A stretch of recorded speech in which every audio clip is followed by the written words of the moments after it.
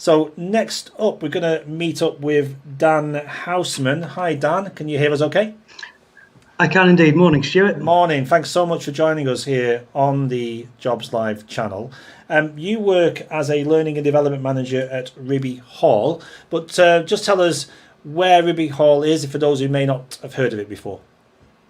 So we're based just outside of Ray Green, sort of between Preston and Blackpool. So accessible by rail from Kirkham and Wesham Station, and there's a bus link just outside. Brilliant. And if you had to sum up what you do as an organisation, what is it that Ribby Hall does in the community?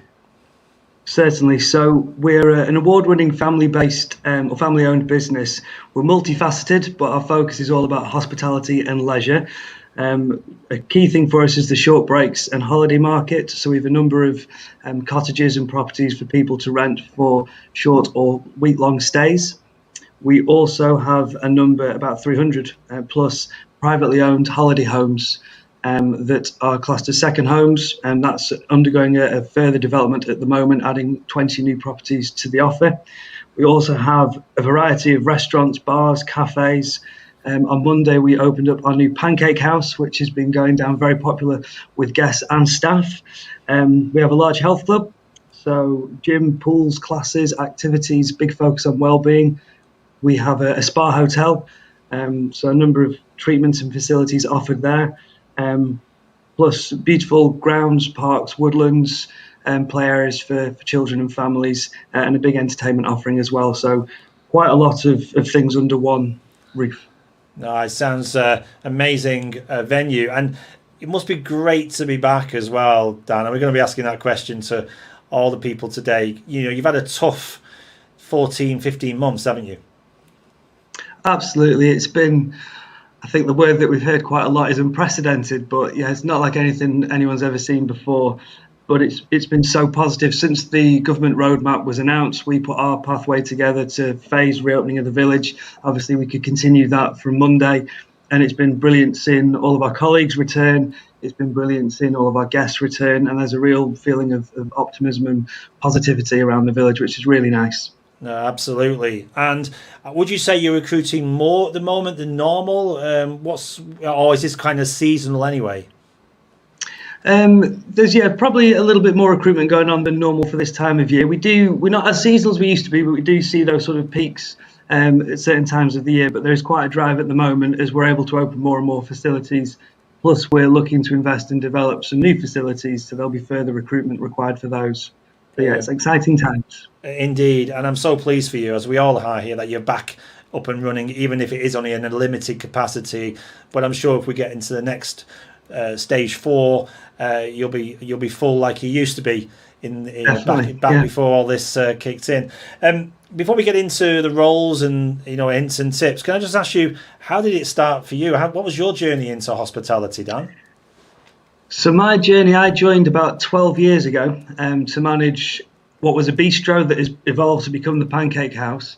After a couple of years, I then moved across to managing our restaurant. And whilst there was responsible for setting up front of house training, that then became something that other sort of restaurants wanted to partake in. So that became a full-time role, delivering food and beverage training for about 12 months. And then it continued to grow and became a central training and learning and development role. So it's been quite an exciting journey over the past 12 years. And when you're in school, is this something you always wanted to do, or what was your first job? Can you remember that? My first job, I used to work on a Saturday or a Sunday at Clifton Garden Centre. So I was watering plants, I was carrying plants to people's cars, sweeping up. So yes, quite removed from what I do now. But I suppose the key thing for me is I've always enjoyed working with people. So I used to work in bars and restaurants through college, through university, delved into banking for a little while, but then came back out and went into the hospitality industry again. The roles have changed. I'm more support now than operational, but I find people fascinating, and it's really rewarding the role I do now, being able to help and sort of see people develop and move forwards in their careers. Fantastic. And like you say, you clearly enjoy other people's company and helping them, and that's a key factor. Even in that job that you were doing, your first job, transferable skills that have now led you to do what you do now. Yes, definitely, definitely. Yeah. Okay, let's get into the roles then, because you said there you have got some vacancies at the moment, which is brilliant. What kind of roles do you have on offer right now at Ribby Hall? So at the moment, and these are all on our careers page on the Ribby Hall website, we have got a number of chef vacancies, and that's something we're really focusing on at the moment. We have an assistant manager for our nursery. We have various team member roles for sort of waiting on bar and customer service positions. We're looking for a number of qualified spa therapists, so for the spa hotel and the beauty side of things. We're looking for evening porter for our spa hotel. We are looking for management roles for Terrazza, one of our restaurants, and also a team leader position in there. Excuse me. We also have vacancies in the grounds maintenance team, and a recent one that's just been added, we're looking for a maternity cover of a senior HR advisor within our HR department. So quite a variety of positions. We're on your page right now as you were talking to us. So we found ribbyhall.co.uk, went to the careers page, and I've clicked on current vacancies, and all of these are live right now. And our previous guests, they were asked about apprenticeships. It's great to see that you're offering a spa therapist at apprentice level. Yes, we're a levy-paying business. We have a number of apprentices in the business at the moment in different roles. We're seeing more and more focus on that, and it has allowed us over the sort of recent months to look at how we can retain staff and redeploy them and continue to skill them up. So, yeah, big advocate of the levy scheme. Brilliant. Well, people can click on there. And what is the application process, Dan? So if someone clicks on one of these, what are they expected to fill in, and what happens next? So there's an online application form that, again, accessed through the website. They fill in their details there. A key thing, if there's a specific role you are definitely applying for, it's to make us aware of what role you are looking to apply for. There's an option to click if you want to be considered for other roles as well. So if you see, let's say, a role in Terrazza, and that's the one you're looking for, but you'd be happy to consider for other positions in food and beverage across the village, then there's an option to do that. That then goes through to our HR team, who then will make contact with you and take the sort of next steps, whether that's invite you in for an interview, sometimes a second interview with the department manager or the HR team, and then often a skills test depending on the role. Okay, so there's quite a few layers to get through, but that's because you want to find clearly the right people. For people who are applying then, Dan, can you just give us some hints and tips? Because clearly you want people to succeed. So what can they do to make sure they get an interview in the first place? We're hugely focused on people. So we want to see you coming through. We've got a great framework in-house to develop the relevant skill and talent. So the key thing for us is that we get people who are genuinely wanting to succeed and have a very positive attitude. So it's having the correct details on the application form, make sure that your CV is tailored to the role you're applying for, so you really stand out to us as someone that we should be getting in touch with. Brilliant. We've had a few questions in actually on the chat, so if I may, Sue's asked, do you have any specialists working at your spa, or is it just general staff? In terms of the spa, it's beauty therapist roles that we're looking for at the moment. We have a number of other positions, roles that exist in there. So from time to time, we'll be recruiting for anything from duty management to spa host, reception roles. There is also a wellness suite that's more based in sort of consultants who will be based in there from time to time. So we've had different sort of physiotherapists and that sort of role based in there as well. Thanks. Great question, Sue. Maria would also like to know, is there any progression within the company? And I know what you're going to say, so let's talk about progression. But it is important for people to know when they come in that there is a career ahead of them in your organisation, isn't it? Yeah, absolutely. We know we're a company that some people, it's a part-time role while they're at college or studying, and they've got other sort of career plans. But for others, it is something they want to make a career path, a journey. So we do have pathways mapped out throughout the company. We work, whether it's with our internal frameworks, sometimes partnering with external companies to make sure there's everything from supervisory through to leadership.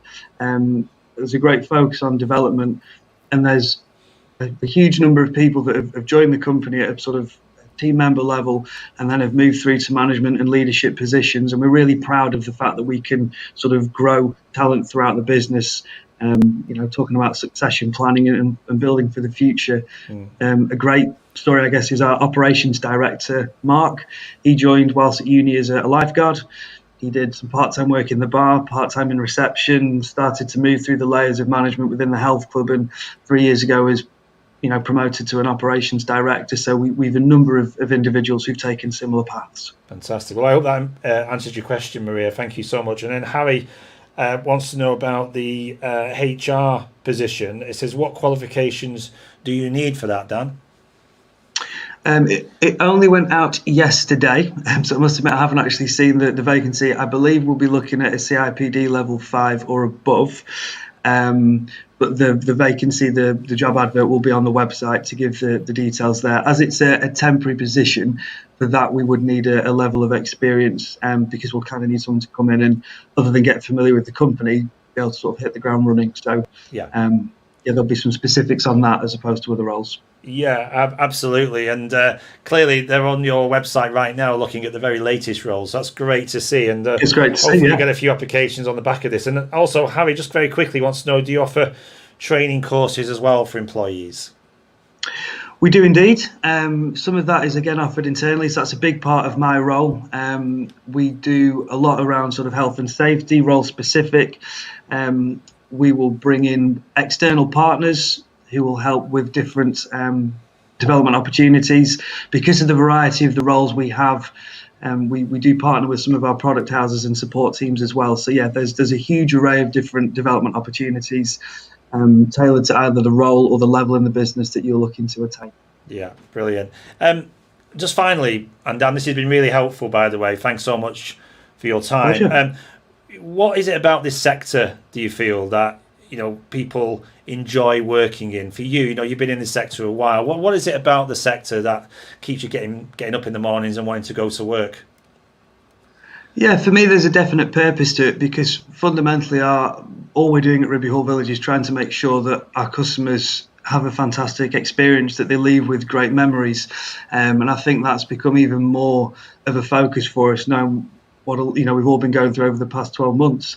It's hugely rewarding. Obviously, it has its challenges, but I think we're all built on helping people develop their resilience and improving themselves. Yeah. And it's ever changing. It's a fast-paced industry.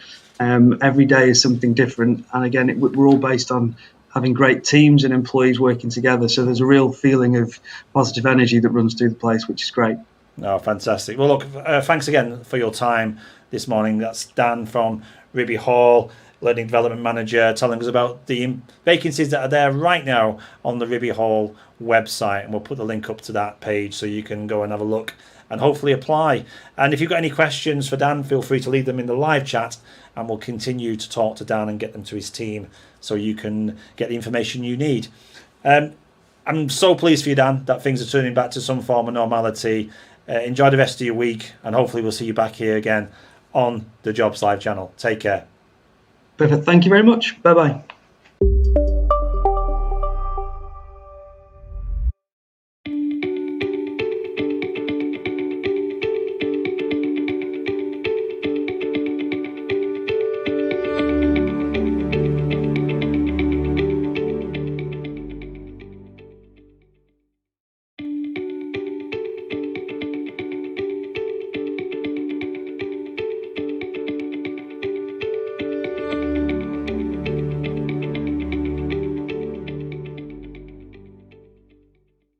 Been joined by Sean Fagan. Hi, Sean.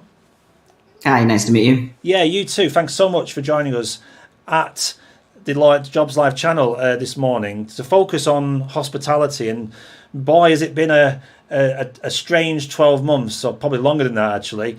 It must feel great to be back at the hotel. It is great to be back. Obviously, we only opened on Monday due to we didn't have any outside seating. It wasn't really worth us opening.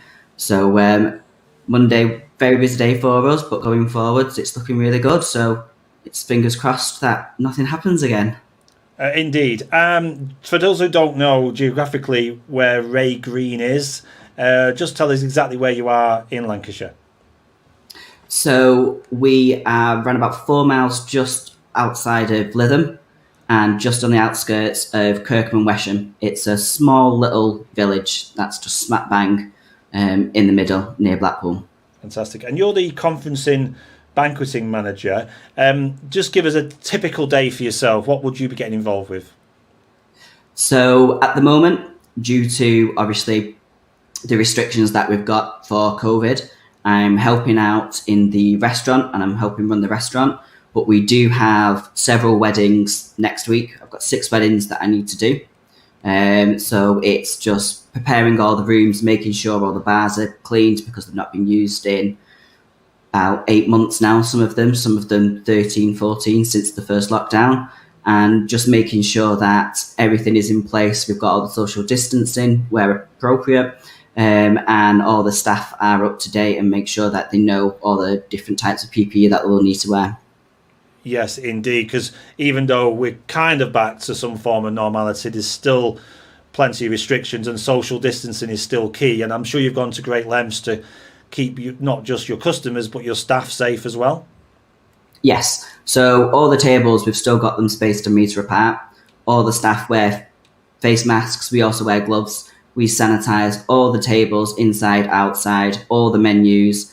We wear linen gloves to take food out. And we sanitize our hands a good 15, 20 minutes in between everything.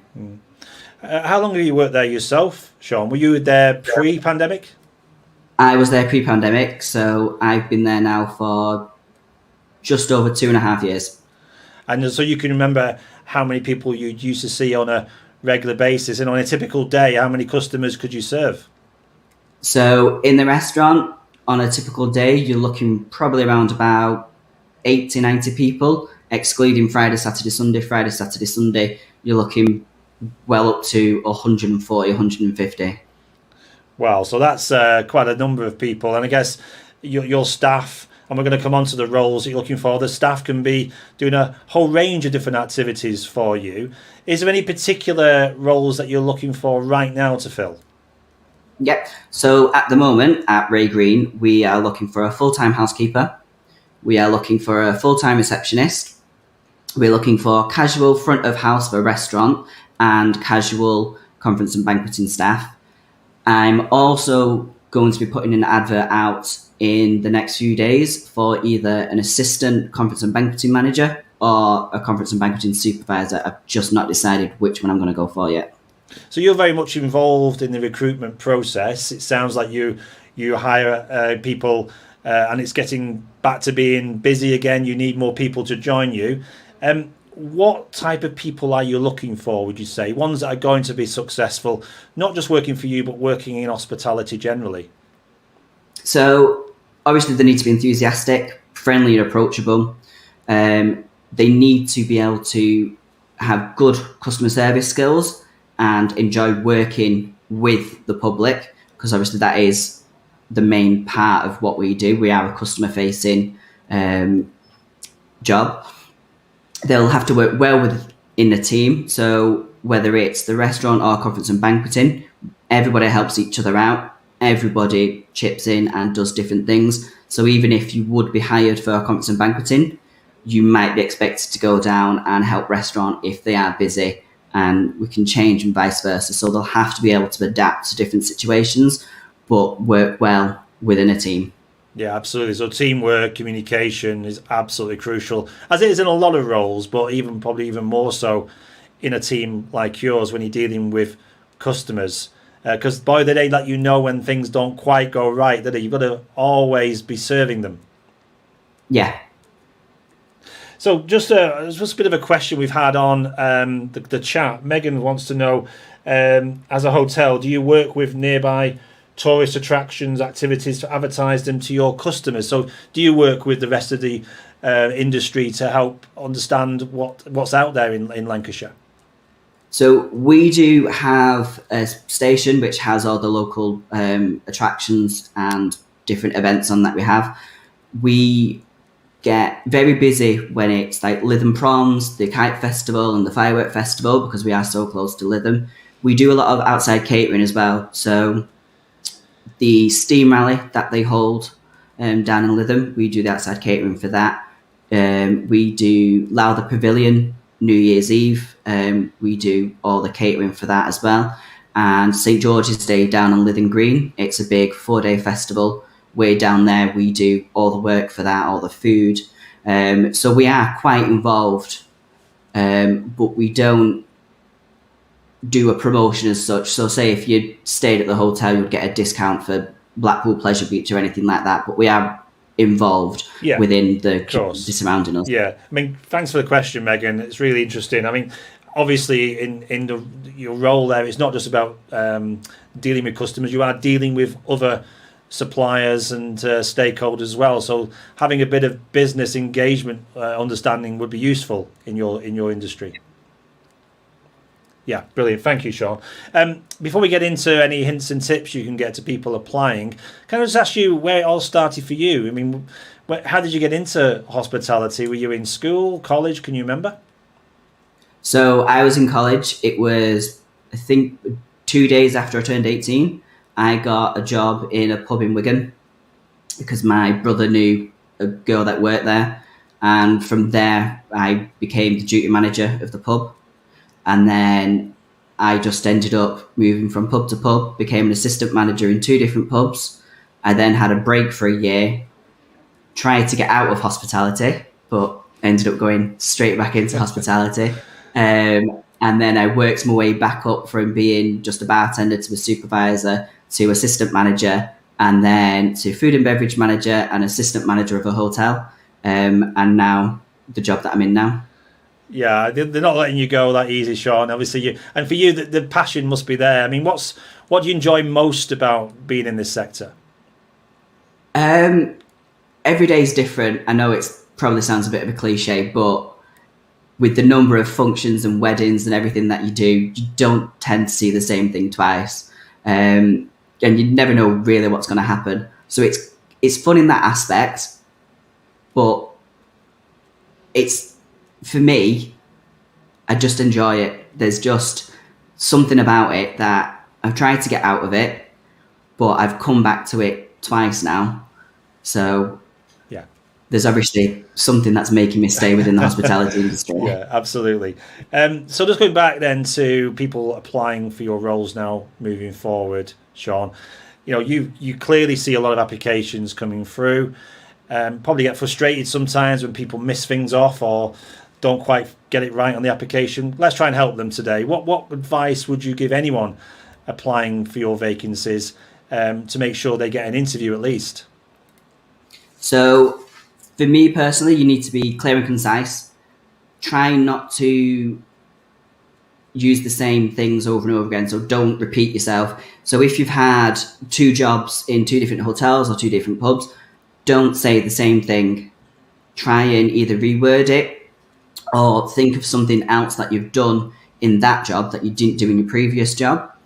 Keep your CV, your application, to 2 pages of A4 paper and a cover letter if you want to do a cover letter.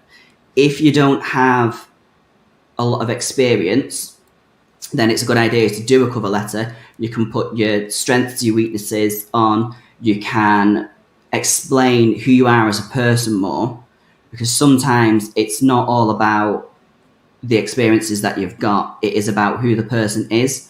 And that, for me, I would rather go for someone who doesn't have the experience, train them up in everything that I need to train them up in, if they're the type of person that I want to work for me, rather than someone that's got all the experience but won't be the correct fit. Got it. Brilliant. That's great advice. Thank you for sharing that, Sean, here on the Jobs Live channel. And Alan's been in touch as well. And can you take this one for me? It says, are the restaurant staff and housekeeping staff separate roles?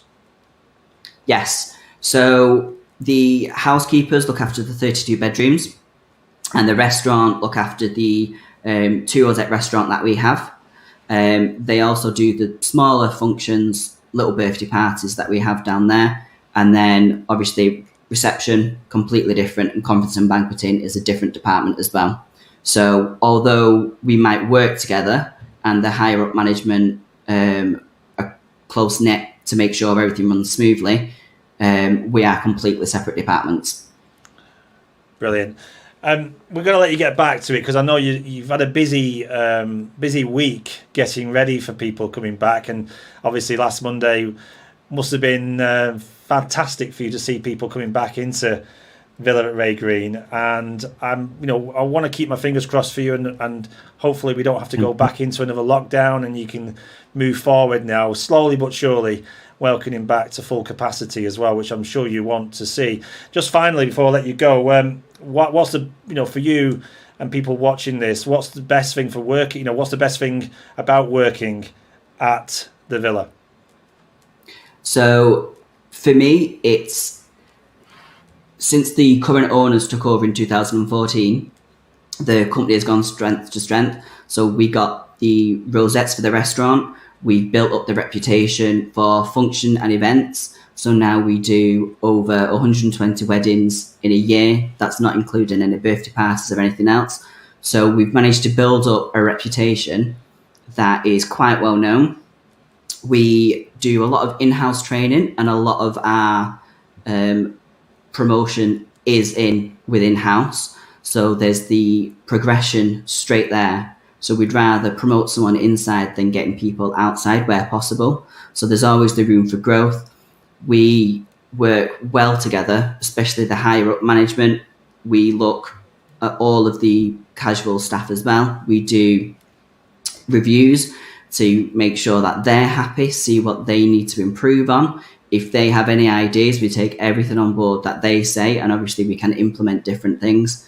So it's, for me, if you find a company that you like and the management team are good, that is the best thing that you can do, is be with that company, mainly because of the management team and the staff that there are there, rather than constantly moving to try and go somewhere else.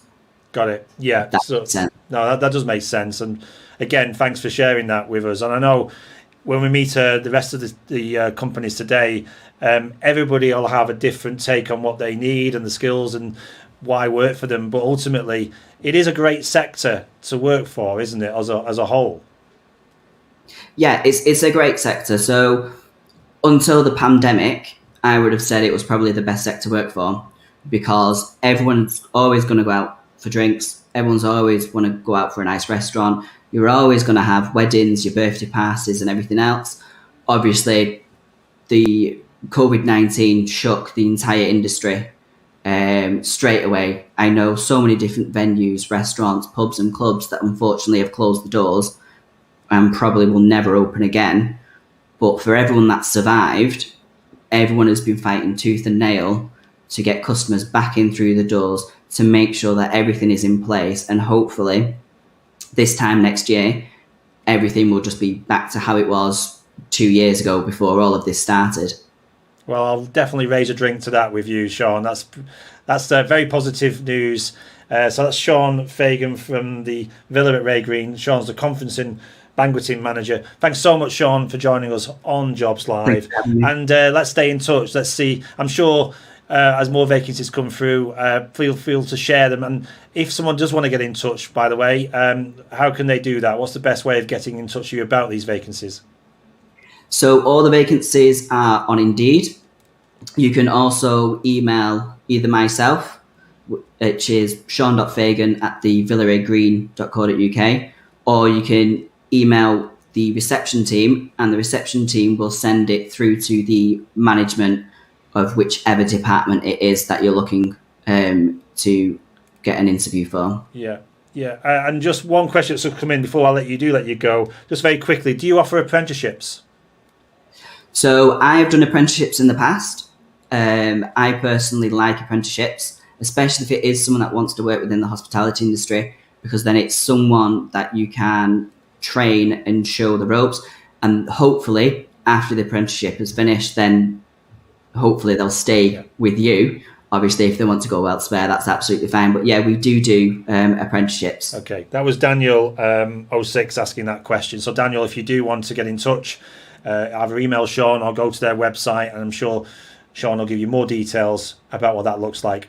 Thanks again, Sean. Enjoy the rest of your week. Hopefully you continue to remain busy, and we'll see you back here on Jobs Live. Thanks, Sean. Thank you. Bye.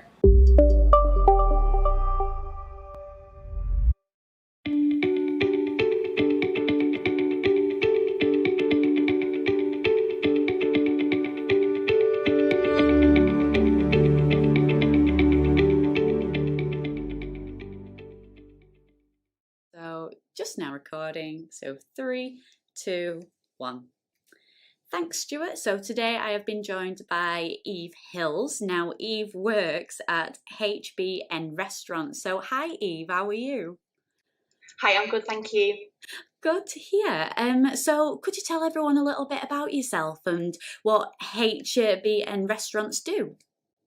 Okay, so as you said, my name's Eve, and I'm the people consultant for HBN Restaurants Limited. HBN Restaurants are a franchise of McDonald's, and I guess that everyone's heard of McDonald's. Our franchisee owns 12 restaurants altogether. They're a mixture of drive-through and high street locations. Last year, even with the lockdown and the restaurants closed between March and June, our group of restaurants still served nearly 5 million customers. McDonald's and our own business as a franchise of McDonald's aim to make delicious feel-good moments, and they're going to be easy for everyone. That doesn't just mean our customers, but it means our employees as well. So we're open 7 days a week. All restaurants trade a minimum of 16 hours per day, and a number of our sites operate 24 hours. We also get involved in community projects and raise money for the Ronald McDonald House charity. Brilliant, that sounds great. So a lot of good stuff all in one place. So whereabouts are you guys based? Obviously McDonald's is everywhere, but whereabouts are you guys specifically based? Yeah, so HBN Restaurants was established in 2001 by Chris and Sue Nichols. They were both working for McDonald's prior to embarking on their franchise journey, and July this year actually marks our 20-year anniversary. So HBN Restaurants have grown to operate 12 sites, starting up at Carlisle, where there are 2 restaurants, zigzagging across Cumbria, Workington, Whitehaven, Penrith, Kendal, 2 stores in Barrow. We've got 3 restaurants in Morecambe and Lancaster, and in 2019, the restaurant on the Isle of Man joined our group as well. We've got 2 operations consultants. They oversee 6 restaurants each. Each restaurant's run by a business manager, with up to 3 assistant managers and a team of shift leaders. The number of crew members in a store ranges from 60 up to 160. Wow, that's incredible. Just that sheer amount of number is just amazing to hear. So obviously, let's take a little step back from what you're doing now at the moment. But just can you share with us what your first job role was and how you've kind of gone from there to where you are now? Okay, so I started as a crew member in McDonald's City Centre in June 1997. And this was mainly with the purpose of reducing my overdraft.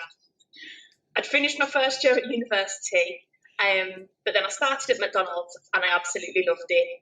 I worked there through university and I would work in Liverpool as well. I used to transfer between. After university, I did my floor managers and then my shift managers courses with McDonald's. And then when Chris came and bought the restaurant in 2001, I was promoted to a salaried manager. So I was an assistant manager then. Then I was a business manager, and I was a business manager in Carlisle, Whitehaven. Then I took some time out. We had our first child. Then I went back to Carlisle, still doing the role of business manager. Time out again for a second child, back to being a business manager. And then 3 years ago, because the group had grown so much, the opportunity to take this role as the people consultant came up, which was brilliant because it meant that I could grow on the things that I'd really enjoyed doing as a business manager. That's incredible. So that just goes to show then that you started off working on the floor and actually in that first step, and you've grown with the company and started off obviously in making your own name in it. So it just shows the progression in just one company. So that's incredible. Yeah. So obviously you've gained that experience throughout, so that you know what people expect on a daily basis and understand as an employee. So that's amazing. But speaking of the employees within the company, what kind of roles are you guys starting to recruit for at the moment? So primarily we're recruiting for crew members and customer care assistants. However, there are also roles available for assistant managers. You can find out more about the assistant manager position in the early careers section on the website. So if we talk about crew members, I guess if you've been in one of our restaurants before, you've probably got some idea of what's involved in working there, but you might not realise the full variety of what we do. Because we want every single customer to have a brilliant experience every single time they visit, that means we must always have hot food, clean and friendly restaurant, and as a crew member you need to make that happen, whether you're preparing food, serving on the till, being out in the dining area, looking after the customer's needs. I also mentioned that we're recruiting for customer care assistants. I guess they could be seen as the face of the restaurant. So in a nutshell, they're dealing with customers, making sure everything runs as it should in the customer areas. This includes making the customers feel welcome, handing out colouring sheets, looking after customers' specific needs, keeping the high standards of cleanliness, and just helping to create a really warm and welcoming atmosphere. They need to keep positive communication with the customers on every visit, and feedback to the manager about any customer issues. Brilliant. So there's some really good meaty roles there that you've just mentioned. So what kind of people are you looking for to not only just join in those roles, but also your organisation in general? Well, we just need people who are ready to work in a fast-moving and really high-energy environment. You've got to have a genuine smile, and you need to be able to connect with customers and other people that you're working with. So successful applicants need to be confident in approaching and dealing with diverse groups of people. They'll be friendly, they'll be courteous, and helpful behaviour will just come naturally to them. As I said as well, working as part of a team. Communication skills, attentive listening, talking to people face to face, eye contact are really important. People who apply also need to understand that it's really important that we maintain high standards of quality and service, as well as cleanliness in the restaurants. So people just need to be able to keep a high energy level whilst they're working. And of course, we're looking for a smart and clean appearance as well, because obviously we're a food business. Absolutely. So obviously taking on all of that, plus also what you mentioned when that you said about your first job role and your progression to where you are now, why would someone want to come and work for you guys and in one of the McDonald's restaurants? So every single person that works for us has got their own different story, and that's one of the things that makes me proudest to work for HBN. As I said, my own journey actually started as that summer job in 1997. I mentioned that we have the 2 operations consultants and 12 business managers. Both consultants and 11 out of the 12 business managers actually started out as crew members, same as me. There's really no limit as to how far you can go with the company. We offer apprenticeships in hospitality. These are managed by Lifetime Training, and they're undertaken as part of your usual week. You don't need to go to college, you don't need to do any homework. There's a short video about the apprenticeships, which is going to show at the end of the interview. We also have access to an employee website. There's absolutely loads on there. Competitions, extra training videos, but also wellbeing tips and also access to the employee discount site. The pay rates are £7.50 per hour for those who are under 21 and £9 per hour for 21 and above. This is enhanced by an additional £1.50 an hour between midnight and 6 a.m. There's a meal allowance whilst you're working, and as I mentioned, the employee discount scheme, which goes far beyond just discounted food. We've got a range of full and part-time roles available.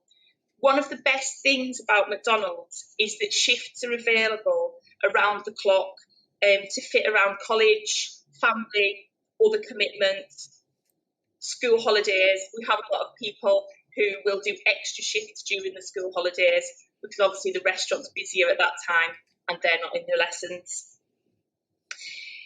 It sounds like a cliche, but it's true that you're going to make friends for life in McDonald's and working for our franchise of McDonald's. You'll also develop loads of soft skills, so dealing with people, teamwork, prioritising, flexibility, time management, and trying to balance all your responsibilities.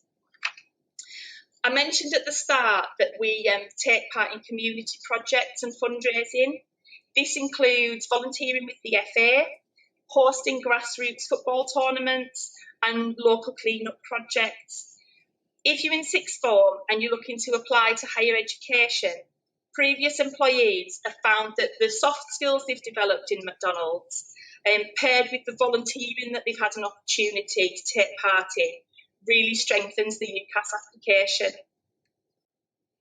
Wow, that's a lot of benefits right there. And it's incredible to see the different variety of things that you can get your hands into, especially with those soft skills, as you mentioned just then. And finally, have you guys got any hints or tips for those that might want to apply for one of your restaurants? Well, my hints and tips are quite simple, really. I just would recommend that you be confident, be honest, be yourself, and good luck. Amazing. There's some brilliant hints and tips there. Thank you so much, Eve, for your time and for just giving those pieces of advice and telling us about the vacancies that you have. If anybody's got any questions for Eve or for the team at HBN Restaurants, then please drop them in the live chat and I'm sure Eve or somebody will come and help answer those questions for you. But unfortunately, that's all from me to you, Eve. But hopefully we'll see you again very soon on the Jobs Live channel. But for now, it's back over to Stu in the studio. Thank you.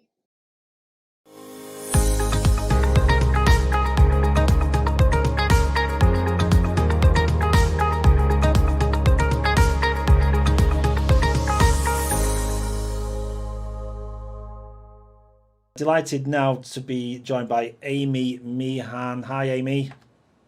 Hi, Stuart. How are you? Very well, thank you. Thanks so much for joining us again on the Jobs Live channel. It's always nice to have you on. So you work for Connected Talent and you're a talent and sourcing manager. We're going to bring up your website shortly, which has got lots of great opportunities for people to apply into right now. But just briefly tell us what you're all about as an organisation. Yep. So we are Connected Talent, but we recruit for Connected Health, which is a healthcare company. We cover areas. We cover GB, we cover Northern Ireland, we cover the Republic of Ireland. On a whole, we're actually currently the 7th fastest growing business in the UK. You know, it's massively, the growth we have at the minute is amazing. So what we do is provide care for people who live in their own homes, who want to live independently, but just need that extra bit of help. So it'd be like a healthcare community company. So we do recruit for healthcare assistants, but progress within the business. You know, you can start as a healthcare assistant and work your way up right up to like management, in a short space of time. So we have that progression for candidates and, being able to give back to the community as well. Brilliant. And whereabouts are you based? Because obviously, sometimes you recruit for care in very local areas, but are you quite widespread? You could get people into care from all over the country? Absolutely. So at the minute we cover right from like Southport to Sefton. We do Liverpool, St Helens down to Cheshire, Cheshire East, Cheshire West, and we're currently expanding at the minute as well. So it's forever growing. Brilliant. Okay. So among all those different bases, yeah. Fantastic. Well, we're going to cut straight to the chase here. We're going to have a look at your website, and got a really nice video on there as well, a day in the life of a care assistant, which is probably worth looking at as well if you want to know more about these roles, because sometimes the title doesn't give away really truly what these jobs do. So I'm looking on there now. So this is your connectedhealth.co.uk work with us website, which we will share the link for, by the way, and underneath that you've got a huge amount of opportunity, isn't there, Amy? Absolutely, yeah. There really is. There's something for everybody as well. And it's a very rewarding role. It's something that I think people have found, like even during the pandemic, being able to give back to the community, it's even highlighted it even more. And we even grew throughout that. So it's an amazing opportunity for anybody. And people are coming from all backgrounds. It's not people who've always had an interest in care. It's people coming from maybe hospitality, retail, different sectors where they've really thrived in the care industry. Because every website's different as well. Every care company we're speaking to has a different progression into the application, for example, and the way you want to receive information. I've noticed as I've been scrolling down, there is like an apply button. If I click on that, what normally happens next? So that will just bring you to, it's a very short application form. You enter your name, where you're from, whether you're a driver or not. Sometimes that can be essential depending on the area that you're applying for. You upload your CV and that brings you straight to basically me. And then I'm able to look through the application and get in contact. Fantastic. And I'm just going to quickly look because we obviously want to mention to people that we are live on the chat now. And we've had a question in from Mel, actually. Does Connected Talent work with any government schemes? Can you take that one? Yes, we can indeed. We're actually in the middle of registering for the Kickstart scheme with, certain colleges and things like that in Liverpool. So we're working through that. We're working with, apprenticeships as well, getting that up and going. So you can come on board as an apprentice. And then there's always that option of coming on as an employee, once your apprenticeship is finished. We also do have Connected Academy, which is within Connected Health. So it's our own training platform. And we've only just been approved, like OCN approved. So you're able to do like your level 2 and level 3 with us. So if that's something you were interested in, you can come on board and we can help you put you through the training for everything as well. Perfect. So just to remind people, if you do want to get in touch with Amy and any of these companies we're featuring today, it's a bit like Twitter. You just put on there @ and then the first couple of letters should find Connected Talent and Connected Health. So there's 2 chances to get hold of Amy and the team. You simply just click on any of those and it'll then populate the box there, and then you just type away. So Mel, great question. Hopefully that given you the answer you were looking for. And this is what this is all about, really. The Jobs Live channel is taking questions live from people through the channel website. And thank you for answering that one, Amy. You're welcome. So obviously lots of opportunities across the country. We were just showing there Northern Ireland, but there is opportunities as well in the Northwest region as well at the moment, isn't there? Yeah, there is indeed, absolutely. So we're currently the main provider for like Cheshire East, Cheshire West, basically everywhere. We do try to, because the role is community based, if you're willing to even travel a wee bit, just maybe a couple of miles, we can definitely accommodate you the very best we can. So it is, and we pay mileage as well, so your mileage will be covered and everything like that. Okay, well, if you've got any questions about any of the roles that are on offer, please do go to the Connected Health website and then drop back into Jobs Live and get your questions directly to the team. And Amy and the team, I'm sure, will do their best to answer them. And we're going to ask you to go on the live chat later, Amy, if that's okay, and maybe share some of the links on that page too. So you're back on the screen now. So I just wanted to, before we let you go, I know well, 2 things really. And it's one of my favourite questions, is your first job. So how did you get into this? I mean, many people start in professions that aren't linked to what they're doing now. Can you remember what your first job when you were in school or college? Plenty. I actually worked in a meat counter. I worked in a restaurant as a waitress. I actually then went down the line of health or beauty sciences. So I did my level 2, 3, and 5 in health and beauty. So I did that for about 8 years. And then I decided, I was like, no, I'll go back to university, got a business degree, and I got this role out of it. I actually started in commercial recruitment and came then over to healthcare recruitment, where I've had the opportunities myself even to get promoted throughout the company within a short space of time. So yeah, it's flew, and I love it. It's it's brilliant. So I'll take you back to your very first job then. You said it was like a meat counter. I mean, you've all got to start somewhere, but even looking back now, was there some transferable skills that you've taken from that role that you're still using today?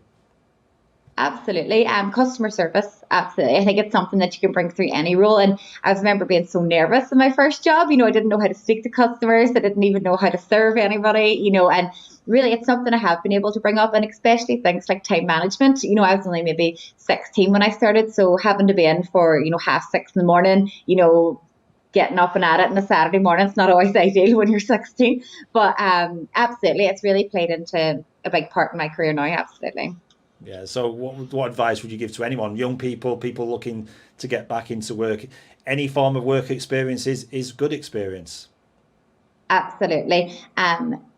With Connected Health, we don't require any specific healthcare experience. You don't even have to have personal experience, but we do appreciate, those skills that you learn throughout your life, being able to speak to people, that kindness you have towards clients, like customer service is a massive part of it. So that's the more, the transferable skills we look for, like the softer skills as opposed to actually hard on experience. Yeah. So definitely, if you can get any type of work experience, even if it's a couple of weeks, unpaid. I did a voluntary placement where I had to work for a couple of months and didn't get paid, but it's brought me into the next level then, where I could go and have the experience for my next job. Brilliant. Well, that's great advice, Amy. And I know you wouldn't mind telling us about your first job, because we're always fascinated by that question, because I think some people turn their nose up at working, like you say, in a shop, or even working in something unrelated to what they want to be ultimately. But you've proven again today that very first job when you were 16, you're still gaining, knowledge. But that was that foundation that you built up about dealing with customers in a very varied environment. Absolutely. And I think it gives you the structure as well, having that working routine, even if it's only on the weekends or one evening a week, it gives you that even appreciation, like earning your own money, gives you that appreciation for like savings and even things like that when you're growing up. It's things I've brought into play too. Like we've recently just bought our own house, and it's only because we were able to save so structurally, throughout, since I was 16, there was always a wee bit of money went to one side. So definitely it's even played massive parts of my personal life in that kind of respect as well. Fantastic. Well, congratulations on the new house. And I you. know last time we had you on, you had a pet as well. Is the pet in a safe place today? Yeah, in the crate, locked up. No, I'm joking. Brilliant. He's happy too. Fantastic. Just before we let you go, obviously it's all great showing people these vacancies and the opportunities that exist, but we also want to support people to make sure their application is as good as it can be when they do apply to you. So any sort of tips today that you can give people about what to put on there as a recruiter that makes them stand out? As I said, it's not so much about like your past experiences. You don't necessarily even have to have worked before. It's more like you want to bring across like your personality as such in a CV, and that you're caring, kind, willing. Time management always comes into it big, because as this is community role, you have a set time to be in each client's house for. So things like that, seeing your interests, maybe what you would have taken part in school if you played sports, things like that, and just having a clear structured CV, so we're not having to like root through it, to find anything out about you. So having that structure in your CV as well is a really big bonus. Yeah, and when they get to interview stage, hopefully they do, based on that information you just provided. Again, at interview, what is it you want to hear them say that really reflects the kind of people you're looking for? It's having that ability to want to help people. The way we always look at it is if that could be my grandparent, that could be my elderly parent, that could be anybody. We want somebody who we would be comfortable with caring for that person. because as I'm sure everybody has elderly people in their life who they'd want to make sure it's the best possible care. So as long as that person is showing that they're willing to be there for them and provide the best possible care, that's what we want to see. Show that you're comforting, show that you're kind, compassionate, and that you're willing to be patient with clients and, give them the best possible care that they need. Brilliant. Great advice. And Amy, thank you so much for joining us for Care Live this morning here on the Jobs Live channel. Always great to have you on, and some of the insights you give as a recruiter is priceless, I can assure you. And Connected Health, Amy, before we let you go, actually, Amy, I don't think it's you, but it's someone very similar name, Amy M, is asking, is there any volunteer work available at Connected Health? Volunteer work, I'm sure we could get something sorted with that. Say if they come on board, they can even, if they want to talk to me personally, we can discuss that. We would, it is age dependent as well. You would have to be 17 plus just for that. But it would be more on a structured basis. We would have to go through all the training and stuff and things like that. But we could get you out shadowing and see how you find it from there. Perfect. Well, if you do get a chance, Amy, to go on to the live chat, I know you've got your login. If you could log on there and maybe go back to some of the people who've been asking questions about joining you and just the health sector in general, that'll be invaluable, because I know people do like a follow-up, and the links that you could provide just might make the difference today as well and get people into work. So look, Amy, I won't keep you any longer. Thanks so much for your time, and thanks for joining us here on the Jobs Live channel. Take care and have a great day. Thank you very much for having me. Thank you. Bye-bye. Bye-bye.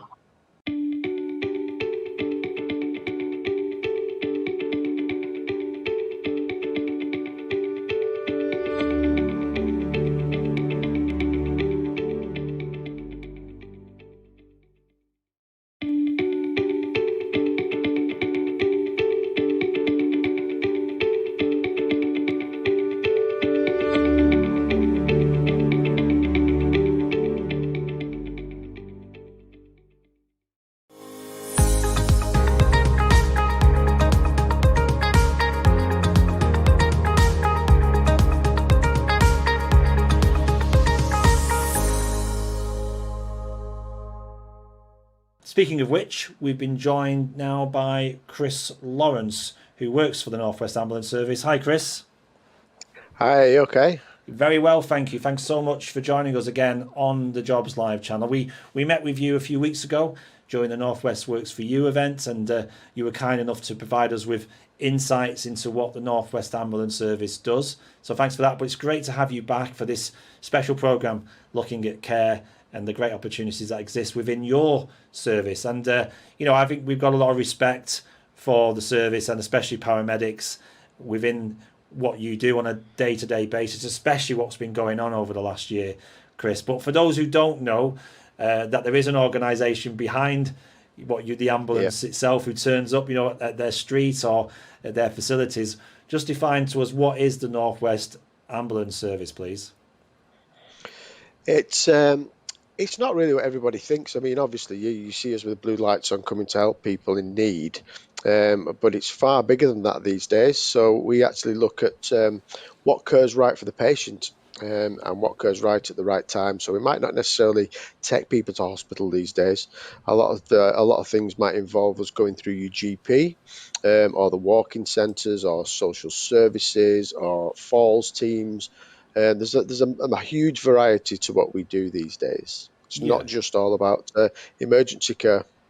That's right, because not every blue light is an emergency, I guess, is it? Sometimes you turn up and it can be dealt with on the spot, or maybe a family member takes over that care after you've just checked that everyone's okay. So it's a whole level, isn't it, of care that you were talking about here?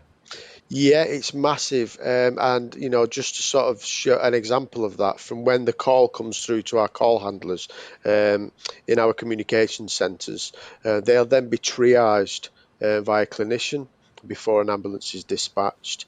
And obviously we can then refer back. So we do have nursing staff. We have quite a number of different staff groups working within our clinical contact centres. So it's not just all about the vehicle, the ambulance on the front line. We've got a huge team of professionals behind us as well. So I guess the clue's in the title, Northwest Ambulance Service, but the roles that you recruit for, Chris, whereabouts are you taking people on? Whereabouts in the Northwest region do they come from? Well, currently, for one of the first times in history with regards to our paramedic intake, we have very limited resources or vacancies at the minute, and that's generally across Greater Manchester. We do take apprentice ambulance technicians on, and again, they will be Northwest wide. But we have a number of other vacancies throughout the trust, and these can be kind of based throughout as far up as Cumbria and as far down as South Cheshire, and anywhere in between. Brilliant. So we have a number of vacancies throughout the trust. Fantastic. So I'm just going to, if I may, bring up your website. So this is the Northwest Ambulance Service, or nwas.nhs.uk, and then you go to careers and then to vacancies. And then there seems to be three sectors. You've got your emergency services, you've got the health science services, and then the administrative services. So I guess that's your point you were making before. It's not just about emergency services anymore, is it? No, there's a massive range of vacancies. We have obviously behind the scenes, for example, vehicle mechanics. So we take on mechanics, apprentice mechanics. We have pharmacy technicians. We have nursing staff. We do have obviously paramedics. Normally our paramedics recruit from the universities because you need obviously a degree now to be a paramedic, but we do take on via the apprentice route as well. The apprentice route is internal. So you'll see advertised on our website for apprentice ambulance technicians as opposed to paramedics. Paramedics is very much a closed recruitment for those that have qualified or they're already within the service. But just for an apprenticeship alone, to have that opportunity for someone to join you and be trained at the same time, that's fantastic, isn't it? I know the title's slightly different to the paramedic, but it's essentially the foundation of becoming a full-time paramedic in the future, isn't it? Absolutely. So it's relatively new and sort of fresh on the ground. So you start as an apprentice ambulance technician, where you'll complete about 18 months worth of training there to become competent and qualified as a technician. And then you'll do another 2 years where you consolidate all that learning, so you'll be out working on an ambulance. And then you can apply to become an apprentice again, but for a paramedic this time. So all in all, it takes about 6 years from starting with the service to becoming a qualified paramedic, and all the time you're being paid for that as well. I remember. Sorry, Chris. You're right. You're getting paid. So earn while you learn is the key phrase there. Rather than maybe going off to college or university, certainly university, you can get all the necessary training and qualifications you need whilst working as an apprentice. Absolutely, and the main thing for us is that while you're out there working as an apprentice, you also know what you're getting. You know what to expect. There's no shocks there when you've finished your course. You know that you're working shifts. You know that you're going to see some very unpleasant things. And you also find ways of dealing with that. And you also realise that the ways that the employer have got of dealing with that as well. So what's in place for us to provide staff welfare wise. But the apprentice route is so popular at the minute that is the main thing that we recruit for. We normally recruit every sort of 4 to 6 months, but it all depends on staffing needs. But we have that constant progression through the ranks as well, which means that we are constantly taken on throughout the year. So we do have that constant progression up the ranks. Brilliant. And I mean, that's important as well to know that progression.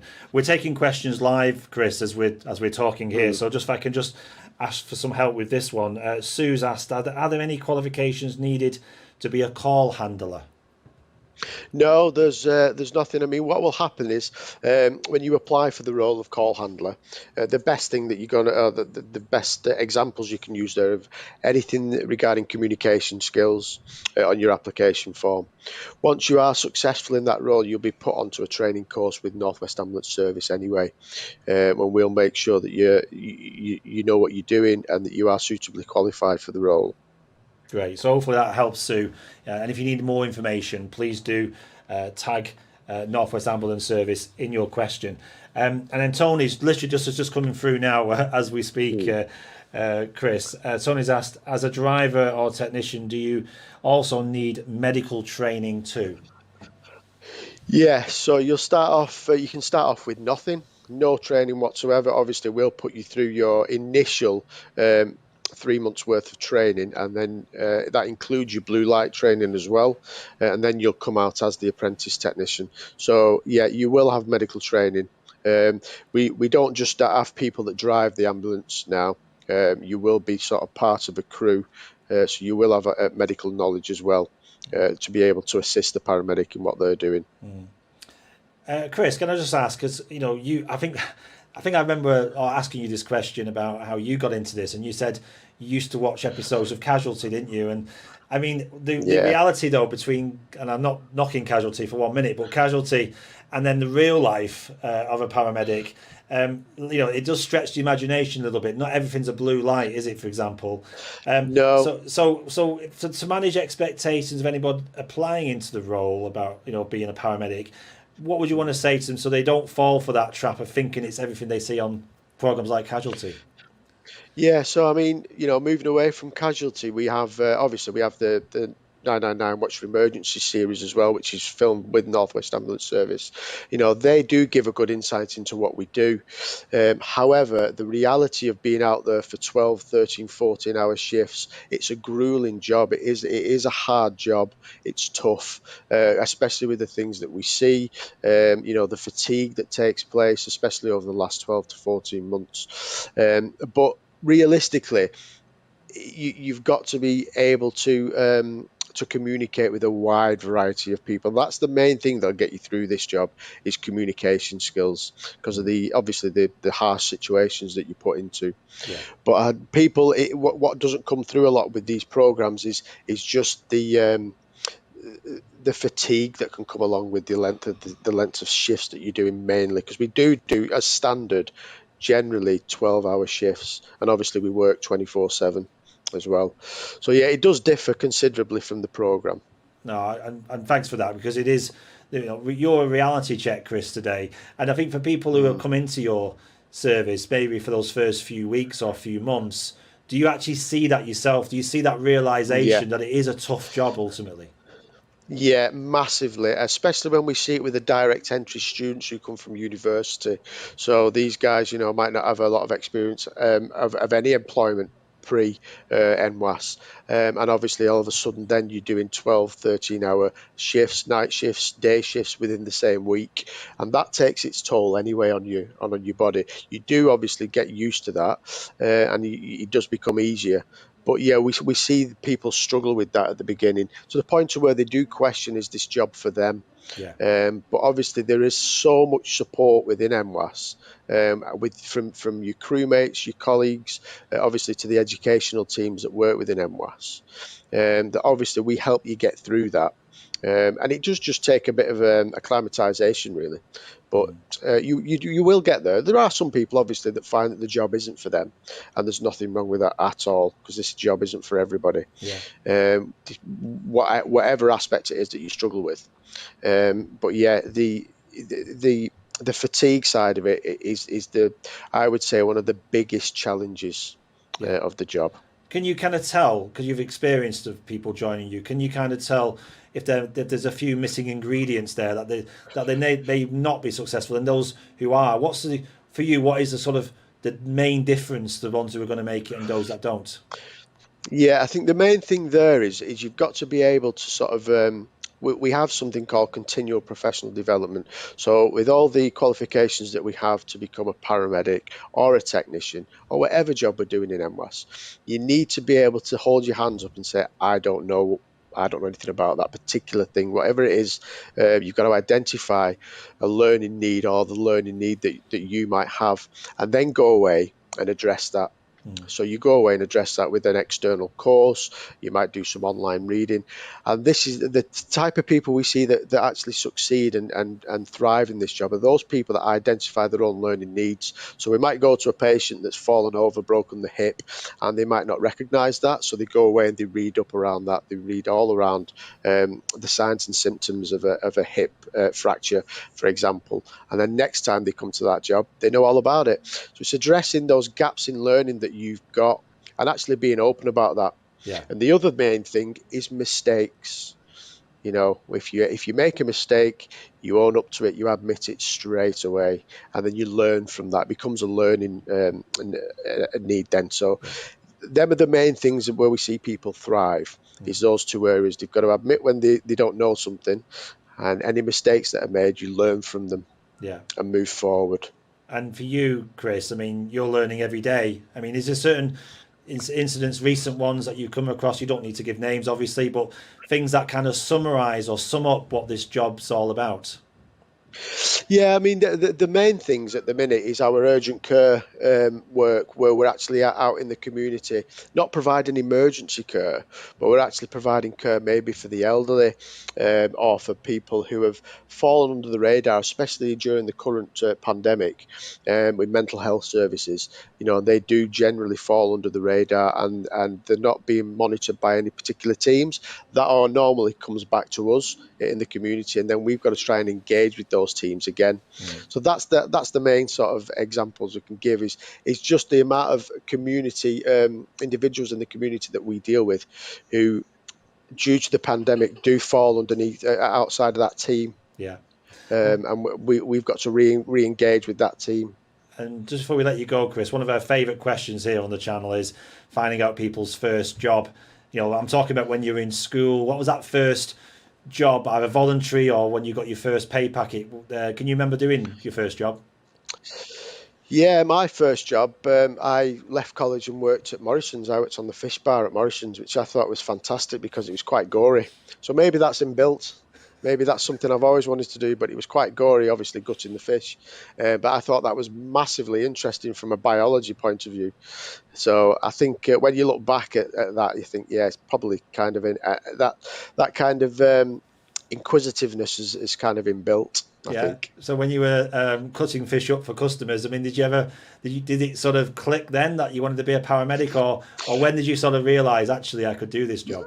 Yeah, I mean, I wanted to be a paramedic, like I said, years ago, and I never forget, like going back to casualty, and I think one of the paramedics had a degree, and I remember my dad saying to me, you know, they've got a degree, it's not an easy job to get into, you've got to go to university, and I thought, maybe I won't do it then. But yeah, I think the first time I decided I was actually going to do it was probably when I'd qualified for a different profession, which was as a podiatrist, so chiropodist, and decided that I wanted to be involved more in the acute sector. Yeah. Well, listen, always a pleasure to have you on, Chris, on the Jobs Live channel. Thanks so much for joining us for Care Live this morning. And there's been quite a number of people interested on the chat, as you can imagine. So if you could jump on there when you get a minute and take some of those questions and just really promote what you do, because, you know, it is a fantastic, rewarding job ultimately, isn't it? It is a massively rewarding job, yeah. We don't always see the outcomes because a lot of the time, once we've taken the patient to hospital, we might not see that outcome because we're off to our next call. But yeah, it can be a hugely rewarding job, especially when we've found out and we've got feedback from a patient with regards to life-saving interventions that we've made. That is massively rewarding, yeah. Yeah, I'm sure it is, Chris. Thanks so much again for your time here on the Jobs Live channel. You take care of yourself as well, and hopefully see you soon back here on Jobs Live. No problem. Thank you very much for that.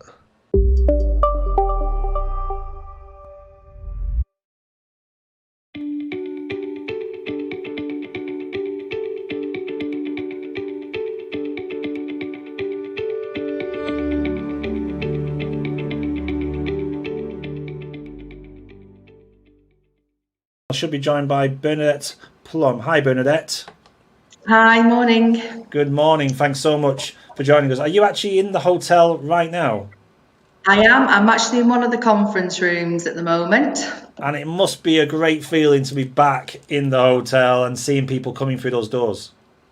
Oh, it's absolutely fantastic. I mean, Monday was so good just to be able to open the doors again, you know, staff back in uniform, because we've had the staff obviously right throughout lockdown. We've had a number of the team, you know, looking after the hotel, sprucing it up, doing whatever needed to be done.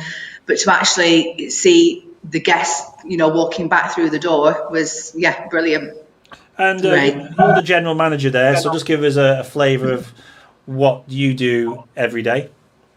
Well, I mean, obviously my responsibility, I'm overall responsible for the whole team at the hotel itself, making sure everything runs smoothly, all the operating procedures are done correctly, maintenance, anything scheduled wise, actually filling on the departments when I needed. I'm actually trained from reception, so I've done the kitchen, I do the food and beverage, anything basic, everything and everything, anything and everything. All roads lead to you then, it sounds like, Bernadette. Exactly, yeah, definitely.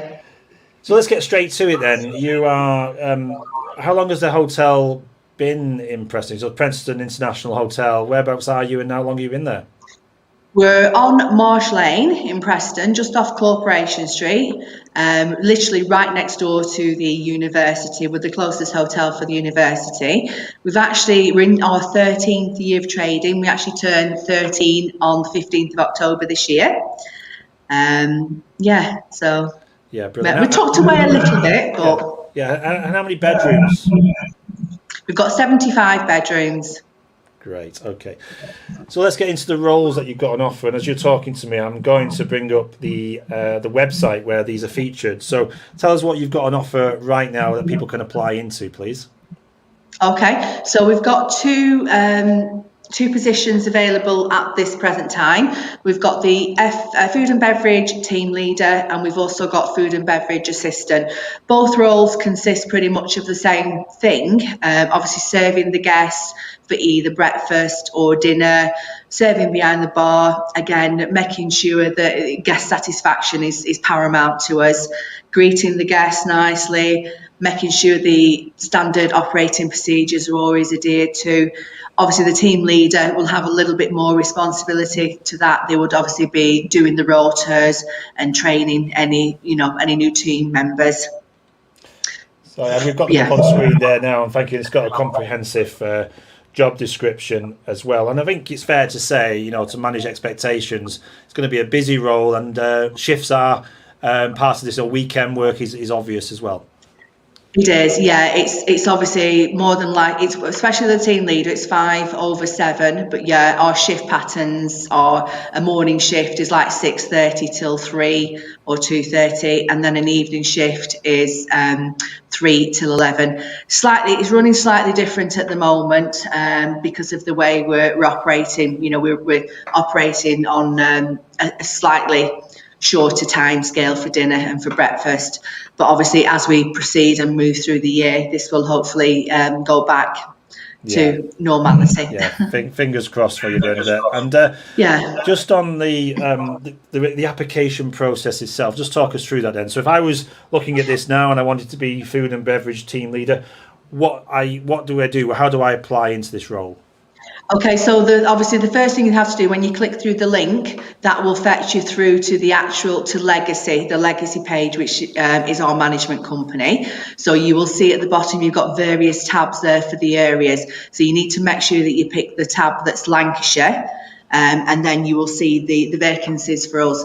The easiest way to apply to us is direct with the hotel to my email address, which is on the application, and then send your CV, and then obviously we would take it from there. Right, and clearly you want people to apply to you, but we want them to be successful as well in their application. So someone who's probably seen their fair share of CVs over the years, Bernadette, what can people put on there to make sure that you want to see them? I mean, ideally for the two roles that we've got advertised, experience, especially the team leader, experience is essential on that one. Not as much for the food and beverage assistant, willing to train people, but it's basically, it's just a comprehensive CV giving us an indication of the background, what qualifications they've got. It's a lot about, we tend to interview most people because it's a lot about personality for us. You can normally tell when somebody walks through that door that they're gonna you know, it's not just about being able to do the job, it's about being able to interact with people, which is important to us. Absolutely. And if you are going to interview somebody and you meet them at interview, you know, do you have an instinct almost straight away because of the way they are? Can you just give us a clue as to what makes a good interview? Yeah, of course. Yeah, I mean, one of my things is always the way somebody comes dressed. I'm a bit old-fashioned that way. I still believe that somebody should, you know, take care and dress appropriately for an interview. The amount of people that we've had through the door that just come as if they're, you know, going to the gym or to the pub is, you know, yeah. And you can, as soon as you start speaking to somebody, you can tell, you know, a personality. We need, you know, we can't have like shy people. We need outgoing people because there has to be that. They have to be able to interact straight away with the guests. Brilliant. We've had a couple of questions in on the chat, if I may. So we've got Alan's asking, what makes you stand out from other hospitality companies? That's a great question. I'm sure you could go on for a long time about that. Well, I mean, at the hotel itself, it's a fantastic place to work. Majority of our staff, probably about 70-80% of the team here are long-standing team members. We have had, you know, throughout the years, we've had team members leave but come back because it is that good here. You know, we don't see people as just like colleagues. We are a family here. Most people that are here can multitask. Everybody's always 100% willing to help everybody. It's just a great place to work. Yeah, I mean, that was my question later actually, but Alan's taken it from me, was why work for you? So thank you, Alan. He just worded it in a different way, but you know, at the moment I'm sure it's very competitive out there between organisations, so you'll all want to say why work for you. But one of the things that comes up a lot on this, Bernadette, is progression within an organisation. People want to know they can get to your position eventually. Yeah, I mean, obviously we are a small team, so it's, you know, if there is that chance, obviously everybody, you know, has the chance to shine. There's like in-house training is compulsory to be done. But yeah, any position that comes up available in the hotel that's for progression, everybody, you know, 100% can you know, apply for it, and if they're the right member for that position, then yeah, they would definitely get it. Obviously you need somebody going from my position. You need me to leave, you know what I mean? But then again, because we're a group, there is, you know, if people are willing to travel and want to move around, there's always positions that come available, you know, within the group of hotels. No, we don't want you to leave, Bernadette. You've only just got back. Yeah. So Rose, also just quickly, do you have any reception vacancies, or do you see many of them coming up in the future? We don't have any reception vacancies at the moment. We are fully staffed on that department. It's a bit of a how long is a piece of string, really, as to how busy we progress throughout the year. We had to, unfortunately, let one of the receptionists go, you know, through the lockdown. But yeah, at the moment there isn't, but you never say never. Yeah, and if somebody wanted to contact you about future opportunities, again, would you be happy to take a CV and hold it on file? Yeah, 100%. Anybody wanting to either email the CV over, drop the CV into the hotel, and obviously, you know, say what department they're kind of looking at, then yeah, we're always willing to contact them, so should something become available. Brilliant. And you may have already answered this question, but Rose also asking about any previous experience for the food and beverage position. I think you do need it at the management level, but what about the assistant level? Yeah, I mean, it's obviously, it'd be ideal if somebody came who had worked in the hospitality industry before, or even done like a shift pattern. But again, I'm not going to totally dismiss anybody and say no if they've worked in another environment. I believe, you know, because obviously I want to got into this industry without being given the opportunity. So I believe everybody, you know, deserves an opportunity. A lot of it is about personality and how they can adapt themselves to the role. Brilliant. Okay, just finally, can I just ask how you got into this? What was your first job? I actually, my first job, I was actually a travel agent. So I've always been in the leisure and tourism industry. Then I actually worked in a scuba diving centre that did travel. So I arranged the holidays and I actually got to dive master. And then I always wanted, to work in a hotel was something that I always wanted to do. I was fortunate to apply for a receptionist position at another hotel who did give me that opportunity. And it kind of progressed through there, really. So you've never really looked back, have you? I mean, you clearly enjoy this sector. What is it about it that keeps you coming back for more?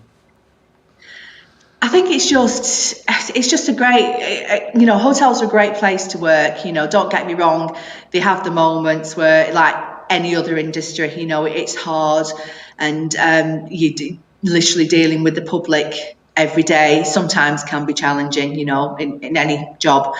But you'll get that guest who will walk through the door and be just the perfect guest, and it kind of just makes you realise this is why you do the job. This is why you do the You can't job, get out of it. Once you're in it, you can't get out of it. Yeah.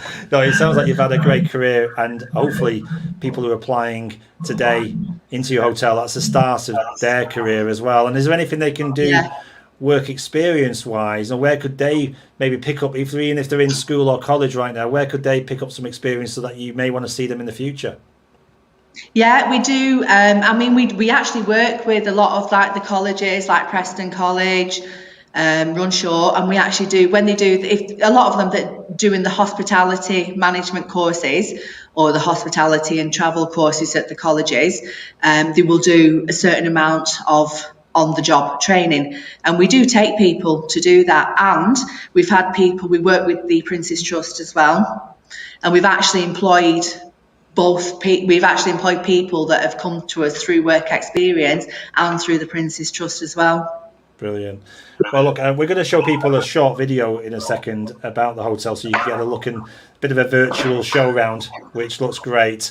Just want to say, Bernadette, thanks so much for your time here on the Jobs Live channel, and please do come back on with any future vacancies that you've got. And when we do shine a light on this fantastic sector, it'd be great to get you back on to tell us a bit more about opportunities that exist there within the Preston International Hotel.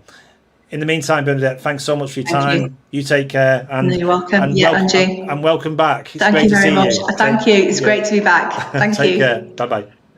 Bye.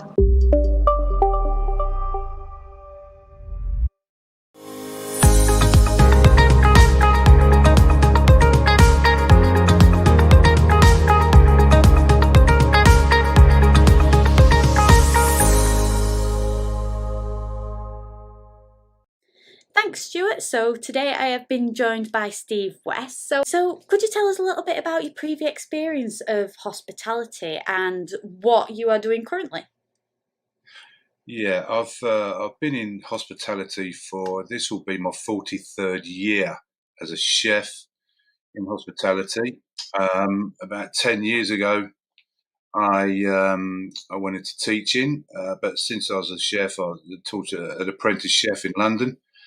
Moved around to different areas, and in 2000 I became self-employed as a freelance chef, and I decided to go into teaching and loved every minute of it.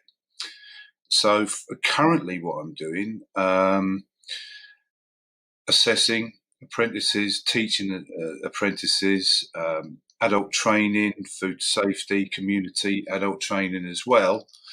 And now that lockdown is going to be opening, we're hoping to see a lot more young apprentices coming through the system now. So hopefully we'll be a little bit more busier for the future. Absolutely. And just to touch on the previous experience that you've had, it's just incredible. Like, you've had 43 years as a chef in hospitality. And you've had so many different things going on. You've had obviously the foundation degree in arts, and obviously that has helped a lot with your career, I assume, and just from going all through that experience, especially with the teaching side of things. I teach multi-level, from entry level right up to foundation degree, professional cookery, and it was a foundation degree in international management. And many people are under misgivings that in hospitality that in actual fact you can't get a degree or a master's. In actual fact, it's a rich, beautiful course to be on because it offers pathways to those that might not want to go in the kitchen. But once you go into a hotel, it has everything for everybody. You know, you've got housekeeping. You obviously have the front and back of housekeeping, rooms division, the complexity of the hospitality degree. It is a beautiful thing, and to achieve that, it then inspires these young people actually to show them they have a good long future in the industry, and it is a fantastic degree to have, and especially with the level 3 professional cookery and the apprentices, it's an incredible place to be, right in the middle of both industry and education. It's the crosshairs of fantastic, passionate place to be, really. Absolutely, I can easily believe that. So at the moment, whereabouts are you based? I'm in the East Midlands at the moment, and I'm lucky enough to be part of a company that I contract out to that sends me all over the UK when hospitality is open again, and the assessors are the assessments are going to come back into play again with the young chefs, and so I'll be everywhere from Cornwall down to the Western-super-Mare, Lake Windermere, Milton Keynes, all over the country. So it's nice to see the different areas and see the different restaurants that actually that are stepping up and helping these apprentices as well. Even though I'm based in the Midlands, which is pretty handy, to be fair. I can easily believe that. So obviously hospitality has had quite a hit, obviously, over the previous year with COVID-19. Could you give us a little bit of insight into the broader range of how it has impacted specifically the hospitality sector? That is a question and a half. That is, excuse me. It's thrown up so many issues, this COVID. One of them being the core principle of the fact that two core principles is that one, that Brexit has stopped the EU migrant workers coming over that supported our industry for so many years. They have been the backbone of it, and we are now having a petition for to relax the laws on the EU migrant workers at the moment, and would implore anybody to really think about that petition currently. That's one side of it. The other side of it is the impact on small businesses and businesses up and down the country, finding chefs, and there's a massive shortage of chefs at the moment. It's going to be quite devastating. Even speaking to a friend of mine who runs a recruitment agency up here in the Midlands, literally got a text this morning, can I find 2 chefs for this particular small business? Can't find them. He's had to stop contracts. The chefs are, have they left the industry? Well, my feeling is that some have, but you know, what is really quite strange is that, and I've noticed a pattern these last few weeks, as events are opening, there doesn't seem to be a shortage of chefs in events. It's the restaurants that are suffering. And there seems to be heavily weighted towards going back into events with football stadiums, theatres coming up. And there seems to be a shift in that. For why, I don't know. So it's occurred to me these last few weeks, really, how it's happening. That is quite strange, especially obviously as you said that it kind of the went away and now it seems like everything is coming back. But then again, there is the events there that's available for them to go to and work at. So obviously with those kind of people that are wanting to get into any other role, what kind of people does the hospitality industry need right now? Currently, all levels, like I said before, with the EU migrants, we're looking at all levels.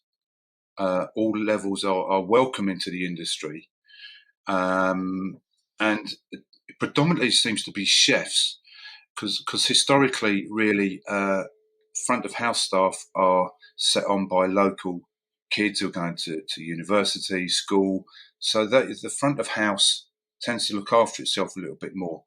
But the chefs and the kitchens are really crying out for chefs at the moment. And I did hear that chefs are now demanding their own pay packet.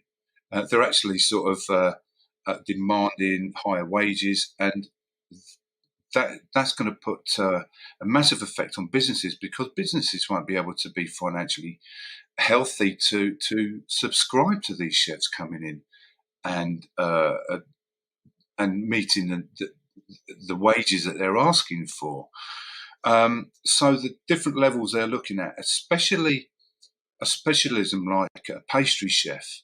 Currently, pastry chefs are very, very short indeed. I've reflected on this and wondered if the pastry chefs have decided to actually have Facebook pages whereby these young people are making up their cakes, sending them out. And so I'm wondering if actually they decided to become little mini entrepreneurs up and down the country, and maybe could be an answer to why there's not many pastry chefs out there. And it's a specialism much needed, definitely much needed in the industry. 100%, and I agree with you. There has been a lot of Facebook pages where people have been branching out. Not that I'm complaining, but it would be a bit of chocolate and sponge. Come on, please. Exactly. Perfect. So obviously, those people that are wanting to get into the industry, especially if it's a patisserie chef, as well, with that opening available. Do you have any hints or tips for them that might be looking into the hospitality industry in particular? Yes, well, further education colleges up and down the country are finding it difficult for some reason the last few years to recruit into curriculum professional cookery and front of house in local areas again. Students to come in, we're not quite sure why the numbers have fallen so much, but the colleges do need to rely on those numbers for the funding. Anybody that wants to come into the industry, go to the local colleges, maybe even find, it might have been that you've been pot washing in a local. An apprenticeship is offered to you. Apprenticeships is a very rich course to go on, supported by providers and colleges and supported by the businesses. So there are many ways in, and the great thing about apprentices, you get a bespoke environment to work in. You work with a decent chef. They'll progress you. They'll work closely with the provider that will build your confidence. And then you can start to look at the progression or the pathway that you like to look at for a future career in it. I mean, 43 years, and I still learn stuff, different ways of plating up, little techniques. And after 43 years, it's stood me in good stead. So I haven't had a bad career out of it, to be fair. Brilliant, that's great. So obviously, though, a lot of people, I'm sure, will get a lot of information out of that, especially with, as you said, it's still like being at school again. It's, you learn something new every day, and it's an amazing industry to just keep learning. But in terms of the future of hospitality, do you think that there are any solutions after, obviously, this year that we've had? And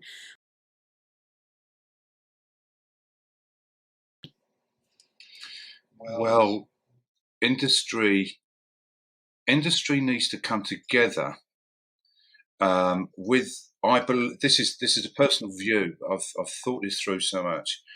The infrastructure of hospitality, both in education and the actual infrastructure of hospitality itself, has been always in place. What's needed now is really adhesion between education and businesses now.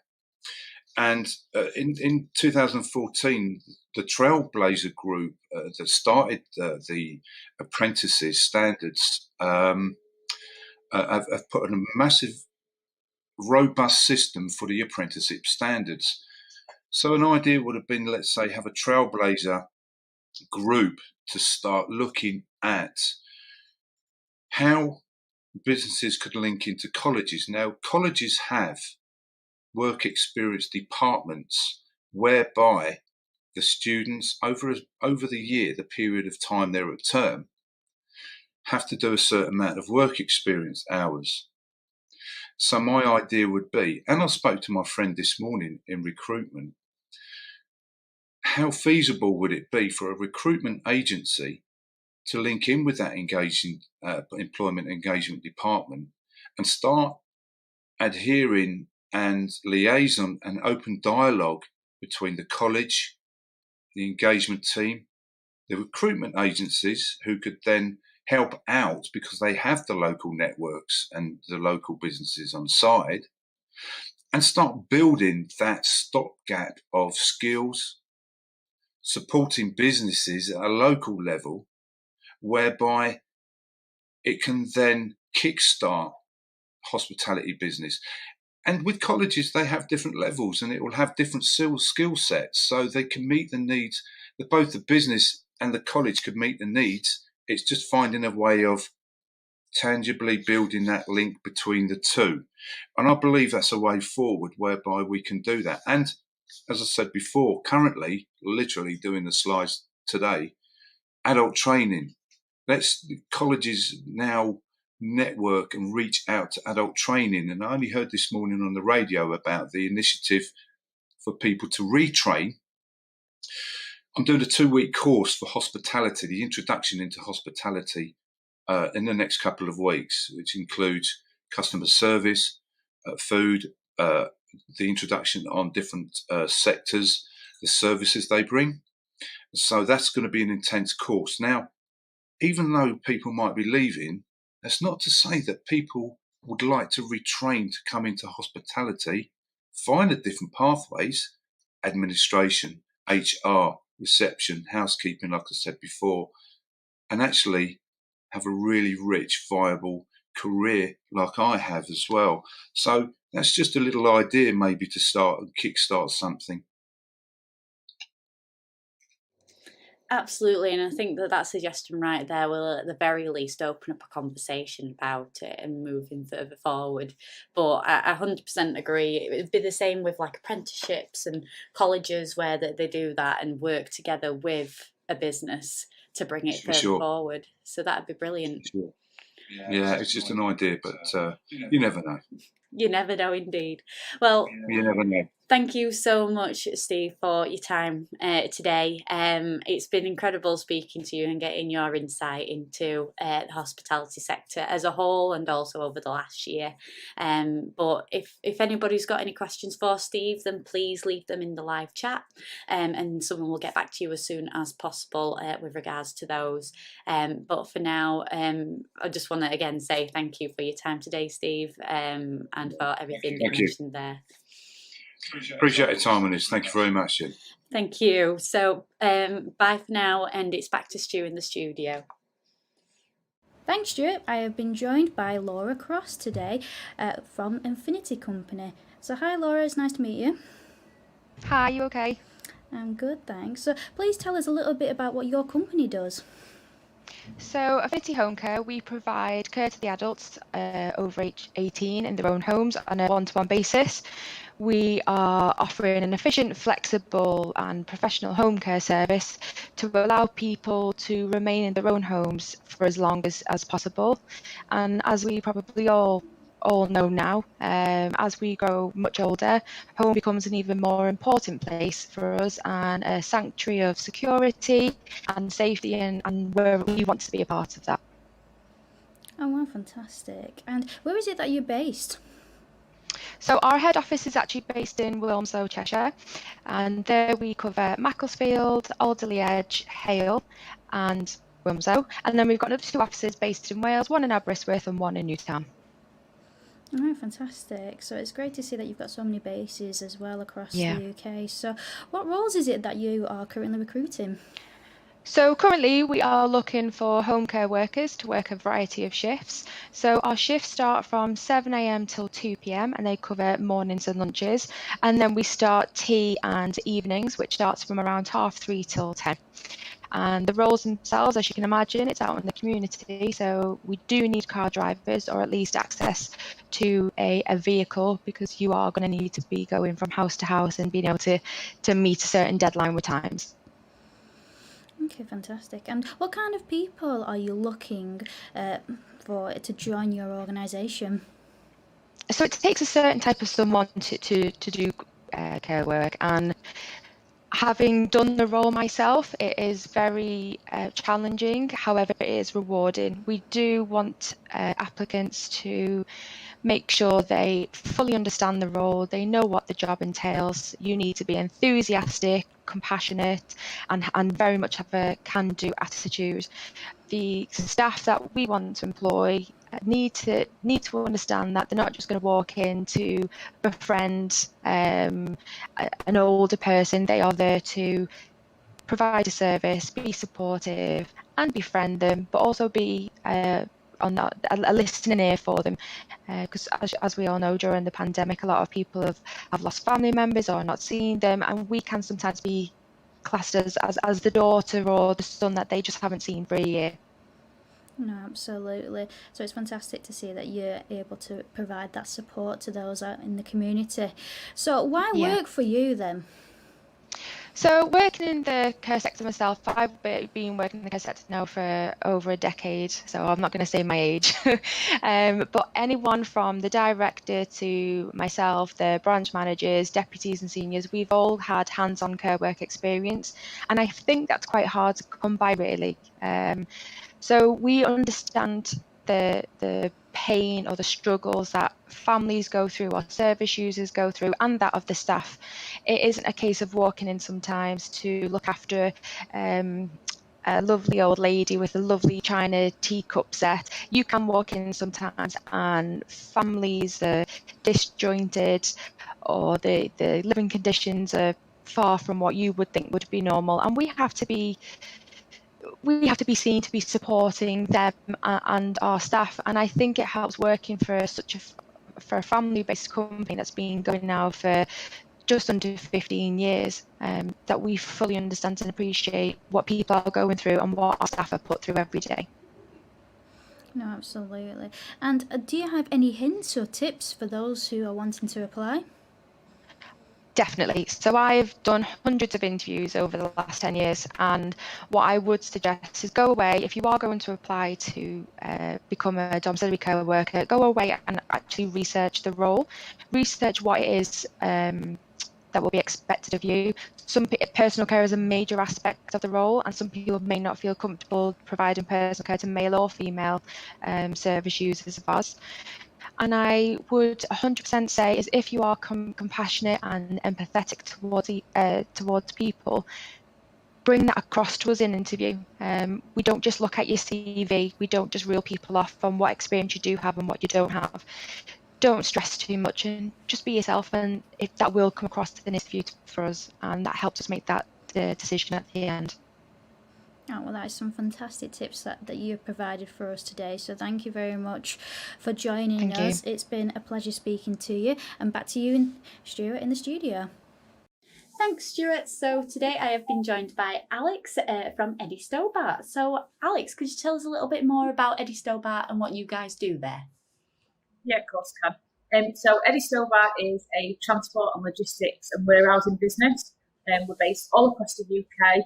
We store and move goods on behalf of our customers over a 7-day week, 24/7 operation. We've got about 6,600 staff working across all the operating centres all across the UK. Perfect, that sounds amazing. So you mentioned all across the UK there, but where exactly are you guys based? So my team and myself are based at our operating centre in Wellington, but we've got lots of other operating centres, mostly around the Midlands. We've got some in the south of the country as well, but basically all over the UK we've got bases. Perfect, that's lovely. So what roles are you guys recruiting for at the moment? So we've got a wide range of roles that we're recruiting for, anywhere from warehouse operatives and forklift truck drivers to class 1 drivers, and then also office staff. So that could be anything and everything from finance support, HR, customer service and administration roles. Perfect, that sounds lovely. So a nice variety there. So what kind of people are you looking for to join your organisation, especially with those type of roles in mind? Yeah, we're looking for anybody that's enthusiastic and hardworking who wants to come and join a big brand like Eddie Stobart's. It is a tough industry to work in, but it's very rewarding and it's also really exciting and challenging. Perfect, that's lovely. So why would someone want to come and work for Eddie Stobart? So our business was formed in 1970 and we are still operating today. We are a really successful business and everybody that works for our business is extremely proud of who we are and what we do. We all work together to get things done and we are really successful. Brilliant, that's amazing. So for anyone out there that's wanting to apply today, do you have any hints or tips for them?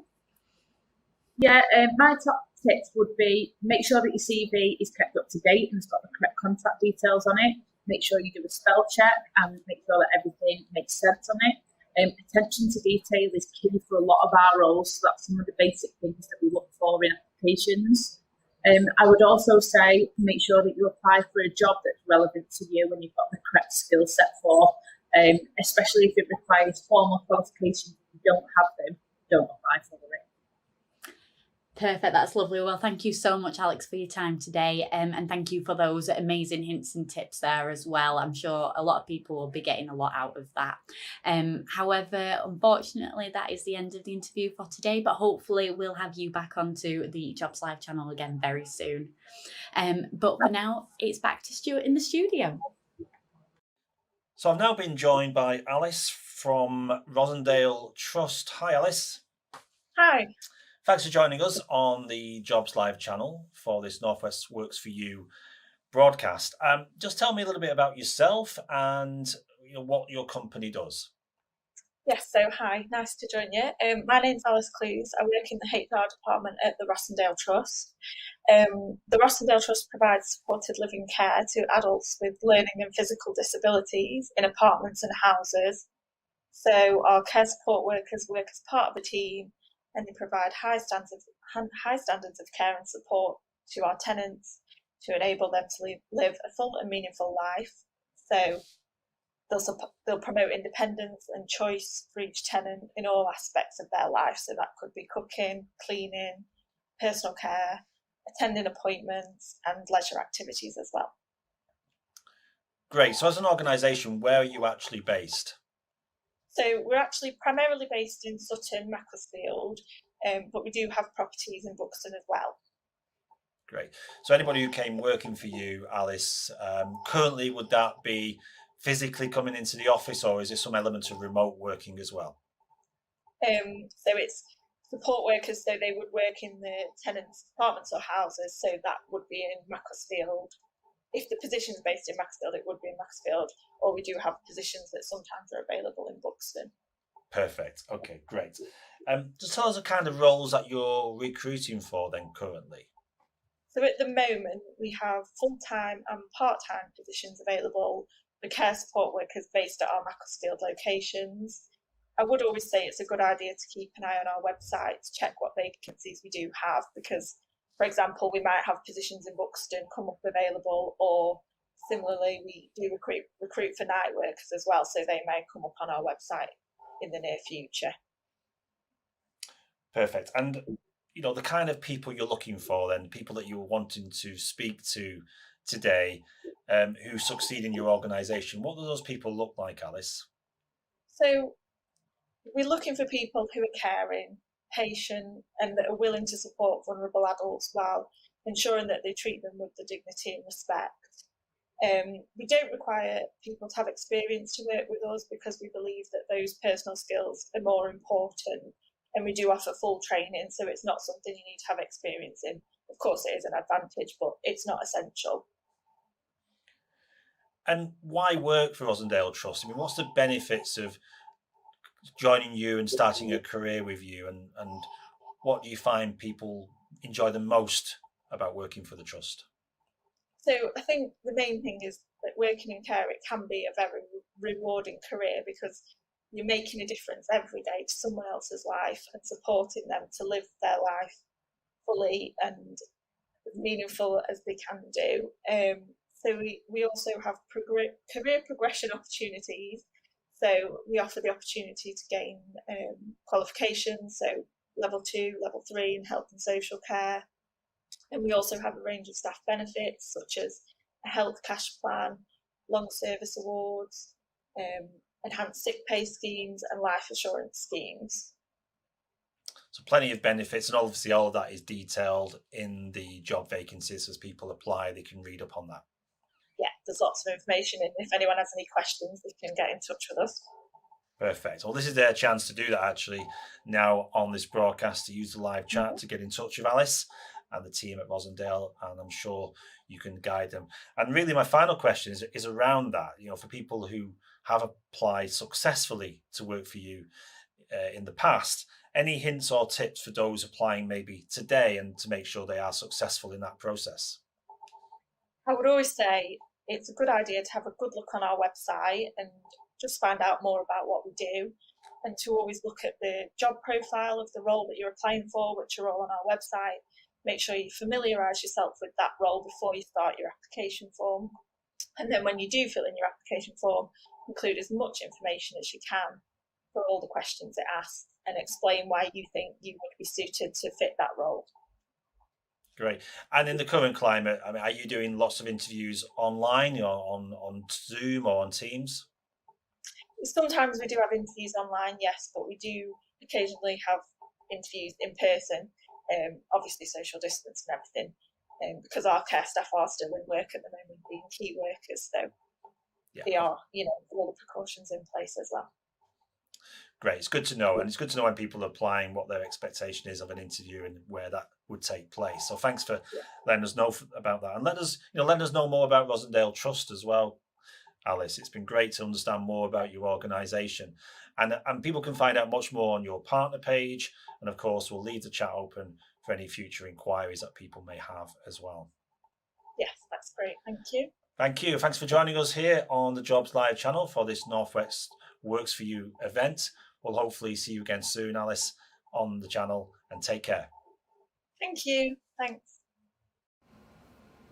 Thanks, Stuart. I have been joined by Alison Clark from the Alternative Futures Group. So tell me, Alison, can you give me a quick introduction about yourself? Yeah, hi, I'm Alison Clark and I'm the Talent and Attraction Lead for AFG. Okay, fantastic. So can you tell me about what your company does? Sure. We are a health and social care charity. We are the largest health and social care charity in the Northwest, and we provide supporting living services to people with learning disabilities and mental health conditions. Oh, wow, fantastic. And where is it that you're based? Well, our headquarters are based in Prescott, which is Merseyside, but as I say, we provide services across the Northwest, so Cheshire, Merseyside and Lancashire, as well as Rochdale. We also have 6 independent hospitals, and they are in Wigan, Ellesmere Port, Warrington, Wythenshawe and Bolton. So we pretty much cover the whole of the Northwest. Oh, wow, fantastic. It's great to see that you're able to provide care to as many people. So what roles is it that you are recruiting for? Predominantly, we recruit for support workers, and support workers comes in 3 different ways for AFG. So we have a support worker that works in our supported living services, and they may be working within a small team in a property, supporting 2 or 3 people to live independent lives. And that's a permanent team that's in place 24 hours a day, 7 days a week. Alternatively, it could be an outreach support worker, and they have a small list of people that they visit each week just to check in on them, make sure they're okay. And then we also have the support workers who work in our independent hospitals, supporting the clinical team, the mental health nurses and the occupational therapists in that more clinical setting for mental health. Okay, fantastic. So it's great to see that you've got a variety of roles that you cover at the company. So what kind of people is it that who you're looking to join your organisation? So we don't recruit for skills or experience. We look for people that represent our values. Our values are: we are one, we raise the bar, every person matters, we make a positive difference, and we take ownership. I'm just making sure I get them right. They are fundamental to everything that we do, and we're also looking for people that are keen to develop their skills and provide person-centred care as well. Oh, that's really nice to hear. So tell me, so what are the benefits for people to join your company? So why work for you? Okay, well, I've given this a good deal of thought, and we have an award-winning commitment to people development. We won the largest employer award just a few weeks ago, and this is underpinned by the apprenticeships that we have on offer, and also more advanced levels, so QCF levels 2 to 4, the old MVQs, and we've been recognised as promoting that as an essential part of our organisation. And we also look for people to bring their passions to work, by which I mean that could be football or it could be making cakes, and we will find a match for somebody, and you can share your passions together by baking cakes, or, like I say, playing football, or anything really. And that's very different in that we match for that. And then we celebrate our success every year at an annual awards event. It was a bit quiet, the last one, but prior to that, it's a big black tie affair, and people that represent our values are nominated for the awards throughout the year, and then we celebrate that as well. Oh wow, that's fantastic. So for those who are keen to join the industry, what hints or tips can you give to those who are applying? Well, I would say have a look at the job adverts, and there's a lot of different support workers being advertised all the time. We provide a lot of detail around the very specific nature of the support that you'll be providing for every individual advert we put out. So take time to find one that really matches what it is you're about and you can offer. And then take some more time to think about how you can get that across in your job application. We have one particular question, for example, in our application form, and you can take the opportunity to tell us more about yourself and why you think you're right for this particular service.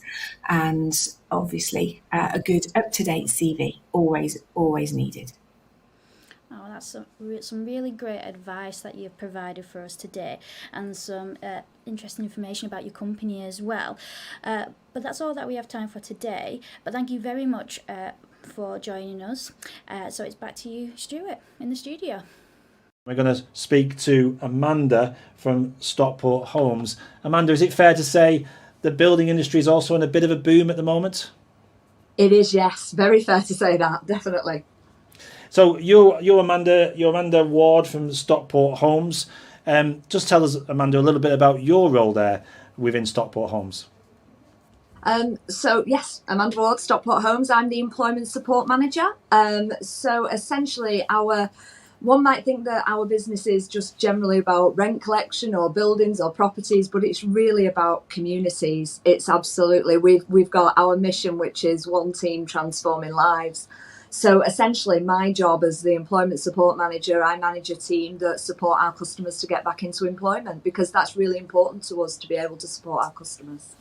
And I guess the clue's in the title, but Stockport Homes as a company, what do you do?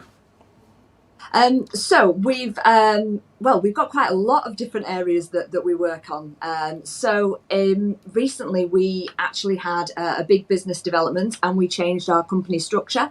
So we are now Stockport Homes Limited, and we have lots of different arms. So we have Viaduct, which is our development arm, and we've got 360, which is our trading company, which does our capital works and commercially selling construction services. And we've recently just created our Foundations Charitable Community Benefit Society, essentially a charity. And we've got a lot of things that work in that area of the business, everything from your local pantries to furniture recycling to our Motivate service, which runs, we're one of the housing associations that deliver that across Greater Manchester, which supports those who are furthest to reach back into employment.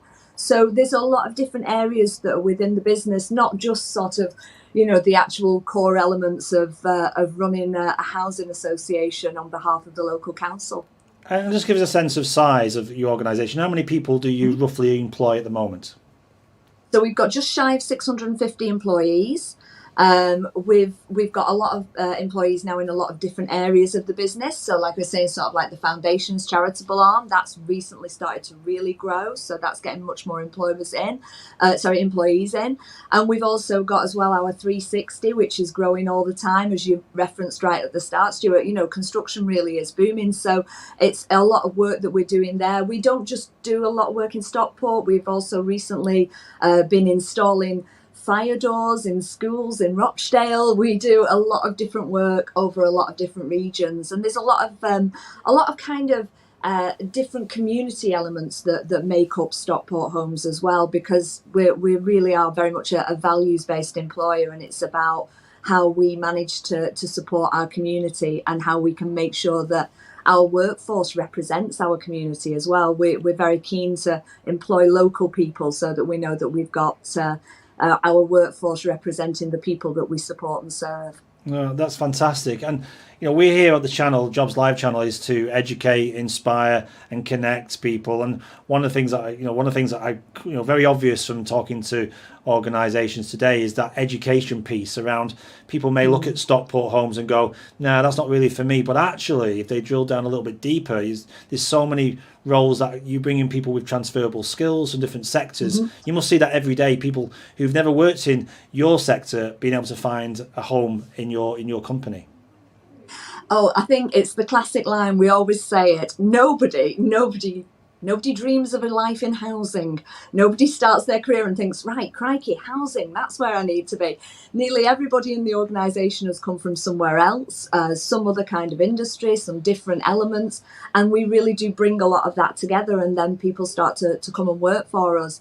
I was looking recently to prepare for sort of like this morning, and we've got so many different jobs that we've recruited for in the past 6 months alone, not just sort of like those construction and joinery jobs, but antisocial behaviour team leaders and key workers and housing support officers, so many different elements of the business. And I think a lot of people don't always think that a housing association has so many component parts. We've got finance, we've got HR, we've got our marketing and comms team, which do external work for the organisation and also as well for other organisations. So there's a lot of different elements to working for a housing association. It really is quite a wide and diverse field. But you're right, Stuart, not everybody thinks of housing. That's the key area for me to move into. No, indeed. And I think part of today is making sure people are aware of that. But just give us a flavour of the kind of roles that you have currently within Stockport Homes. If I was to go on your website now, what would I find? So this is the concerning part. So at the moment, you'd only find one job that we have, but this is because we've changed our recruitment organisation that does all of our online recruitment. And by the end of today, though, there will be a lot of other jobs that are going up. But it's like the changeover day has just been today. Typical. So at the moment, we've got our. It's typical. It's just typical. At the moment, we have our HR administration. Up until Sunday, we had an electrical engineer's job that was available.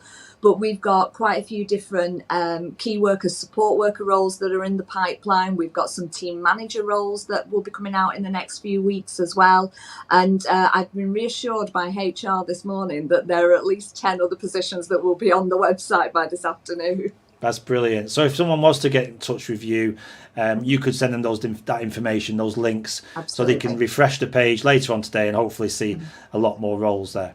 More jobs there. Yes, definitely. Perfect. So there's something, if you wanted to go to Stockport Homes, and I'm sure your team will put the link on the live chat as we're talking there, so people can go straight to that page and ensure that people find you and can register or do whatever they need to do to get in touch. Amanda, you obviously, in your role, you see a lot of people's applications, and then you recruit them, and you must sort of see a pattern emerging of the kind of people who are successful in Stockport Homes. What is that? What are you looking for in people when they come work for you?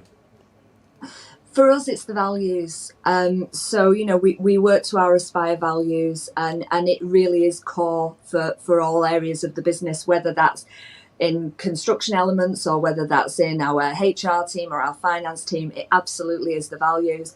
And for us, it's about providing an exceptional customer experience for everybody who is one of our tenants, and also as well working hard to change and create better communities.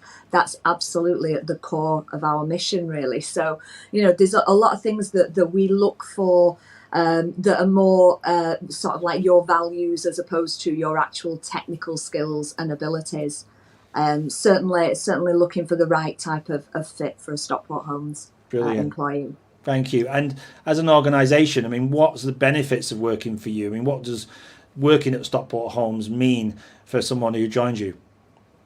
I think there's some of the core headline things. So we're a living wage employer, we're a Stonewall diversity champion, we are platinum rated investors in people. Our most proud achievement is that we are in the Sunday Times top 100 best non-for-profit organisation. We are number one as of 2020. Well, congratulations.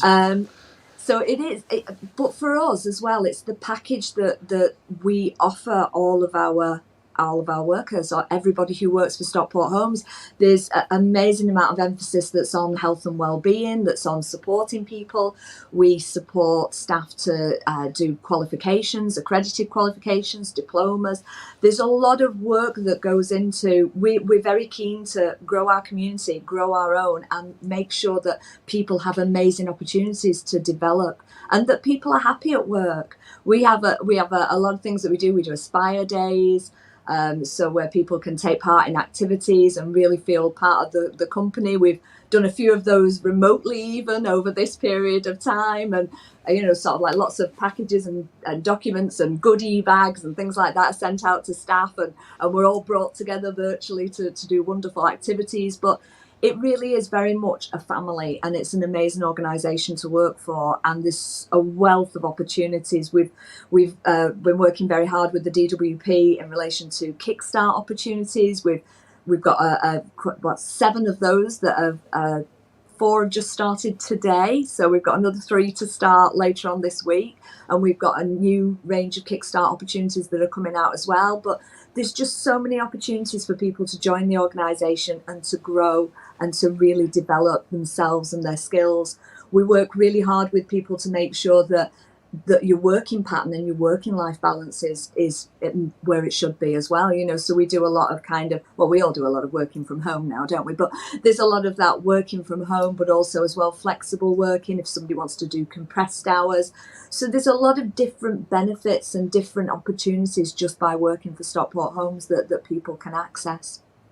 Thanks, Amanda. Thanks for sharing that with us. And regarding, you know, you've talked there about the people who work for you and what they bring to the organisation, and of course the benefits of working for you as well. My final question is around really the support that we're offering today. As you know, there's lots of your peers and lots of organisations supporting people back into work, because, you know, it is quite isolating, isn't it? Quite lonely journey when you're looking for work, and any support you can get is much appreciated.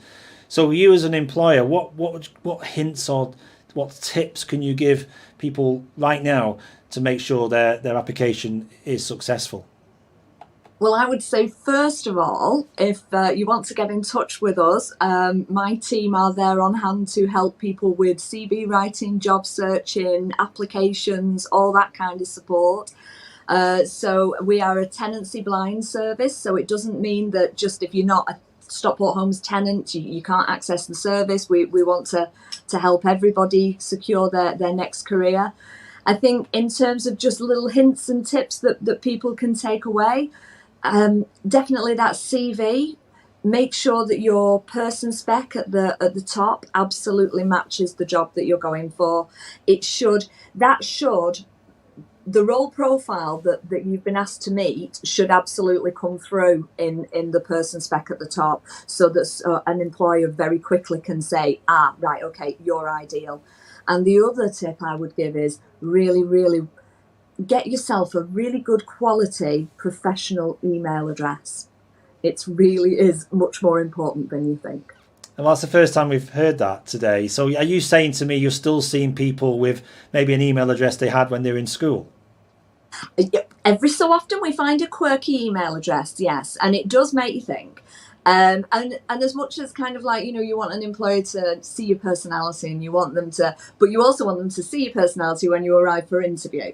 So it's really important that even if you just got that generic one, just because it makes it easier. It makes it easier for you as well when you're job searching, because those emails will go back to that one address, and just make sure it is quite a good quality email address.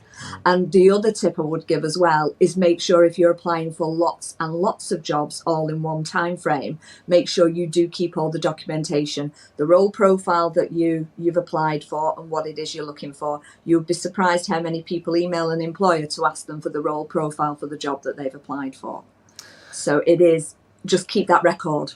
No, that's brilliant advice, and especially around the email. I mean, some people just may fall into that trap, as you say. It's been there for years, but it is time to change it, isn't it? Make it more professional looking, especially when you're applying to organisations like your own. Look, this has been really helpful. I'm sorry we ran out of time, Amanda. We could have probably talked for another hour at least, couldn't we, about hints and tips, and of course what Stockport Homes do. But please do get in touch with Stockport Homes on the Jobs Live channel. You'll see their partner page right now. I know the team are there waiting to take your questions. If you've got any questions about them and what they do, and especially when those jobs go live in a couple of hours, hopefully, on your website. Fingers crossed, anyway. Thanks so much for joining us. We've got another interview coming up very soon. We're going to meet up with Waits, who are also in that construction space. So lots of construction opportunities today here on Jobs Live. In the meantime, thanks so much, Amanda. Take care, and we'll see you soon on the Jobs Live channel. Thank you. Bye.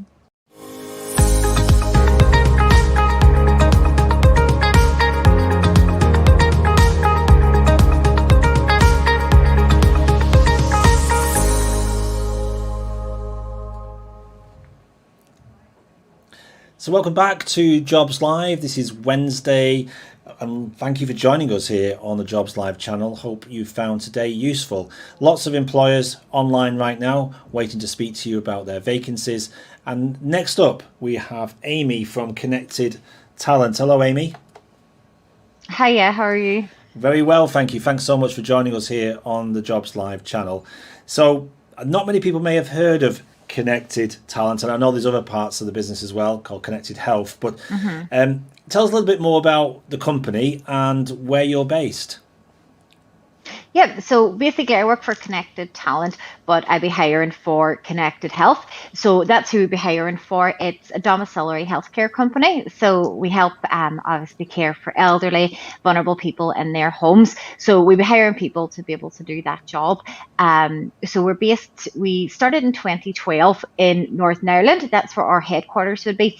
So we started there and have grown ever since. We now cover most of Northern Ireland, the Republic of Ireland, and about 2 years ago we then branched into the UK. So we're based now in Widnes. We have an office there and we've massive growth plans. We have quadrupled in size over the past 6 months. It's been brilliant. So now we've got a massive push on recruitment and to help get healthcare workers for us. So we do have plans now to open offices in Cheshire and further on up. So yeah, that's kind of where we're at the moment. Perfect. So you act as a kind of referring agency, or almost like a recruitment for health organisations who are currently recruiting for their care sector or their care roles. But they could be a whole raft of different companies as well. No, it'd be purely just Connected Health. So Perfect. It is. There's sister companies, Connected Talent and Connected Health. So we recruit solely for them. We're basically one big team with Connected Health. The communication's great and everything between everybody. So that's what we're doing at the moment. Sorry, I just want to clarify that so people understood who they were joining. So Connected Health. Yeah. Tell me, I mean, what sort of people are you caring for? Is it young people, adults? Tell us more about that. Majority elderly and vulnerable people, who want to be able to live independently and remain in their homes, but maybe just need a bit of assistance with that. So you do be in communication with their families, you have full care plans and everything. So we do provide a lot of training, everything like that. Connected Health would be big into 3 T's. That's kind of like our tagline as such. So it's talent, technology and training. So we have a Connected Academy actually within Connected Health, and that gives even candidates the chance to progress through the company, train for NVQs level 2, 3, 5 and upwards as well. So we do give the training completely and the complete support for candidates coming on board and to be able to care for those individuals as well. Perfect. So would the care be taking place in a sort of specified home, or would it be within the community itself in people's homes? So it is within the community. So that's the thing. All candidates majority would need to be able to drive and have access to a car, as it does involve going from maybe house to house. But we do cover, we cover everywhere from maybe like Southport, Sefton, right through Liverpool, down to Cheshire, St Helens, Halton, everywhere like that. So we do try to keep the individual in their own area as such. We wouldn't ask them to travel, across the country or anything. Sure. So it would be looking after people in their homes, and trying to keep them there and keep them as comfortable as possible. Of course. So in a typical day, how many people could they see, and how many people would be on their caseload? It's really dependent. It's hard to say because it would be dependent on the client's needs. Yeah. Some clients do just like a bit of company. You might pop in, have a cup of tea, just chat with them for a bit, make sure they're okay, they don't need anything. Whereas others, you may need to be there longer for as such as going in, maybe helping them get up out of bed, personal care, personal hygiene, getting them up, making them breakfast, getting them set up for the day. So that would obviously require longer. So usually the runs would be split into morning, lunch, tea and beds. So you could be on a shift from, say, 7 a.m. till 2, which would cover your morning and lunch, or you could be on a longer one, which would be morning, lunch and tea, or else, which a lot of people find really suitable, like maybe students, parents, is evening shifts, which could be from 6 till 10, getting clients ready for bed and things like that. So okay, it could vary from maybe 2 till, maybe 10, just dependent. Yeah. Okay. We tell we're live because you've got your dog now joining in the conversation. I thought he was asleep. I'm sorry. I was giving That's fine. That's fine. The perils of live TV. So I know. So just going on to some of the roles then that you've got currently vacant. Give us a sense of the kind of the kind of roles that you're looking to recruit into at the moment, please. Yeah, so we do always recruit for healthcare assistants. So it is so we have that across all of the areas that we cover. But we also do progression would be a big thing with Connected Health as well. There's great progression within the company. You can go from healthcare assistant up to senior, and then even up then to internal roles such as like office staff, which can go to area manager and further on up. So we do offer our roles to the public as well as in-house. So we're currently also advertising for area managers at the minute, and then also a registered manager. Great. Because we are growing and we're looking to open another office now in the near future, so we will need senior staff as well and senior management staff. Understood. So it's a different kind of roles that you've got currently on offer, and I know we're going to put some links up on the page at the moment to show people where those roles are and what they do. Can you just tell us a little bit more about the kind of people that you want to work for you? What makes a successful employee of Connected Health? So basically, sorry, I'm just going to close that door. No I'm really sorry about that. It's okay.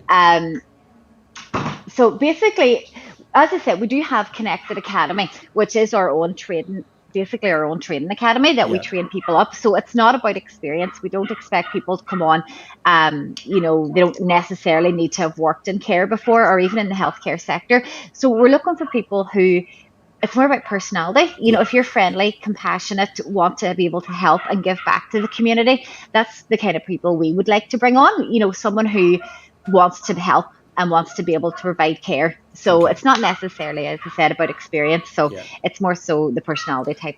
Yeah. And are you finding, because of what's been happening over the last 12 months or so, people who are applying into you haven't necessarily come from a care background, but maybe come from other sectors such as retail, hospitality? Are you finding more of that now? Mm-hmm. We are, absolutely. We actually had a big surge of people coming in, like candidates wanting to give back because they've seen what COVID has done. They want to be able to help elderly people who can't get out, if they're shielding, isolating.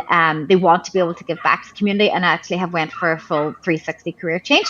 And then we also have people, who are on furlough who wanted to come on board as well, and they've stayed with us as opposed to going back, to their first careers and everything like that. So yeah, there definitely has been an influx in candidates applying. Yeah, so that's a good signal, isn't it, for anybody who thinks, "Oh, I've never really worked in care before. What do I know?"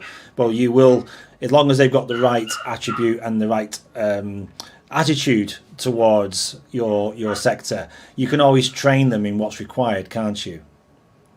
Absolutely, because as I said, with the Connected Academy, we have our own training manager in GB as well, who has done training and care for years, and she's brilliant. She would take on, everybody up to NVQs, as I said, 2 and 3. You can progress even further. Right. It's brilliant. We do have massive training platforms for that.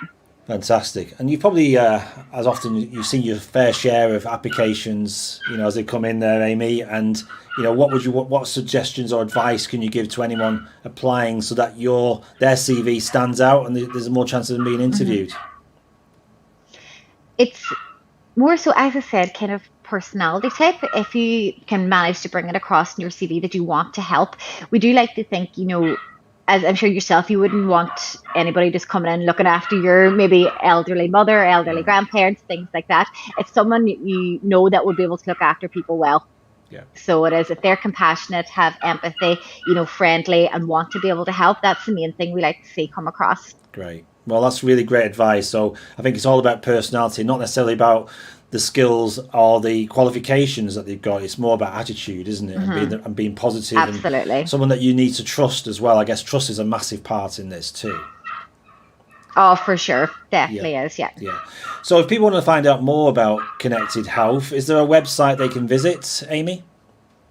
Yes, we have our website. It's connectedhealth.co.uk. It does have everything about the company on it and the job opportunities and everything like that. So yeah, absolutely. We're on Facebook, we're on Instagram, Twitter, everything. Perfect. Okay, well, we're going to encourage people to do that. Just have a look. We do get a lot of people coming up to the channel wanting to work in care, so we'll definitely signpost them towards your organisation, and the very best of luck in finding the right people. And I will let you go and care for your dog as well, who sounds like he needs either a walk or he needs his lunch or something. But no, it's been he just wants attention. Don't we all? But anyway, it's really nice to have met you, Amy, and thanks for your time here on the Jobs Live channel, and we'll hopefully get you back on again soon in the near future, talking about future vacancies. Thanks very much. So that was Amy from Connected Health and her dog in the background. We're going to now move on to more companies who are working with us here on the Jobs Live channel. Thank you.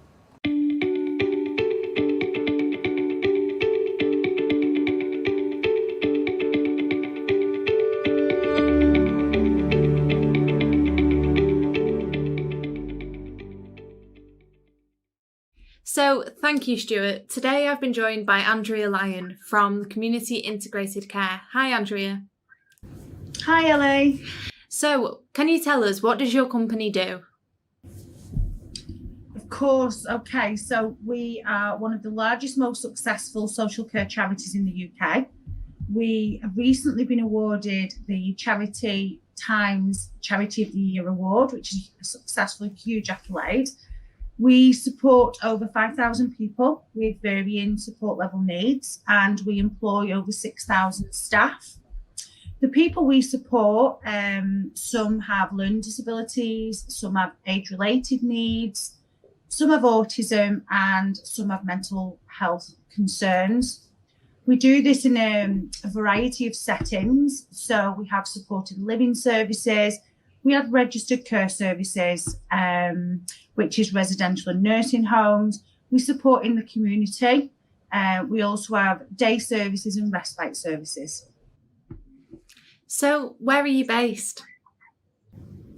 Okay, so our head office is based in Widnes. We was founded by a GP in Halton in 1988, and we have services from as far from Scotland down to Portsmouth. Sorry, just getting that right.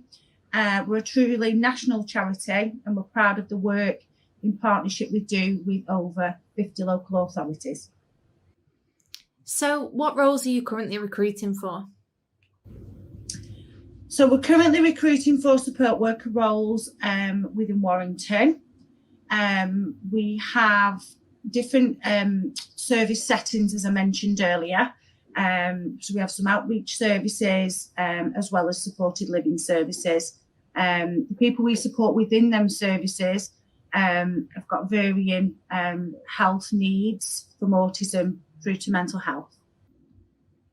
So what kind of people are you looking for to join the organisation? Okay, so 3 words really embody everything about community integrated care and what we're passionate about. We're incredibly fortunate to employ and support thousands of amazing people. Our staff are truly incredible, delivering exceptional standards of care each and every day to ensure that the people we support live fulfilled lives and reach the outcomes that they aspire to achieve. We always strive to achieve the best, and we don't see labels. We never stand or settle for second best. We see potential in everybody. So the kind of people that we're looking for is to share our values. Our values underpin everything about community integrated care. So we respect individual choice and promote inclusion, rights and independence. We enable individuals to meet their needs and fulfill their aspirations, and we aspire to be the best that we can be. We deliver the best possible support and outcomes for the people we support and the partners who we work with, and we include people.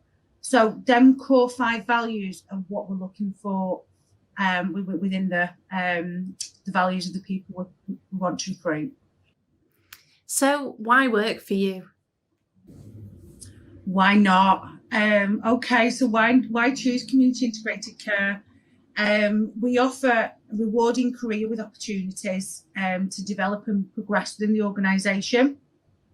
We develop and enable yourself to build great relationships with the people we support and their families. You will be part of a friendly and supportive team where every day is hugely different.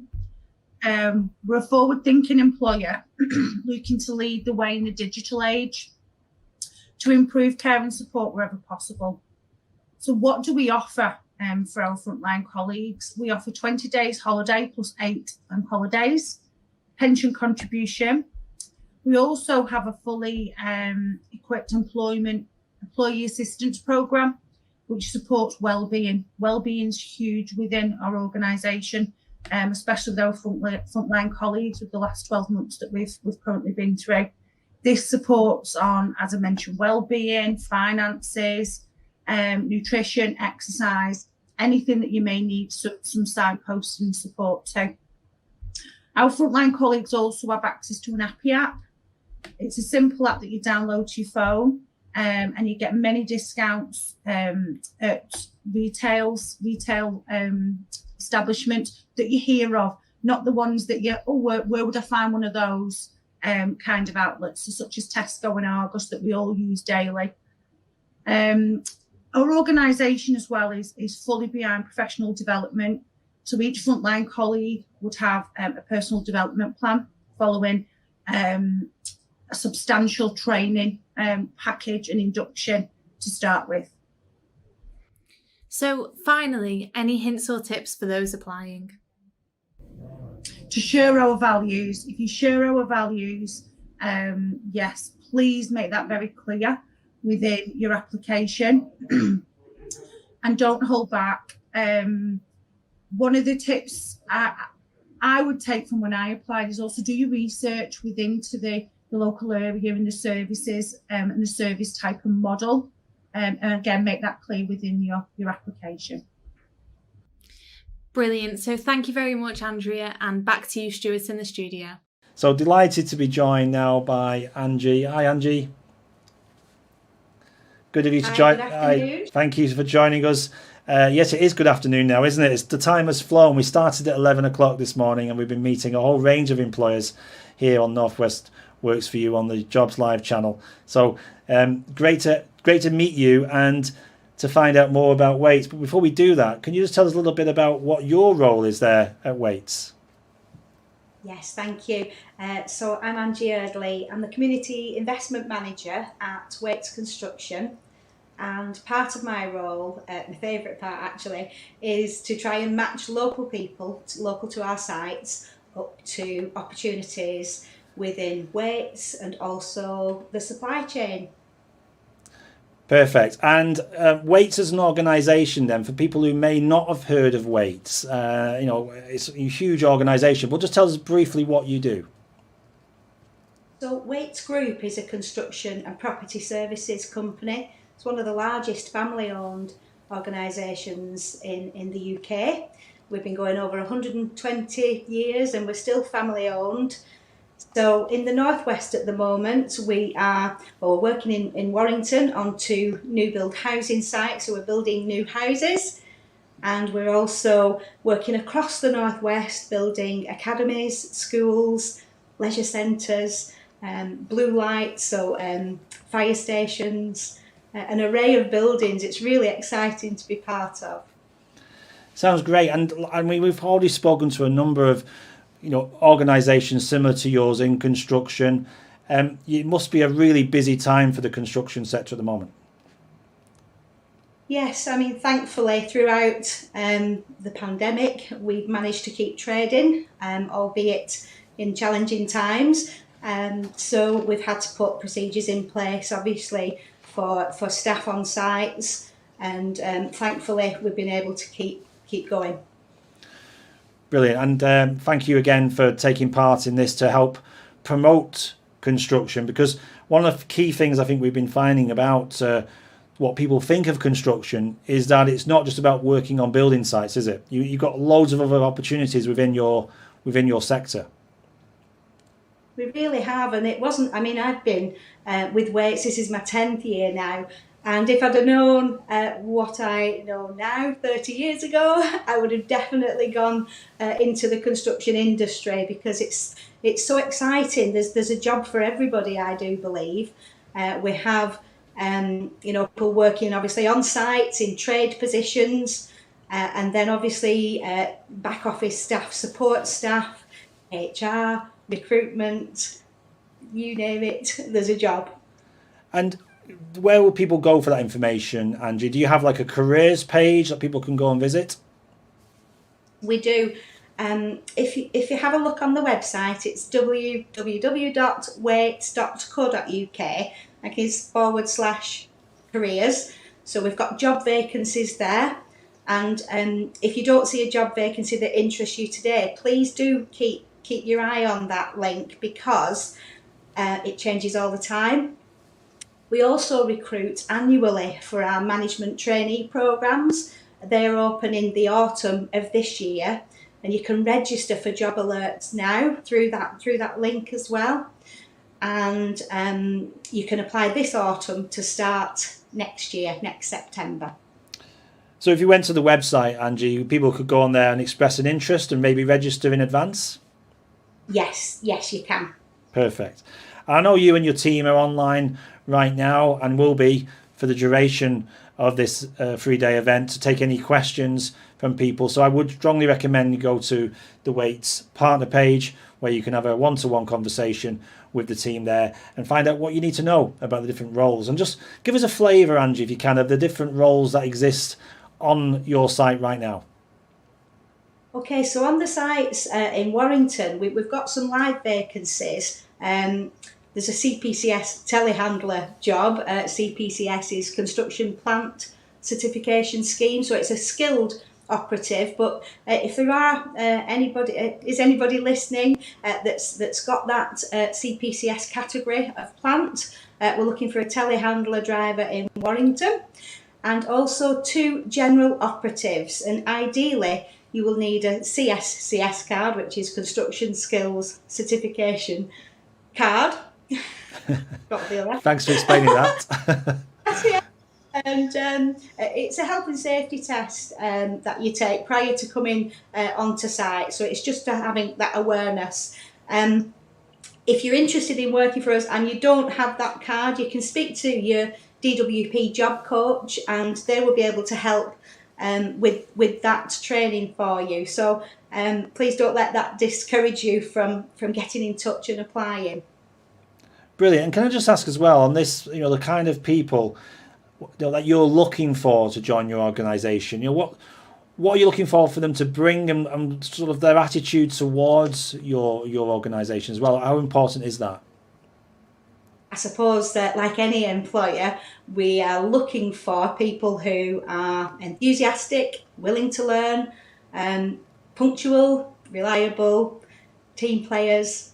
If you've got those things, then that's wonderful. If you haven't got those things and you're willing to work on it, let's have a chat. Yeah, brilliant. And what are the benefits as well for working for Wates as well? I mean, what sort of things do you offer when people start with you? And we've already heard about people having coaching, mentoring, and career support, and that. Is that similar at Wates as well? Yeah, it's pretty standard really.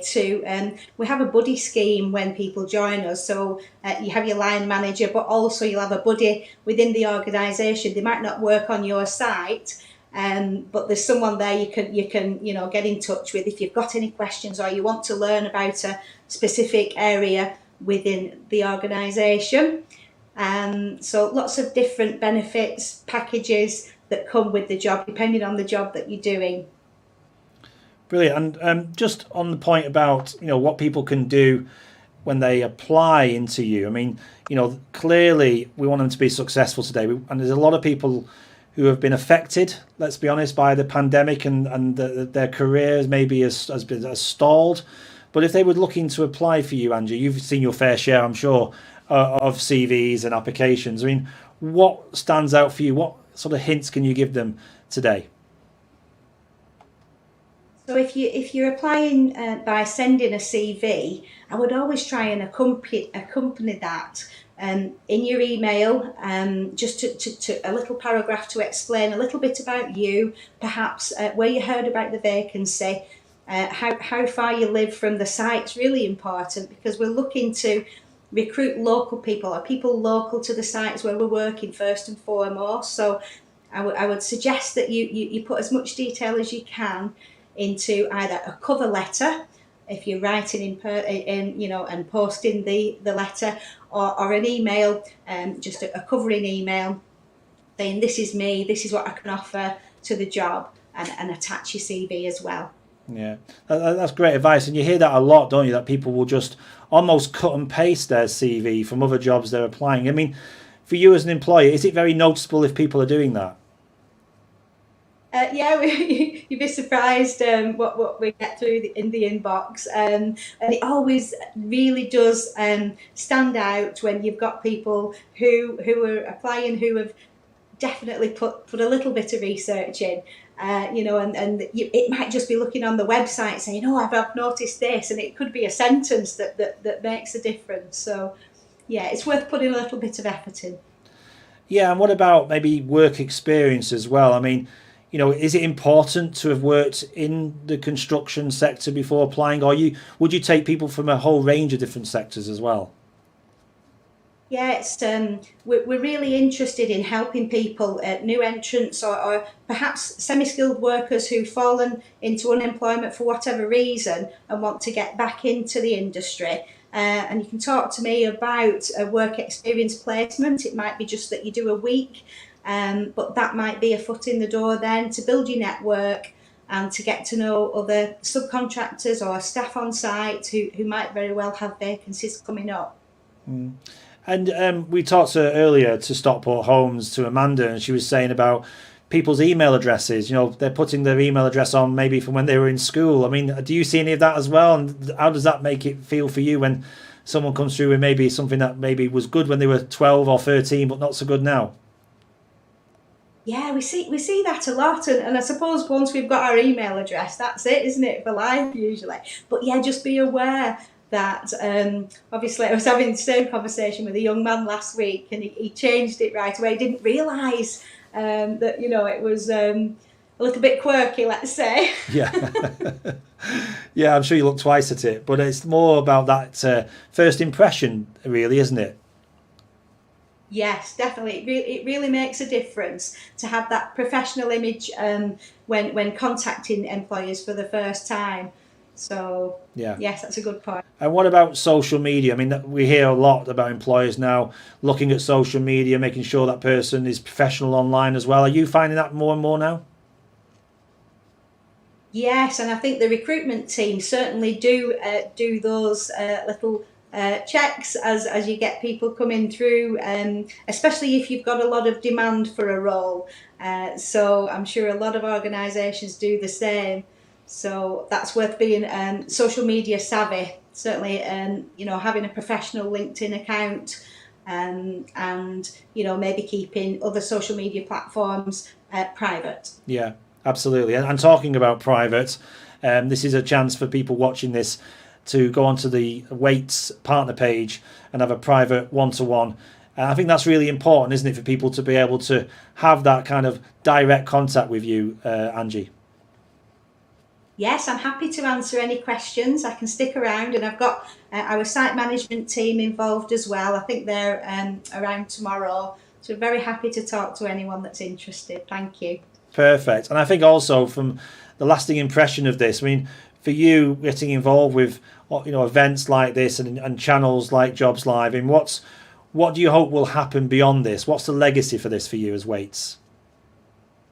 Well, certainly, if we can help someone into an opportunity and employment, I've seen it over the last number of years where someone has got a foot in the door and then they've gone on to be really successful in their own careers. And I think the key to sustainable employment is finding a job that you like, and then asking for training if it's not offered.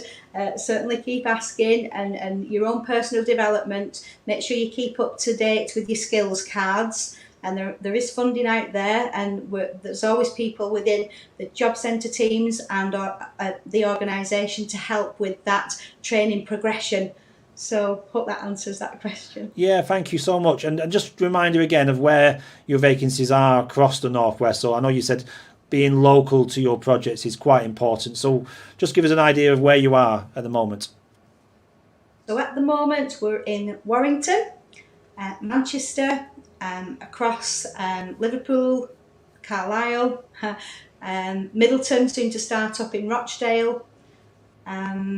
And different Waits businesses have different contracts, so I can certainly put you in touch. If there's anyone not from those areas, I can certainly put you in touch with the local teams that operate in your area.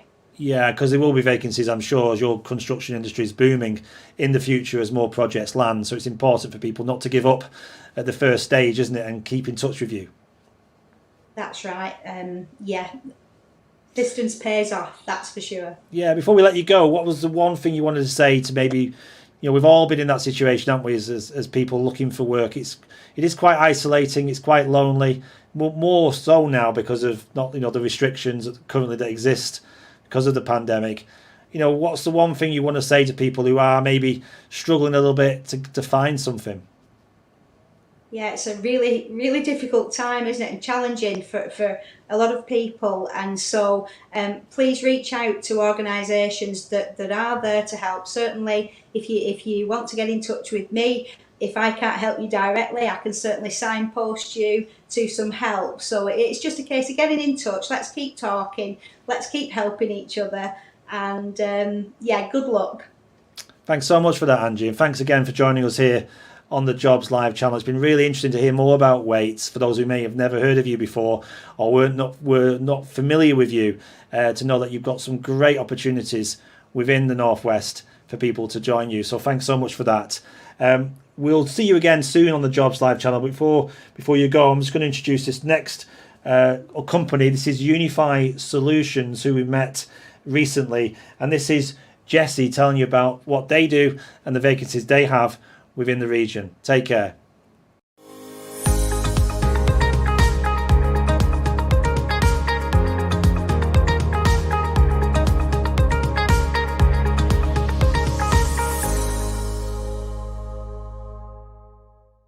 Hello, welcome back to the Jobs Live channel. This is Thursday, the 15th of April, and all day today we've been featuring companies who've got current vacancies across the region. And delighted to be joined by another one of those organisations, 360 Healthcare, and Anushka. Good morning, Anushka. How are you? Good morning. I'm good, thank you. How are you? Yeah, good morning. It's been a great day so far. Loads of vacancies, loads of opportunity. And I know, in your industry as well. Lots of exciting opportunities as well.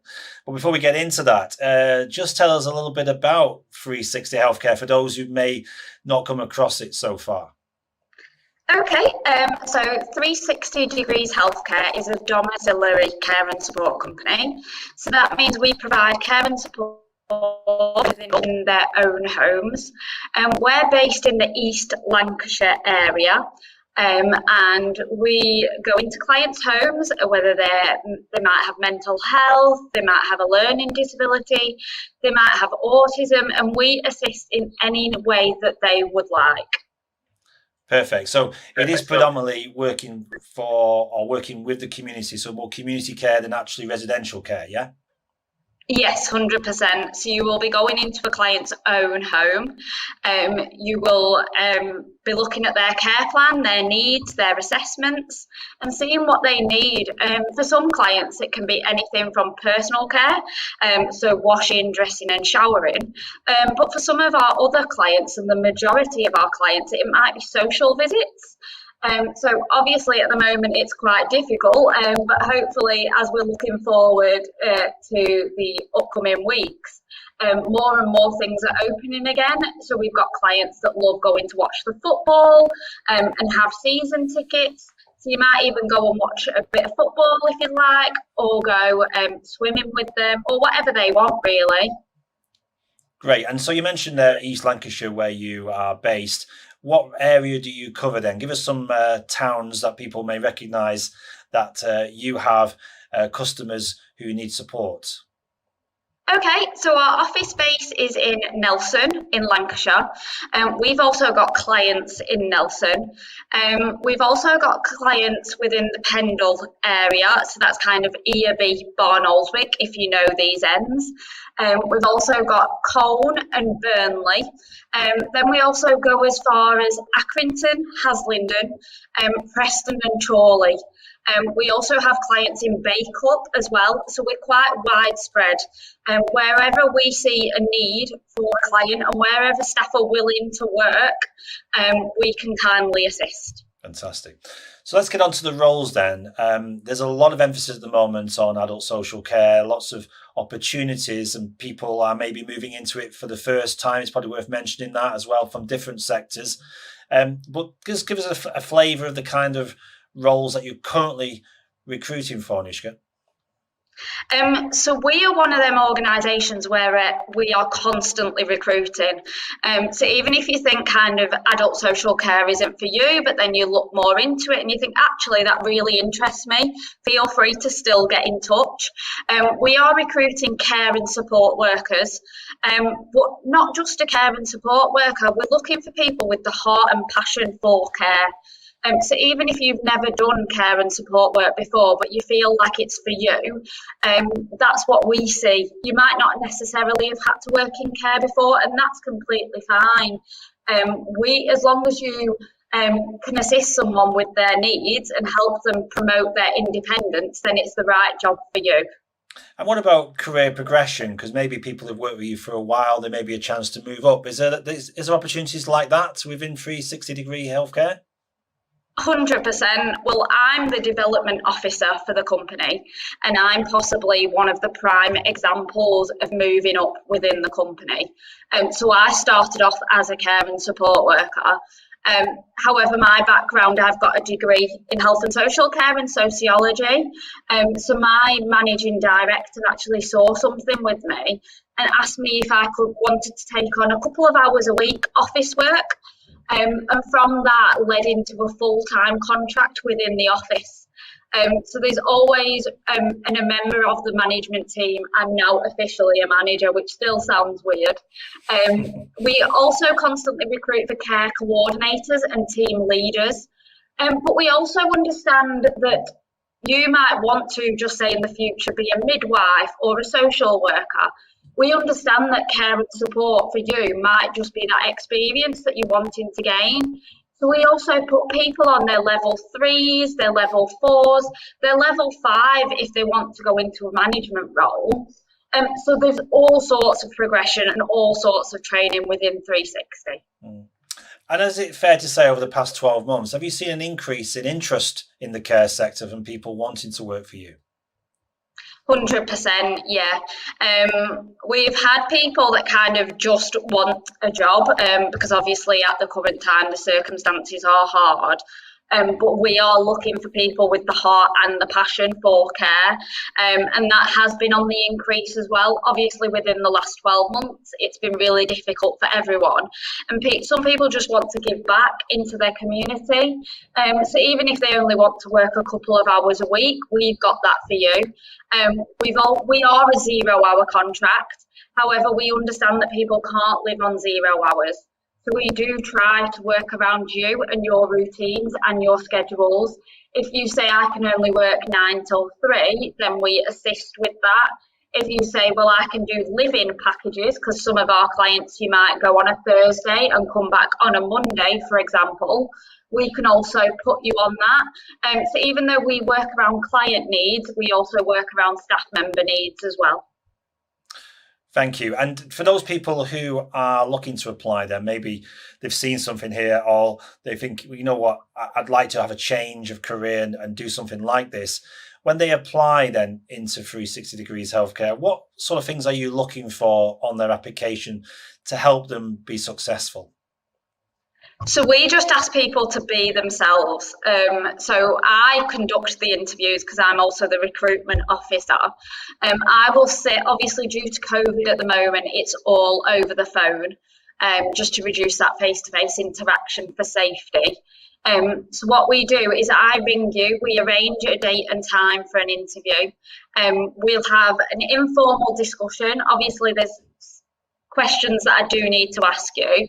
But I always say just be yourself. I mean, if you're one of them people that really has the heart for it, with some of our best care and support workers are those that have never worked in care and support work before, and we've recruited them because within their interview it was, oh, I've looked after my mum and dad, or I look after my children. And even though looking after your children isn't necessarily a full-time job, you've got them skill set that we need as a care and support workers. So we do ask just people to be yourself. Our client range is completely different. So like I said, we can have clients that you love football. So if you tell me on your interview, oh, I love football, we try to pair you up with that client. So it's what you find fun. One of our questions that I ask are, what are your hobbies and your interests? Because we want to know about you. We don't want to just know whether you'll be good at the job. We want to know what you like to do so you won't be bored. Great. And can I just ask, I mean, clearly they're desirables, that you want people to have that passion, that wanting to care for people. That's clearly something you're looking for. But regarding getting around the area, I'm assuming they need to drive and have a clean driving license, have some form of transportation to get them to different homes to care for people. Is that right? No, so we do take on walkers and drivers. The majority of our staff members are at the moment are walkers, because we do understand that as a driver you might not necessarily, I don't have a driving licence and I'm a member of the management team, so we don't have that expectation. Obviously, if you want to gain more hours and things like that, and the more places you're willing to travel, the more hours that we can give you. We also provide kind of a taxi transport service. So we've got a company car. So for example, we've got staff members that live in Nelson but want to pick up packages in Preston. So we assist them with that, and we will drive, obviously time dependent and willingness. But we work, like I said before, we work around you as well. Yeah, that's great. I'm glad I asked that question actually, because I know some care opportunities do require you to be able to drive around, I guess because of the size of the region. But if there's a walker opportunity as well, so people could literally walk from home to home in an area near to where they live, then that's perfect for them, isn't it? Yes, 100%. Well, I live in Burnley, but also work within the Nelson and Colne area, so it's quite easy to travel around It's not really. Obviously, if the weather's bad, we do reimburse taxis and things as well. So that's another option. Fantastic. Well, look, it's been great to meet you again, Anushka, on the Jobs Live channel, and thank you for sharing some of your insights into the roles you have and also the kind of people you're looking for. If somebody did want to reach out, I'm just going to bring up your partner page first that you've got on the Jobs Live website, so people should see that now on screen. So it's been specially set up for 360 Degrees Healthcare, so you can get a message to the guys there through here if you want to have a private conversation with them. But of course, you can also contact you directly, can't we? What's the best way of doing that? What's the best way of getting reaching you? And we'll put this on the live chat as well. So the best way of reaching me, it would be a quick email. So it's admin@360degreeshealthcare.co.uk. I also man our 360 Degrees Healthcare Facebook page, LinkedIn and Twitter and Instagram. So they are other ways to contact us as well. We also have a contact number, so it's 01282 614 888. And that's probably any way that you find easier. We do understand that some people aren't all for technology, so a phone call is an easy way to contact me as well. Yeah, so you're happy to take calls anytime from people interested in applying, yeah? 100%, yes. Fantastic. Well, that's great to know. And as Anushka said there, the roles at 360 Degrees Healthcare are available now, so you can apply immediately. And obviously keep an eye out on their social media for other roles as they're appearing in the future as well. As I said, great to have you back on. Thanks for your time today. And hopefully this has helped people understand more about the care sector and the kind of people you're looking for. So really valuable information.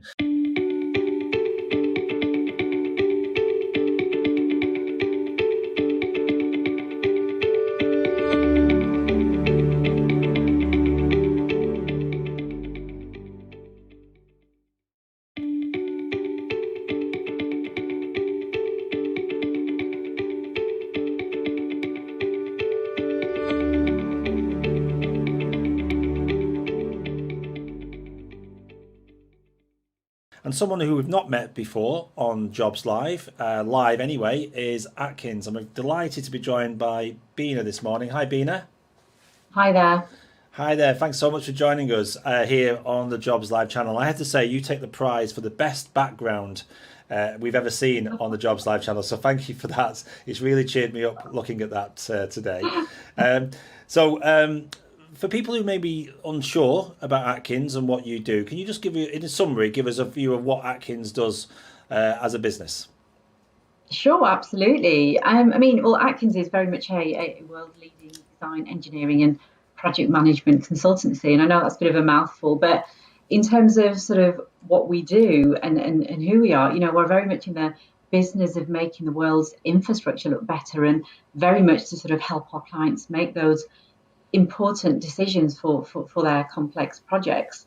I can talk you through so many different things, but in terms of our mission, it is very much to sort of work with and design engineering sort of details for our clients and to sort of deliver them.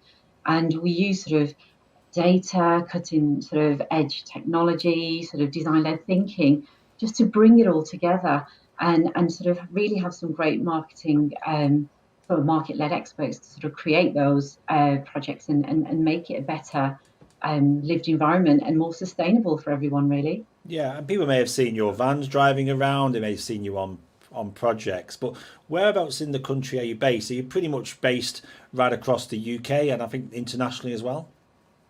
Yeah, that's it. We're a global organisation, but in terms of our presence in the UK, we are very much stretched across the whole of the UK, and we're also based in Northern Ireland as well. So that's where all of our offices are. And we are very much sort of, although we are stretched across the UK and Ireland, we very much work, we collaborate with each other really well. But yeah, we've got lots of offices across the UK. So I'm going to ask you a question about recruitment now. And clearly you must be recruiting throughout the year, but at certain times of the year, maybe more intensely. So what's happening at the moment with Atkins? Whereabouts are you in that recruitment cycle? Yeah, so our recruitment cycle is actually sort of coming to its end at the moment. However, In terms of the sorts of roles that we recruit for, we generally start recruiting around the sort of the end of the year. So of October time is when we go live with all of our vacancies. And our website is very sort of geared up to not only showing you our live vacancies, but also it allows you sort of very much get involved in the sorts of things we do. We have chat panes where you can talk to current existing apprentices just to find out a little bit more when you're in that decision making process as to whether you want to apply for one of our roles. Yeah. And I mean, regarding people wanting to express an interest in working for you as well, people could do that, couldn't they? So they could go to your careers page and get in touch, and you'd have their details on file for when you do go live. Yeah, that's correct. So we do have an express your interests sort of element to our website, and that very much gives you the opportunity to not only express your interest, but it allows people to very much sort of talk to people that currently work in the organisation. And the website also sort of is quite structured in that you get to understand sorts of projects that we work on, and you get to understand the sorts of things that we look for in terms of our culture. So it's a great sort of research website as well, I think.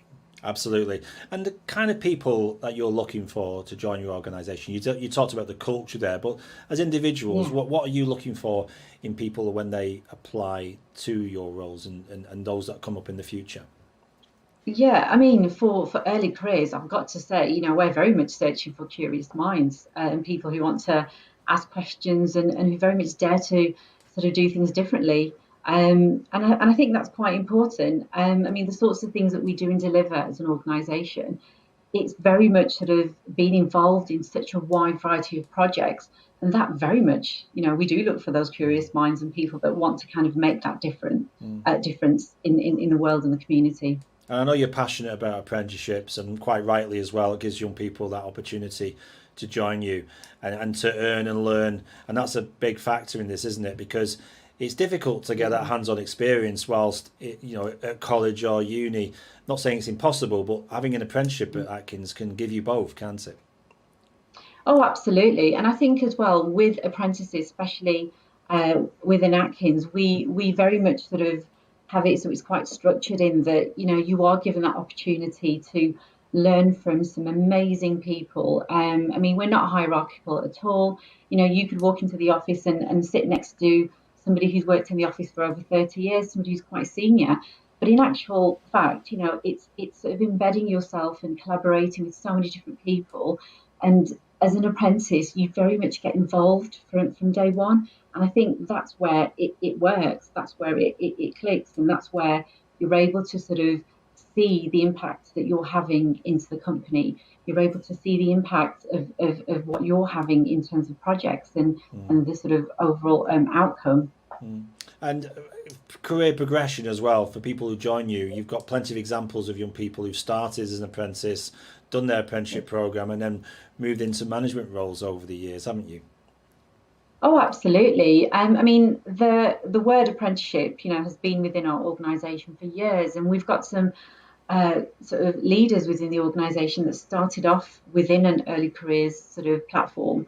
And, you know, we currently have some apprentices that have worked through their apprenticeship at various levels and are still sort of looking at where they'd like to go next, and whether that be to a higher level apprenticeship or whether they want to become chartered at the end of it.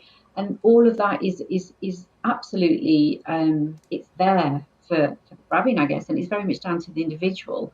But we do support that, and we very much sort of want people to kind of progress forward. Clearly there's that structure, and mentoring's a big part of this as well, isn't it? Because people can be quite daunting, could be their first real job as an apprentice. So do you have that mentoring, that buddy system, if you like, within Atkins? We do. So every new apprentice is allocated a buddy or a mentor. And that person isn't just there to sort of help them settle into the role. Of course, that's important. But they're there to kind of make sure that you embed yourself into the team, that you're fully aware of what's expected, but also to kind of make you part of their team and that family. And that is how we work. And in actual fact, that buddy or mentor doesn't just disappear. You know, you have somebody that you're pretty much aligned to throughout the whole of your apprenticeship. Because we do understand that it is quite daunting when you're walking into the world of work especially when it's such a large organisation. And we continuously have apprentice forums where you can link in with other apprentices.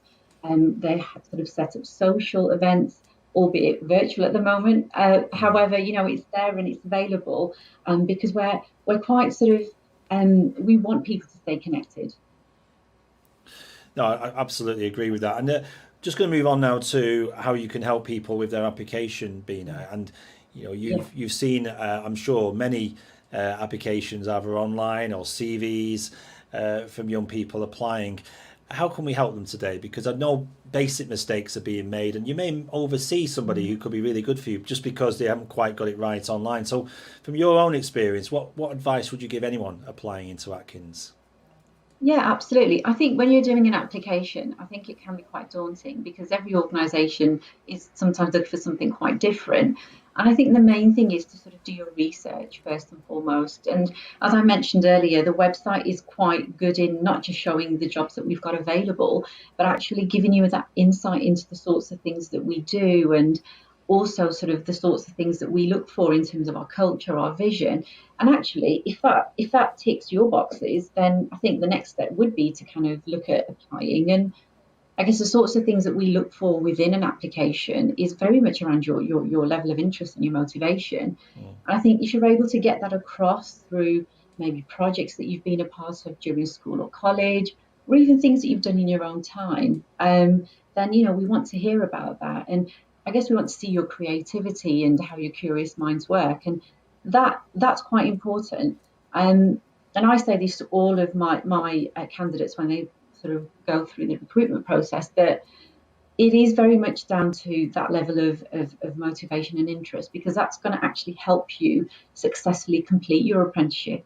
So I think if you've got that drive from the offset, that will surely sort of help you sail through the apprenticeship, and certainly help you sort of put pen to paper when you're doing your application form, and you'll probably feel a lot more confident in doing it that way.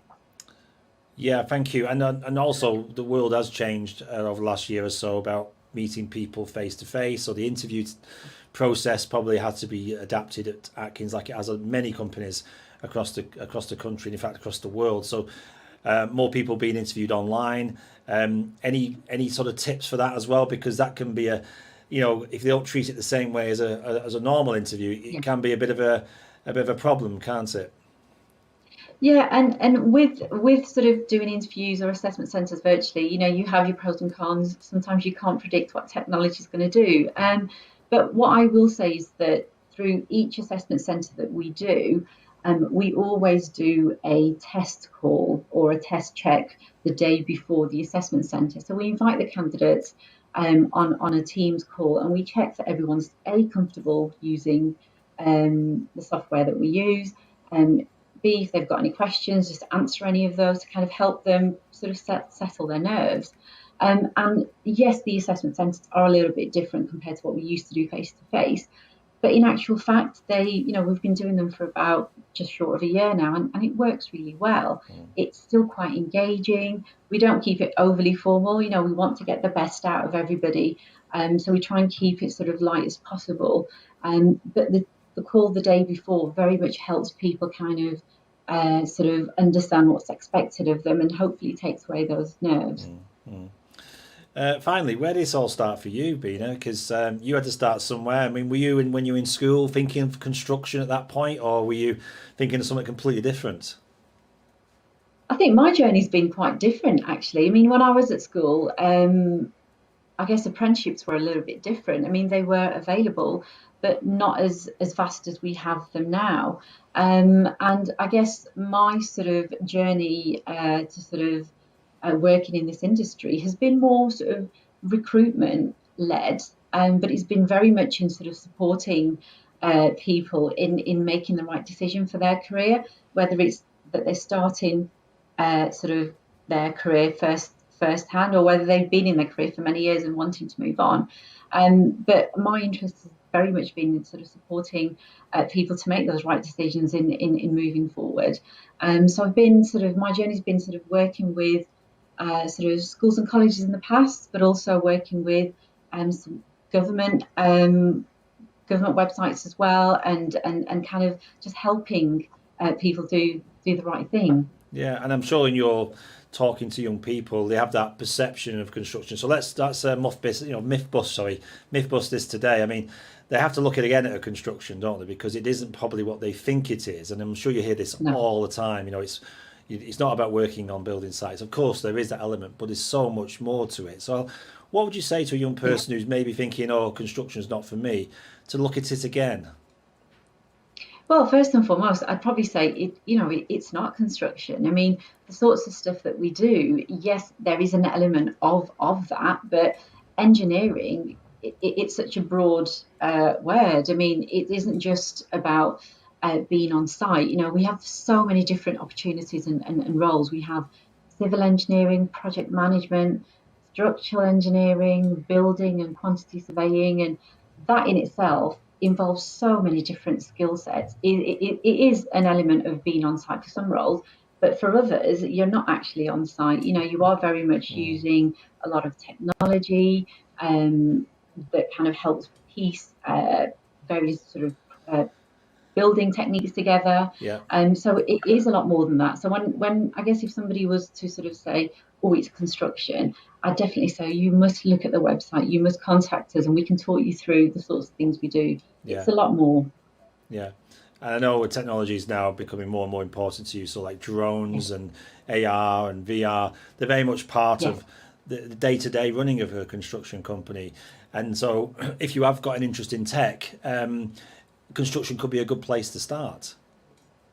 Oh, absolutely. So we are very much focused in the world of digital.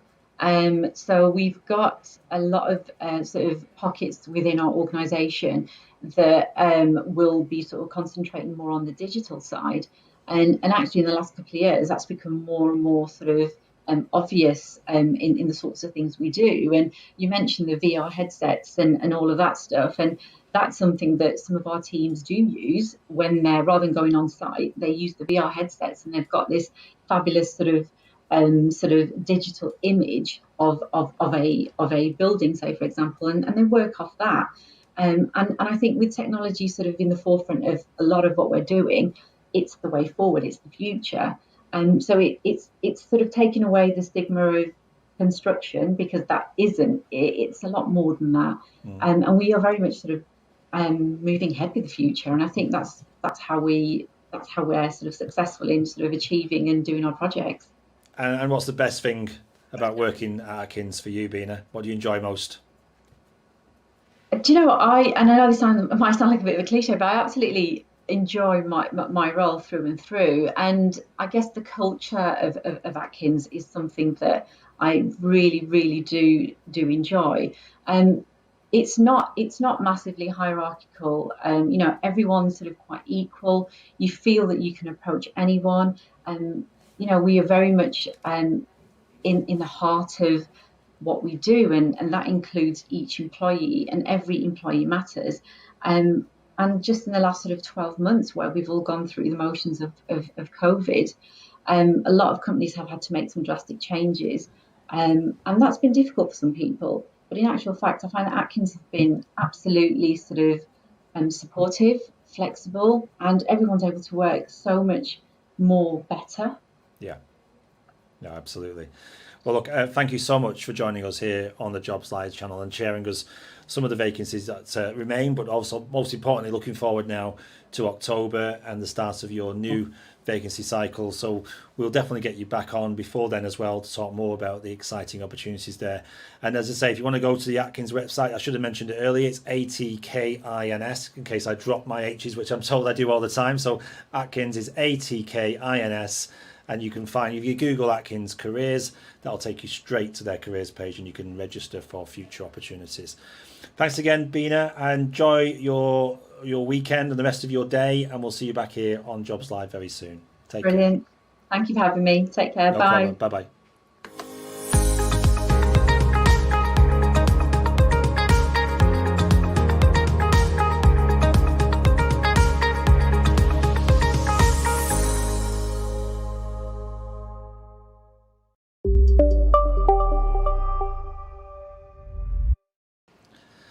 So good morning and welcome back to the Jobs Live channel. Glad you could join us today. This is Monday the 12th of April and I hope already today you found connections with local organisations within the region talking to more about those vacancies. And don't forget to use the live chat to get in touch with any of them today and onwards here on the Jobs Live channel.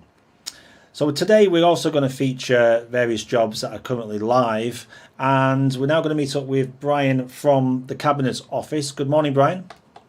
Good morning. Hello. Hello. Thanks so much for joining us here on the Jobs Live channel.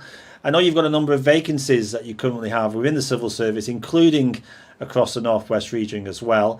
But can you just tell us a little bit about your role there within the Cabinet Office, please? Right, so I am the product manager of the Civil Service Careers website.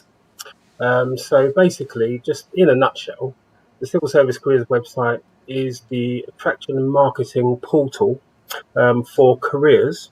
So in effect, it's like taking all the careers advice and putting it into one neat package for people to find out about departments, professions, and different ways that they can actually join the civil service. So that was launched on 2018 in July. So it's been going for about two and a half years now. And basically it covers the whole spectrum of careers, and obviously that hands off to jobs within the civil service. Fantastic. We're just going to bring it up on screen if we may, so people can easily find this website. It's civilservicecareers.gov.uk. I guess if you Google civil service careers, this is the first thing you'll see. Well, not really, because actually my sibling teams or colleagues have got there before me. So civil service jobs has been running for the past 10 years. So that comes up as the first result when you Google civil service. Second result is civilservice.gov, which is basically the front page of the civil service on gov.uk. By the time you get to about the third result, you get to this. It'll be homepage civil service careers. Perfect. So we'll just read it out again. That's civilservicecareers.gov.uk. And I'm sure you won't mind popping on the live chat later to leave a link directly to that if I can ask you to do that. And we'll obviously do the same throughout the day as well. So what can we expect on this website? Because I know you've been heavily involved, as you said earlier before we came on. This is your baby, isn't it, Brian? So tell us a little bit what people can expect on this website. Well, there are three key things I was going to direct people to. The first front and centre thing you can see at the top there is that lovely red button that says Try Our Career Matcher. This is the newest innovation. So what that is a very short quiz of only 3 questions where we're trying to ascertain people's motivations. So that first question, if you push any of those buttons and scroll to the bottom, it will lead you to the next question. So just scroll down to the bottom. Yeah, doing that now. When you pass through that motivation question, you will be going on to a question about what do you actually enjoy. So that, again, you see, we're trying to sort of focus on the user to see what they're into, what gets them going. And then the final question will be, what kind of careers are you interested in? So it's a bit more of a basic question, but as soon as you answer any one of those and scroll to the bottom, it will present you with another button that takes you to your 3 professions matches. So those 3 boxes link to professions pages, which are showcased on the Civil Service Careers website itself. So if you push any one of those buttons, I'm going to go for communications, Brian. That seems to be more up my street. So I'm going to try that. That was a good guess, wasn't it? Yep. There you go. Perfect. And as you can see, lovely full colour communications page. If we had time, you'd digest all of that information and maybe go through some hyperlinks. But what we're going to do, we're going to fast forward all the way down to the bottom of the page. And as you get to the bottom, there'll be a tile that says gov.uk, and that tile actually says vacancies. So if you hit that, I know that there's a tile that says gov.uk, the black tile. This one here, yeah, government communications, professional job vacancies. So I'm going to look at the latest vacancies now in the area I've chosen. So what I've actually done there is already pre-filter vacancies for that kind of profession from civil service jobs. So there you go. It's almost like on a plate. It's like a butler bringing you the vacancies for communication. They don't have to look. That's really good. And I guess then if you wanted to edit that search, maybe go for a different region. In fact, this is probably a good place to talk about this website too, because people can actually sign up and create an account, can't they, for this particular website for future reference? Yeah, exactly. And the important thing about signing up to create an account is because you can actually create job alerts after you've signed up. So the reason that's really important for everybody to know is because you may be looking on one particular day and not see the kind of vacancy you're interested in. Mm-hmm. But if you sign up for the job alerts, as soon as a new vacancy comes on at future points in time, the system will email you. So you don't have to keep logging in and out. It does it all on your behalf. So it makes it so much easier than having to just wade through lists and lists. So that's a big thing I've been pushing, is the use of the sign up potential and actually creating a job alert after you've signed up. Fantastic. Well, I'm just going to nip back to the site we started on, and Yep. if we go back to the home page, and if we go below the current Cryo Career Matcher, there's also a video there, isn't there, about the civil service. So is that useful for people to watch as well? Right, so that's a video more aimed at younger people, just to give an idea of how the civil service is transforming into the 21st century. I mean, that's almost like a kind of showcasing video. Yes. If you scroll down a little bit, there's a department bit you can see, and as you scroll a bit further down, it'll say learn about our professions as well. Yes. So you see the professions. Yes. But if you go just a little bit past that, just a little bit more, then here's the next innovation. So this is really important for your viewers to see. The location map was launched in 2020. Yeah. So what it actually does is, as long as your laptop is enabled, because really it's a smartphone, I've actually done this, when you push that big blue button, it will focus a radius of 50 miles around where you are to show you live vacancies. Yeah. May not always work on a laptop unless you've enabled geolocation on your laptop. Let's give it a go anyway. So let's see what it says. Give it a go. It's actually asking me anyway. He wants to know my location, so I'm going to allow that. And then allow that. There you go. There you go. It has found me. Right. Now, what happens is those little tags. If you tap a tag, it will give you the name of a government department, and then when you tap that department, the next thing you'll notice, it will take you to the department page on the careers website. Yeah. And this is slightly different because as you scroll down, you digest all the material, you learn all the stuff about that department. When you get right to the bottom, you will see that there is a green button. Right, you have to go literally right down to the base. Jobs near you. See that green button? Yeah. Yeah, so hit the jobs near you. So these are vacancies for that department in 50 miles around your radius right now. Great. There you go. Again, that's another big thing. I'm very proud of this one because we did it. Just to be clear, then that's jobs within that particular department that we've selected from the map. So this is purely HM Land Registries, it turns out. But if I'd have picked one of the other tags on the screen, another map showing another department, it would have given me vacancies in that department. So it's department vacancies rather than the whole vacancy position. Yeah. Yeah, exactly. Yeah. So you can see I'm almost trying to sort of give people different types of job search capability. So it's either the Career Matcher helps you to see your transferable skills and how they work for civil service. Yeah. The location map is more about what are the vacancies near you physically for particular departments. So they're the two most recent innovations.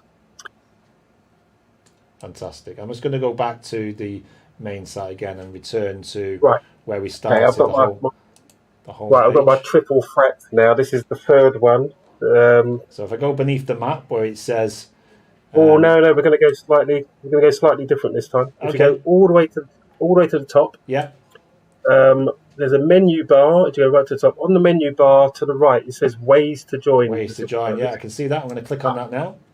Yep. Now, as you scroll down, first thing on the list on the left will be civil service apprenticeships. So if you scroll down, there it is, civil service apprenticeships. There's apprenticeship. Right, this is brand new. So the apprenticeships page was built in February 2021.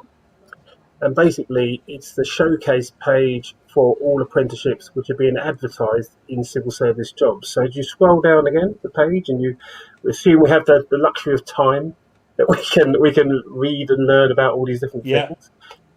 So you keep scrolling, you can see some information about people's experience. There's stuff from Chief Operating Officer himself. But there is a button, Find a Civil Service Apprenticeship. I click on that. Yep. Just loading now, and it's giving me 25 jobs. And I Well, guess these that's are apprenticeships. Yeah, they're apprenticeship vacancies within different departments across the country. Yes, correct. But the other thing, when you go back to the main page of Civil Service Apprenticeships, I do highlight in there again about the use of the creating an account and doing the job alert. So if you Yes. scroll up a little bit, Yeah. just scroll up a little bit, it's actually a bit on the right. So you go past that black box, so keep going up. Yeah. Oh, there. So, Yeah. yep. You So can that's sign up. paragraph. Yeah. on the right. Yeah. Yeah.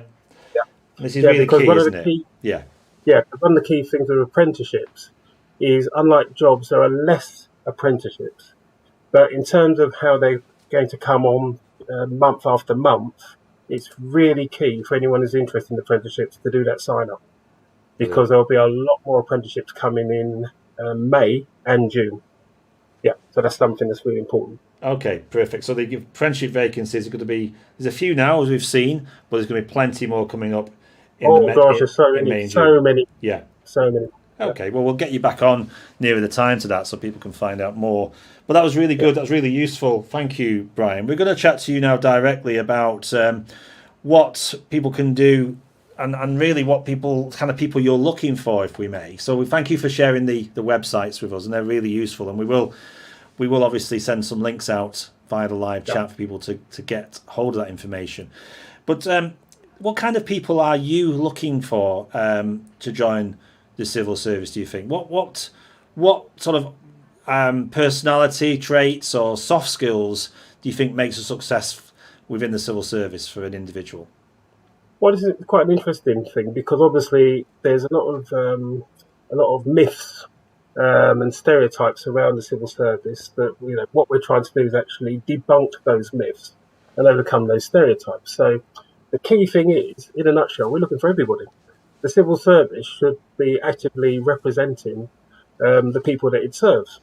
Therefore, if you think about it logically, people who could be people who've got some kind of education, university education, which is normally a stereotype when you think of fast stream graduate kind of things, they're the people who are already applying. However, we also need people who've got real life skills. So one of the key things that happened in the last couple of years, we piloted a returnship program for people who may have had more experience in the workplace, had been out of the workplace because of domestic commitments. And then we're trying to welcome those people back because of the wealth of experience they bring, not just from their work experience, but from their life experience. So that's just one slightly different angle away from just pure work experience. However, I mean, we've still got a veterans program running at the moment, so people coming out of military service. Again, so the transferable skills aspect of being ex-military and then coming into public service is a key thing. And obviously we do the same kind of thing with people who may have worked with police services or enforcement services, because the Home Office Border Force got a very strong enforcement unit. But the most important thing I want everybody to know is, even if you feel that you may have just worked in retail and you don't think, well, working in retail has got any link at all to the civil service. The myth I'm trying to debunk there is the fact that in the civil service, the biggest profession we have is operational delivery profession. The operational delivery profession is, in effect, almost a customer-facing, front-facing body of people who make up the majority of civil servants. So the key departments where there's the biggest amount of people who work in operational delivery profession would be Department for Work and Pensions themselves, because they're customer facing. HMRC is another massive department for this. So even for people who would have never thought that they had the skills or experience to work for the civil service, probably have.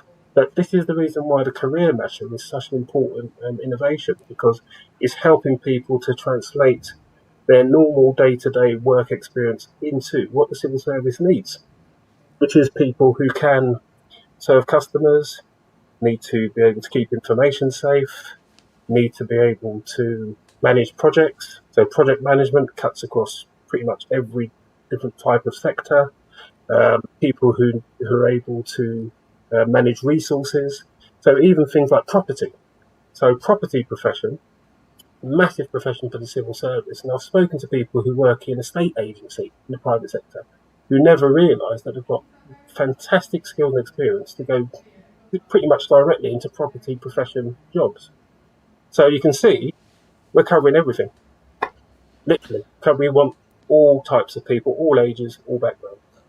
Thanks, Brian. And it feels to me as well that people may dismiss the civil service, again, maybe from that perception thing, and don't see themselves as fitting. But what you've just explained there is that people in many professions bring transferable skills into civil service. They probably don't realise it. But we had a chap on from the Cabinet Office a couple of months ago, and it isn't quite as it's depicted in those old black and white films still with bowler hats and brollies, is it? It's moved on a lot from then. Exactly. Although I must admit, I've actually been in Westminster, and I've actually seen some people who do look like they came from a 1950s film with a bowler hat and brollies.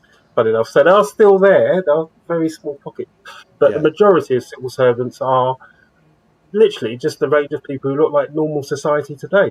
So that's one of the reasons why, with the video content I've put on the careers website, you'll notice when you watch some of those videos, it covers a range of people.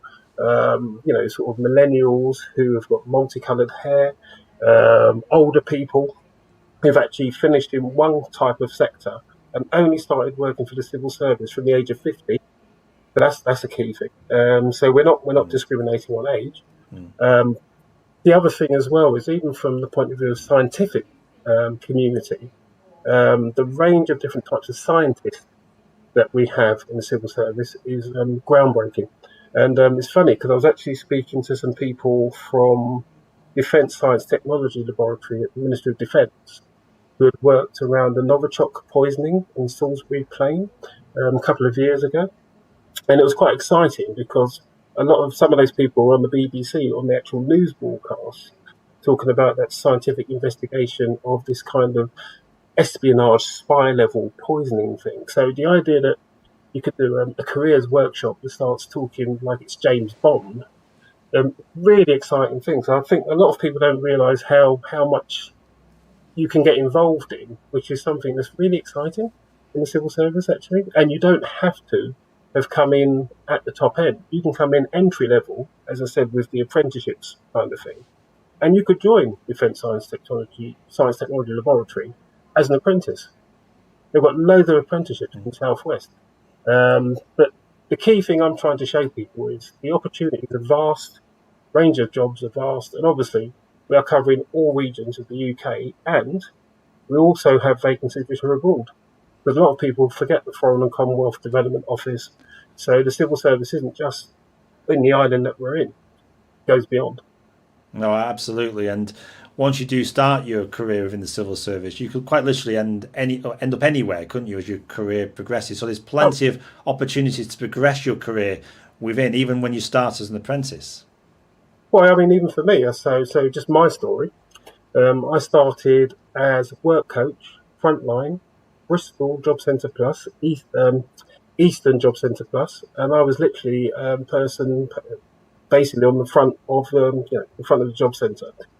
Asking people what have they been doing to look for work for 2 weeks, and then the ability to sign, so they could get their job seekers allowance. So that's where I started off with my 24-year civil service career. So actually, in terms of support for career development and actually, sort of the learning part of working as a civil servant is excellent. So I've been able to get qualifications in digital. I've got qualifications in HR, so I'm an associate member of Chartered Institute of Personal Development. Obviously, I'm doing work like making the careers website, which we can see today.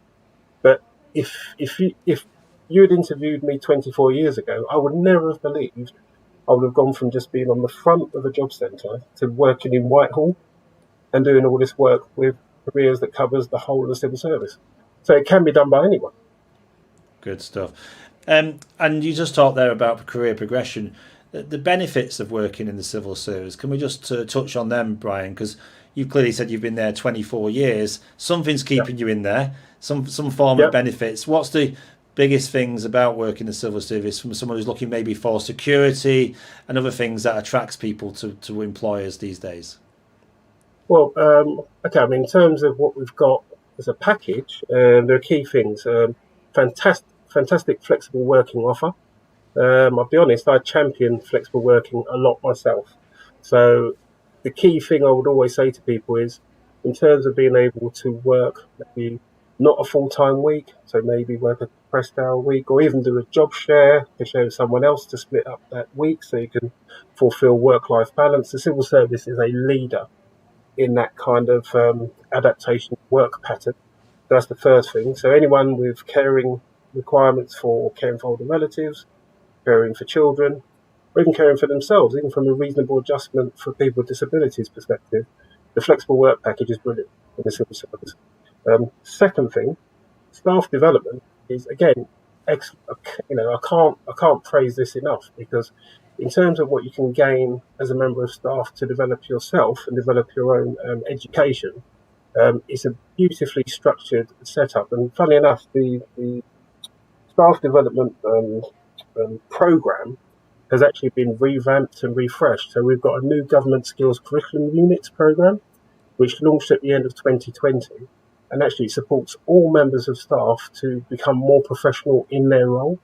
When I say more professional, that's professional with licenses as well. So it's not just in-house training, it's accredited training with proper colleges and universities. And obviously there's some soft skill training. But the key thing is, the civil service will really support you as a member of staff to develop yourself. And as you develop yourself, obviously you can use that to be able to apply for roles to do your staff promotion progression. Yeah. So that's the second thing, the development part.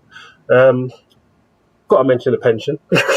I'll be honest, historically, there was always the thing about civil servants having great pensions. So we do have a very good pension. So that's there. And the last thing I've got to say, which is a really important thing, which is societal impact. So the greatest thing in the civil service is you can contribute to things which make a massive difference in the UK. And if you think about what we've had with COVID-19, so I worked with loads of colleagues who have helped with the response to COVID-19 in the last year. Obviously, before that, there were the colleagues working on Brexit. So again, that was the big ticket thing. Climate change is another thing. So we've got loads of colleagues working on the climate change agenda. But in terms of even just national security stuff, so again, sounds a bit James Bond, but there is a way for you to really make an impact on things that make a difference to all of us. And there's not many organisations that you can work in that do that, really. So, yeah. So they're my four big things. They are massive as well. And I think you say making a difference for a lot of people is what they want to do. So it sounds very satisfying in the work you're doing, Brian. And finally, for people who are looking to apply, maybe they've heard something today, they go, I'm going to take this and another look at this, especially the website we featured. You've obviously your fair share of people applying into the service. Any hints or tips for people applying to make sure they're as successful as possible? What would you say to them today? Well, there's only one thing I've got to say, and we're going to have to go back to the website, because the big innovation at the beginning of 2020, before those other things I've said, if you go on that menu bar at the top, right on the right-hand side, it says how to apply. Yeah, we're going to click on that now. Right, so what we've done, to answer the question that everybody does ask, is put some of those hints and tips into a nice, neat package page. So as you scroll down, it will explain to you 4 steps of being able to apply for a role. There's like finding the role, the application process. There's something around the assessment of applications. Sifting and shortlisting. And then all that business. Yeah. So on the right side, there's some handy links as well towards being able to write your personal statement. A really important one on that right side is about psychometric testing. So if you just scroll up a little bit, just scroll up just a little up. So those hyperlinks on the right where it says useful to know. Yeah. It should be stuff around there about. Yeah, I got it. That's okay. Good to know. Okay. Yeah. Success profile videos, civil service online tests, and all of that. Yeah. Yeah. Right. So the civil service online test bit is a really rich page where you can actually practice doing online tests before you even take a real online test. So I'd always recommend people definitely look at that, because it's one of the hardest things to get your head around. That's why that hyperlink's in there, and obviously the ability to prepare for interviews is really important. Yeah. But yeah, so I hope that page actually answers pretty much most people's questions around how do I get my head around the application process itself, because it is quite a rigorous application process, as you'd expect. But we are trying to give as much support as possible. The success profile link, if you scroll up a little bit, there should be a link to a video on the right. Yeah, there is there. Yeah, success profiles video. Yeah. Right, that's a 7-minute video that takes you through the whole sequence of civil service success profile process. I'll just pause that there, but that takes you to YouTube, but it's information for candidates applying to work in the civil service. So that's really valuable video, isn't it? People can watch. Yep. And what we'll do is we'll post that video as well on the Jobs Live channel, so people can find it on the channel as well, because that could be where their journey could start, couldn't it? Yeah, exactly. And we use success profiles for all applications for the whole of the civil service. Brilliant. So yeah, fantastic. Well, listen, this has been more than helpful, because not only have you given us your insight into working in the civil service, Brian, but you've also given us some really useful resources today on where people can find not just the jobs, but how to apply into them. And I mean, for a lot of people as well, this year has been challenging, hasn't it, to say the least. I mean, how have you had to adapt? Just finally, how have you had to adapt to that time when it comes to working practices and maybe remote working? Has that affected you as well? Well, it's a difficult one because I work in a digital team. I've been working on a multitude of digital communication platforms for the past 7 years. So ironically, working from home for me is quite bread and butter. And then working with things like Zoom, Microsoft Teams, Google Meets, WhatsApps, it's always been something that I do as a member of a bigger digital team anyway. And it's the thing that I promote for other people to do. So the biggest thing for me is getting other people to be more comfortable in using it, who are not digital people.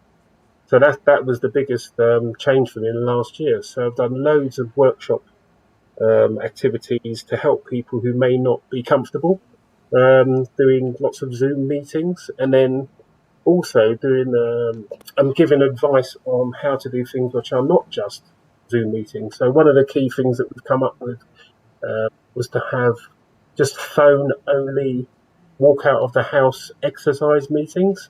So you don't have to always be digital on a screen. You can actually just do an old-fashioned phone call and just talk to your mate on the phone while walking down the shops, which doesn't sound very digital, but at least it sort of gives people a breathing space. No, that's right. So yeah, I think we've said before on the channel, people just got to stay positive and really keep at it, because the vacancies are there clearly, and it sounds like you're going to have a lot more coming up as well over the coming months. So it'd be good to get you and your team back on at some point to talk more about those, if I can trouble you to do that. Oh yeah, perfect. I'd love to. Thank you very much, Brian. Thanks for your time this morning here on the Jobs Live channel. Coming up shortly, we're going to be meeting up with Pathways CIC, another great organisation taking on people within the Northwest region. In the meantime, thanks so much for your time, Brian. Take care, and thank you. Good luck as well with the rest of your, what sounds like a very interesting career within the civil service. Take care. Bye-bye. Thank you. Thank you. Cheers. Bye-bye.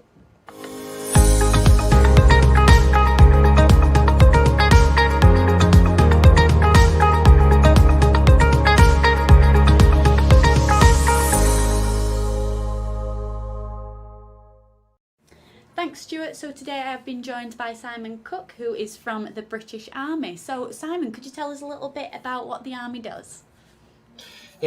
So the British Army protects the United Kingdom's interests at home and abroad, providing a safe and secure environment which all British citizens can live and prosper. We break this down is the fact that we're always ready to serve. The way we do that is there's a couple of different ways. So we protect the UK with our highly trained soldiers, ready to deploy anywhere across the world at 24 hours, 365 days a year to meet a variety of challenges. We prevent conflict around the world. We also deal with disasters around the world, and we also fight the nation's enemies. Perfect, that sounds lovely. So where are you guys based roughly? Currently, at the moment, the British Army is based basically all over the world. We're based in various locations around the UK, so England, Scotland, Wales and Northern Ireland. We also have lots of personnel deployed on various operations around the world. For instance, the Baltics, so Latvia, Estonia, Lithuania and Poland. We've got lots of soldiers in Africa at the moment, so South Sudan, Somalia, Democratic Republic of Congo and Mali, and also in Kenya, Belize and Brunei. We have lots of soldiers currently at the moment in Canada and Cyprus and Germany also. Perfect, that sounds brilliant. So what kind of roles are you recruiting for at the moment? So at the moment, there's hundreds of different job roles within the Army. Some of them, just to take into consideration that some of them require qualifications and some don't. But there's, as I said, hundreds of jobs role in engineering, comms, IT and intelligence, logistics and support, combat, big one. Probably the biggest part of the Army is the job roles within combat, medical, HR and finance, and also music. But at the moment, we're currently employing some priority roles. So a couple of them are HR specialist, supply chain operative, postal courier, cyber engineer, ammunition technician, and movement controller, and also guardsman as well. Brilliant, that sounds great. So what kind of people are you looking for to join your organisation? So the Army, to be a part of the Army team, the big one on my part is a positive attitude and outlook in working day to day. No day is the same within the Army. We need to have a certain standard of physical fitness, depending on what job role you're looking on joining when you go into the Army. A willingness to learn. You're learning every day. I've been in the Army nearly 9 years and I still learn new things every single day. And be able to work as part of a team every day as well. All right, so we break this down into our core values and standards of the Army, which are courage, discipline, respect for others, integrity, loyalty, and selfless commitment. Perfect. Some very key skills there and values to have. So why would someone want to come and work for the British Army? There's lots of different reasons why someone will come and work for the Army. So the big one is personal satisfaction and pride, all right? Having pride in wearing combat every day and being in the British Army. Variety and adventure. So, as I said, no day is the same. And some would say the Army is one big adventure, seeing the world. Travel, see parts of the world that you never see in ordinary life. Job security and economy and stability. All right, the Army provides a good wage, and the longer you're in the Army, with real prospects of going up in rank, the more money that you're going to earn. Physical fitness, a chance to live a fit and healthy lifestyle day to day. Some people might be doing that now, some people don't, if it suits them. An option of full-time and part-time service, and also sport. So we're big on sport. The Army is also massive on it. So whatever you're good at, you can travel to various locations around the world and across the UK, conducting sports that you're good at. Perfect. That sounds like a lovely list of things for someone to join the Army for. So have you got any hints or tips for those that might be applying today as well? Yeah, so for me, it's self-motivation. So joining the Army is obviously quite a life-changing decision. So be confident in your decision that you are ready to do it and it's truly what you want. Fitness. So keep up with your fitness. As I said, if some job roles require harder fitness requirements than others, all right. So depending on the job role that you're going into is how fit that you need to be.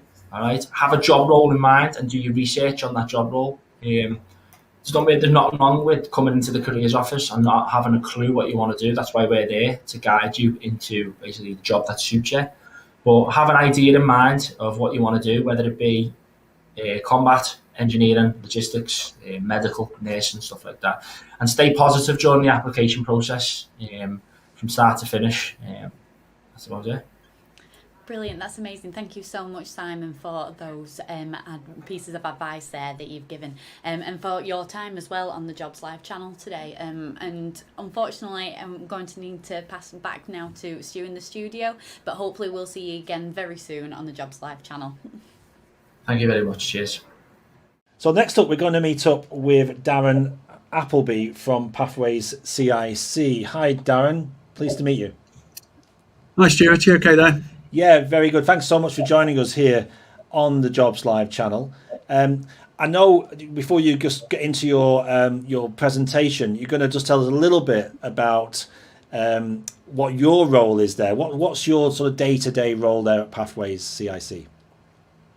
Well, I'm the project coordinator, so my role is primarily focused on supporting the individual link workers out in practice, and also primarily around data analysis.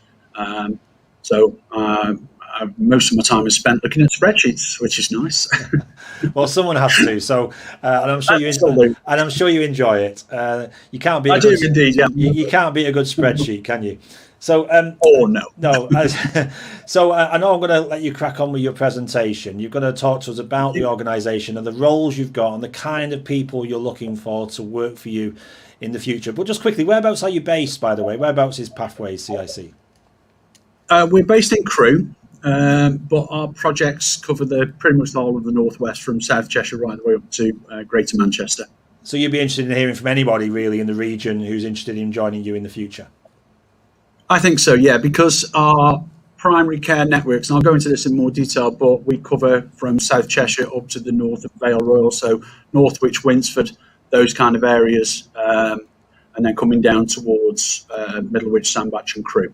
So that's our patch. Perfect. Thanks so much. I think you're going to attempt anyway. This is the first time we've tried this live. We're going to do a screen share. So if you could try that, and then we'll get on with your presentation. Thank you very much. Yeah, no problem at all. Thank you, Stuart. Just give Darren a few seconds to show us his presentation. I think we can see it now. There we go. So yeah, we can see it all clear on the screen. So over to you, please, Darren. Thank you very much, Stuart. So yeah, welcome everybody. I'm Darren Appleby. I'm the Social Prescribing Coordinator for Pathways CIC. As Stuart has mentioned there, we're based over in Crewe, but we predominantly cover from South Cheshire through up to Greater Manchester, so a lot of the Northwest area. I'm going to be talking to you a little bit about our organisation and particularly the roles that we cover and the roles that we are particularly looking to recruit for most recently. I'll go through this in a fairly rapid, but if anybody's got any questions, please feel free. So our organisation was formed in 2006 with a social enterprise based on innovation and forward thinking. We deliver health, work and wellbeing programs designed to create sustainable change for individuals and local communities.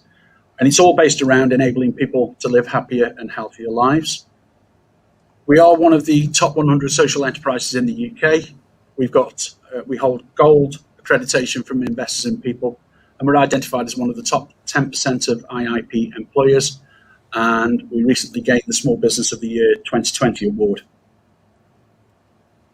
As a consequence of our commitment for delivering best practice, we hold contracts both across the public and private sector, within local authorities and within NHS England. We've supported in excess of 55,000 people. We've saved over 1,265,000 days of waiting time for access into primary care services. And we've saved the country in excess of over £29 million in economic benefits for the communities we serve. Our commitment is all about outcomes and return on investment, and that enables us to have a stable blueprint for future ongoing investment. Just a little bit about our Investors in People. We strongly believe that a good employer's best asset is our staff. We have a great workforce that come to work for Pathways. We have quite a number of benefits. For example, you get your birthday off, which is great. I had mine last week, thanks. But the external assessment confirmed that the people who work for Pathways enjoy it. It marries into their own personal ethos. So we're very much around support for staff. It's a challenging job. It's a difficult. It can be difficult working with people who are going through difficulties themselves, but we ensure that our staff are supported in every step of that. The staff have got a strong sense of ownership and pride in their work, and we particularly kind of encourage people to feel empowered in the judgments that they make. We're very much around autonomy. We're very much around self-management, and really that giving that people that autonomy to take decisions, which I feel is really important. Moving on to the recruitment phase, we're currently looking for 3 specific vacancies. Those are the vacancies that we're currently recruiting for. Now, these roles I'll go into in more detail, but as a whole, they require a very positive attitude and also that element of working hard as part of the local primary care team. So it's about being embedded in the local GP surgeries, really delivering the service at point of need. Where there are gaps in skill sets, we provide comprehensive skills training through formal NHS-based training, our own internal training, and also elements of peer support, both locally and nationally. The roles, the social prescribing roles that we recruit for, you're part of a wider team, not only within Pathways and then further within the NHS, but also on that national basis as well. Naturally, we have COVID-safe working practices, and many of our link workers are currently based out in practice now in a COVID-safe environment, but some are continuing to work from home, and that's really based on what those particular practices require. A little bit of an overview of what social prescribing is. We are kind of innovative in the way that we deliver social prescribing.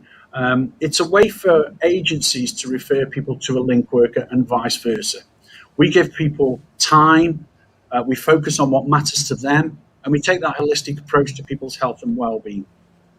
We connect people to community groups and statutory services for practical and emotional support.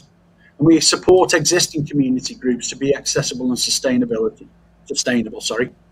We also help people to start new groups, and we work very much in partnership with all our local partners. We can't do our jobs without that local partnership framework in place. What social prescribing actually is primarily finding different ways of treating people's barriers. Many of the barriers that people face are potentially social, but also have that potential to be negatively impacting on their health. So by working with people with one or more long-term conditions, maybe people who need support with mental health, people who are lonely or isolated, or have complex social needs, those can all affect their health and their well-being. We believe very strongly that people, given the options and the empowerment, we believe very much that people can actually make the right choice and get towards their end goal.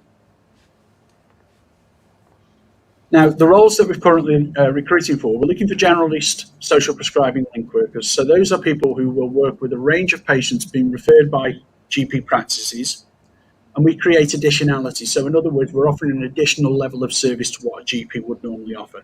We're non-clinical in that respect, so we don't prescribe medication, but what we do prescribe is kind of a different way of thinking about health. So it might be, for example, we know that the links between physical health and mental health are really strong. So by doing our holistic assessments at the start of the engagement, we can clearly understand what the needs of patients are. We can look at their health behaviours, their management of health and their self-care strategies, and we can connect then patients to the appropriate support beneficial to their lifestyle needs. A whole reason to do this is to reduce pressure on primary care by supporting dependency on primary care, and particularly with GP appointments, by addressing the non-medical needs of patients and those wider determinants of ill health. We do recognise that up to 20% of all GP appointments are actually non-clinical. People sometimes just need advice, and that's where we step in. The mental health link workers, however, are slightly more specialised. Those are trained counsellors, therapists who play an active role in a patient's healthcare, and they engage particularly patients in their mental health needs through undertaking assessments to understand that mental health need and their health behaviour. We connect, again, patients to appropriate support, and we reduce, again, that particular pressure on primary care by supporting those patients who perhaps are a little bit dependent on primary care. We've got the potential to reduce medication costs as well, because we look at different things like health and well-being in terms of mindfulness, in terms of counselling and those other kinds of forms of therapeutic care, which actually might go some way to actually give people the empowerment to make those changes. Social prescribers play a variety of different roles, and on the screen at the moment, you've got key areas. We promote physical and emotional health and well-being. We're about cost effectiveness and sustainability by preventing many people having that dependency on primary care, and also we do actually affect people's prescribing of medication as well. We build up local communities. So as part of the third sector, we play our part within the local community groups and the local community framework. Where we've got gaps in community organisations, we can help to fill them. We can help people to promote their own groups. We can also help people to develop and establish their own groups as well. We focus on behaviour change, so things like lifestyle, abilities to self-care, patient activation and motivation, plus also learning new skills. The capacity to build up the voluntary care sector is through things like volunteering, and we've encouraged and supported people into volunteering roles. That happens quite a lot. We look also at the social determinants of ill health. So we help people to improve their employability, reduce their isolation. We reach out to marginalised groups. We also provide key advice and support in a range of different areas where people might sometimes feel that they are slightly excluded from their own control over their health. What kind of people are we looking for? Well, in terms of our social prescribing link worker roles, we're looking for people for the mental health side who are working towards or currently hold BACP accreditation. We're looking for people with, again, on the mental health side, who have clinical knowledge and expertise and want to develop that further. From a more general perspective, we're looking for solution-focused people, people that can see an end goal and can map out a route towards that. They build relationship with practices, with patients, with community groups and organisations, and also other partners. A lot of it is around effective time management and caseload management, but we very much believe in the person-centred approach. Our clients, our patients are the key to this. And without their buy-in and without providing them with clear goals, then we ain't going to get where we need to be. But definitely we're around that positive aspect, that aspect which inspires trust, confidence, and motivation. And as a result, we encourage people to be self-managing and working towards that end goal. In more focus, the social prescribing link worker, the salary bands are between 22,000 and 26,999. We do consider part-time, we do consider flexible working. We're based in local GP practices in and around the South Cheshire and Vale Roy area. We're currently at the moment looking for a social prescribing link worker on a 0.4 basis in Nantwich, but we also have vacancies ongoing and upcoming for a variety of areas through the SMASH PCM, which is Sandbach, Middlewich, Scholar Green and Haslington, the Winsford area, and the Chelford and Hanforth, Alderley Edge and Wilmslow. We have another role which is available to us at the moment, which we're currently recruiting for, and that's a care coordinator. It's a slightly different role than the social prescriber because they actually provide extra time and capacity to support patients preparing for or in following up clinical conversations they've had with their primary care professionals. Again, they will work closely with GP practices and they'll make sure that appropriate support is made available to patients and their carers and ensuring that their changing needs are addressed.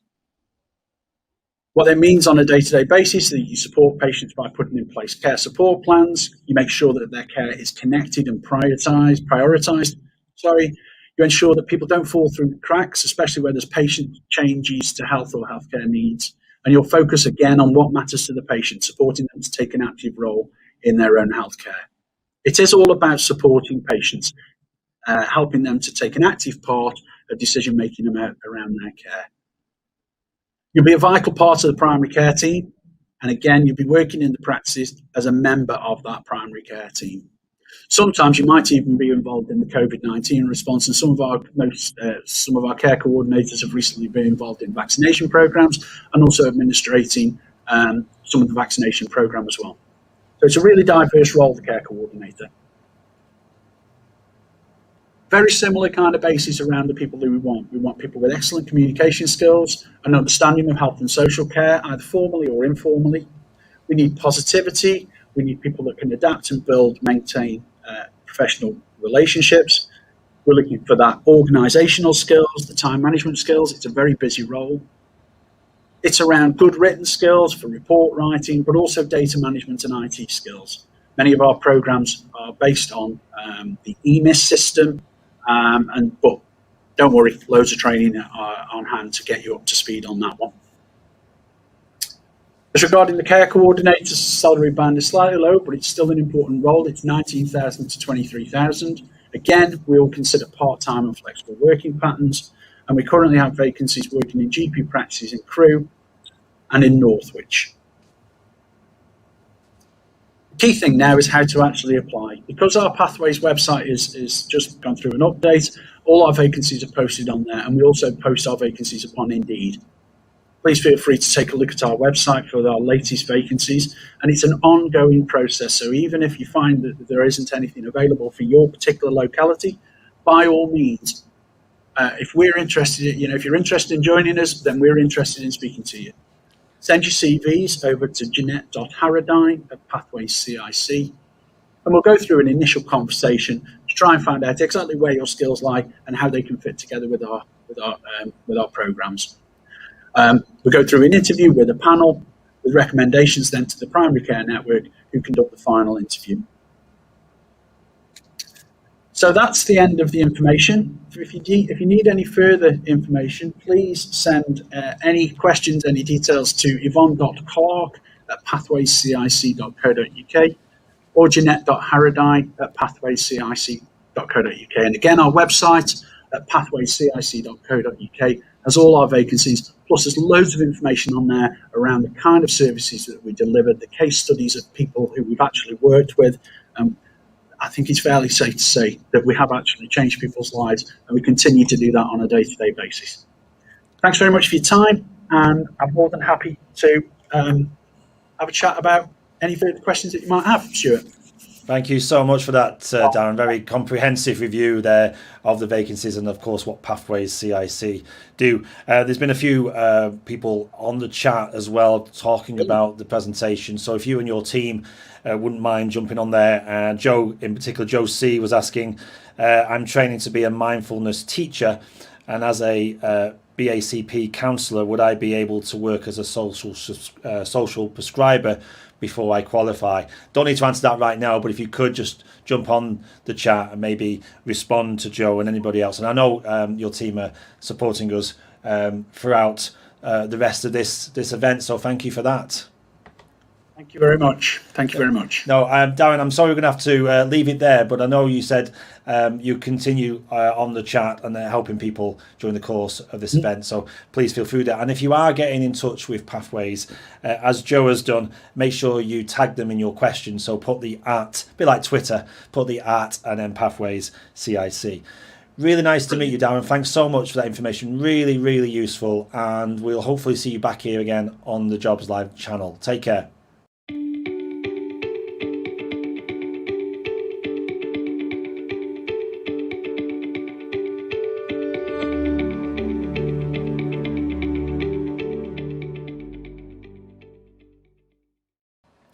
So welcome back to the Jobs Live channel. It's Thursday, the 22nd of April. Hope you're having a great day. And thanks for joining us here to find out more about employers from across the country, and in particular their vacancies that they have with us at the moment. And also you're going to get to know about these companies in a bit more detail and the kind of people they're looking for. So it's really invaluable insights into hearing from these employers today here on the Jobs Live channel. Remember, you can always stay in touch with us by using the subscribe option at the top of the page so you don't miss a single broadcast, and we'll let you know the people we're meeting. So next up, we're going to meet up with good friends of the channel, Gatwick Airport, and I've got Dave online right now. Hi, Dave. Hi, Stuart. Great to meet you again. We met what seems like a lifetime ago now at the Aviation Live broadcast, which I think was just before lockdown, wasn't it? Around February last year. It was indeed, yeah. It feels like an awful long time ago now, doesn't it? It does. It feels like another lifetime ago, in fact. But you are doing the similar role that you're doing now, and in fact used that broadcast to talk about your apprenticeship program. We're gonna come on to that actually, because that is again started for 2021. But before we do, for those who don't know about Gatwick, just tell us, what is Gatwick Airport? Yeah, most certainly. So Gatwick Airport is the second largest of the main London airports. And before COVID-19 pandemic was the second busiest airport in the United Kingdom in terms of passenger traffic and was the busiest single runway airport in the world. We got a diverse mix of airlines that fly from Gatwick, including EasyJet, British Airways and TUI, to name a few. Pre-pandemic, we also flew to more destinations than any other UK airport. And in 2019, we flew more than 46 million passengers. We normally operate from 2 terminals, and we obviously have a direct rail link straight into central London. Brilliant. And for those who can't quite geographically picture where you are, just if you can visualise where you are in that M25 circuit around London, you're quite close to that motorway, aren't you? We are indeed, yeah. We're very close to the M25. We're straight direct access onto the M23, which is 15 minutes from the M25. So Gatwick's based near Crawley in West Sussex, and we are less than 30 miles south of central London. Perfect. And everything we're going to talk about today, Dave, about the roles, particularly apprenticeship roles, are people going to be based at the airport, or is it going to be a blend of that and remote working as well? So the apprenticeship is based at Gatwick, other than the first year where you will you will spend time in our college provider, which is East Surrey College. Brilliant. Well, let's get straight to it, shall we? I know you've got, you're excited, I'm sure, to talk about this, because in the current climate, it feels like there's a lot of negative, but we're talking about a real positive opportunity for an engineer apprentice to join you in the future. So while you're chatting about that, let me just bring up your web page. So we're now sharing the Gatwick Airport careers page, and this is in particularly looking at the apprentices, Dave. So tell us a little bit more about what opportunities are on that page right now. Absolutely. So we're really pleased to be able to look to the future to rebuild Gatwick, and we are currently recruiting for our 2021 intake of engineering apprentices. So the apprenticeship scheme itself is a fantastic opportunity for people to join us and begin their career in engineering. The program that we offer is a level 3 mechatronics apprenticeship. It's a 4-year program, of which the first year is spent full-time at East Surrey College, and here you will study for your BTEC level 2 in engineering through a combination of theory and practical lessons. So this will include electrical, electronic, welding. You'll be in a machine shop working on lathes, mills, etc. So they give you a real good basic understanding of engineering in the early days of your apprenticeship. You then come to the Gatwick in year 2, and at the airport during year 2 you would just work 8-hour shifts with a day release back to college, where you will continue to study, but this time for your BTEC level 3. When you're at the airport, I will put you on 3 to 4 month rotations around engineering sections such as heating and ventilating, air conditioning, our shuttle section, our baggage, our life safety and controls automation, our specialist systems that incorporates electronics and environmental utilities in this state. And here you'll gain practical experience working with our technicians, getting an understanding of the vast and varied engineering available at the airport. And during year 2, you will also begin work on your MVQ. And this is your portfolio that you'll build over the course of the apprenticeship of all the skills that you've obtained. Into year 3, you will commence shift work. So this is 12-hour shifts, days and nights. It gets you working an awful lot closer with the team. You'll continue with rotations around engineering sections. For those of you that have achieved good BTEC results, you will return to college and study for an HNC in engineering. Working with the shift teams, as I said earlier, will enhance your team working skills, and it will give you a greater insight into the technician role at Gatwick. Year 4, which is your final year, will see you complete the final year of your HNC. Here you will spend longer on a section. We will look at sections that are available where there may be opportunities for you to become one of our engineers on the future, and you will spend longer with that team to prepare you.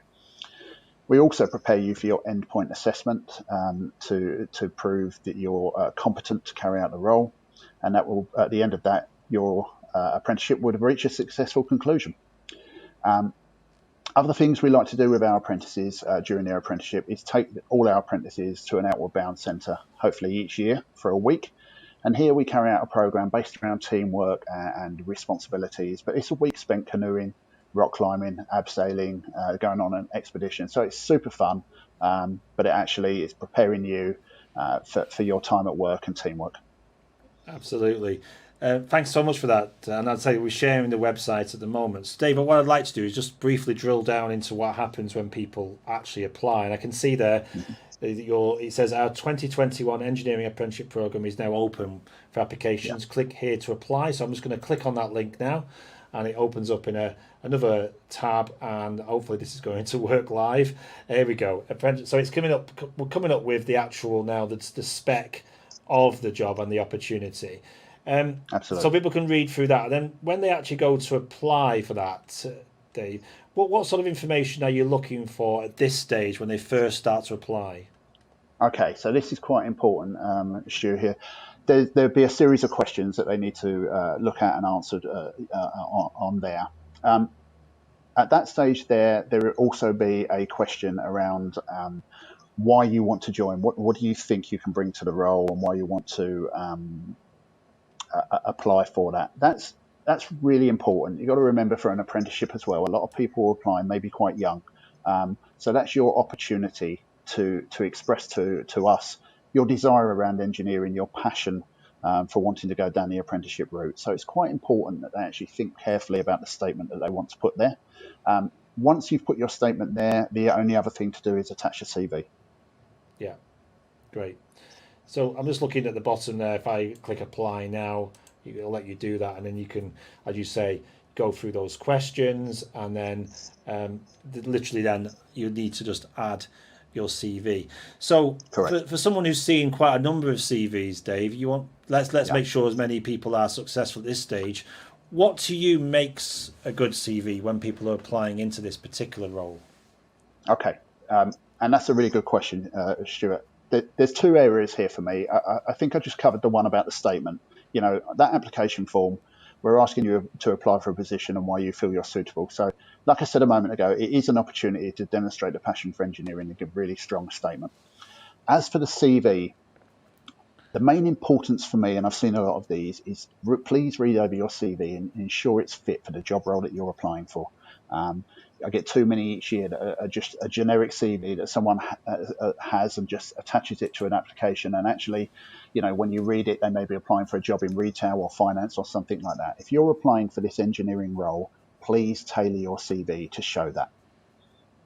Yeah, absolutely. So, and also we hear a lot about doing your research as well. So make sure your CV defines the role you're going for, as you rightly say. You've already, from the program you've got 4 years there of seeing people on that program, and you'll know the ones who make it and those who don't through that process. What is it that you feel what is the sort of things you're looking for, the kind of the attributes and the sort of the softer skills that are going to make young people successful? Absolutely. So, you're looking for someone who has a genuine passion around engineering. We've already mentioned that. But they've got to be motivated to want to learn and willing to work and study. A lot of the study and the work that they need to do for the college will need to be done in your own time. And it's having that motivation to do that. Gatwick's a family-friendly organisation. We really want to embrace our young people into the business. And actually, it's becoming part of that business. Putting the work in, you've got to be a good team player, but mainly you've really got to, want to achieve high standards, be proud to work for Gatwick, respect our values, and be motivated to be one of our future engineers. And going on to that about the future as well, what we've met on the channel over the last couple of years is people who've done very well at Gatwick, who've moved into very senior roles after starting as apprenticeships. So you must pride yourself really on those progression routes for your apprentices when they come in. It's something we've always had, and you're right, we do pride ourselves on that. We work hard with our apprentices over a 4-year period, and we want them to be our engineers of the future. A huge amount of our technician workforce is carried out their apprenticeship at Gatwick Airport. I carried out my apprenticeship at Gatwick Airport, albeit an awful long time ago. Some of them have chosen to remain as technicians, which is fantastic. Some are team leaders, engineering leaders. We've got principal engineers, senior business managers. I've gone full circle. I run our apprenticeship program now, and as I say, I started here as an apprentice. So there are wonderful opportunities for our people at Gatwick to progress into different areas. And is it something that, when someone applies and they think engineering, it might just put them off? They think that they've never done anything like that before. Are you finding people who apply, who've not necessarily done engineering, are still just as successful as those who have done it before? Absolutely, absolutely, and that's a really important point you make. I think what you've got to remember is you are applying for an apprenticeship here. We're not looking for a finished article. We're talking young people who may not have any experience with engineering, but just have this desire to learn, just really enjoy working with their hands, are willing to learn, and I think that's really important. Please don't be put off because you see the word engineering.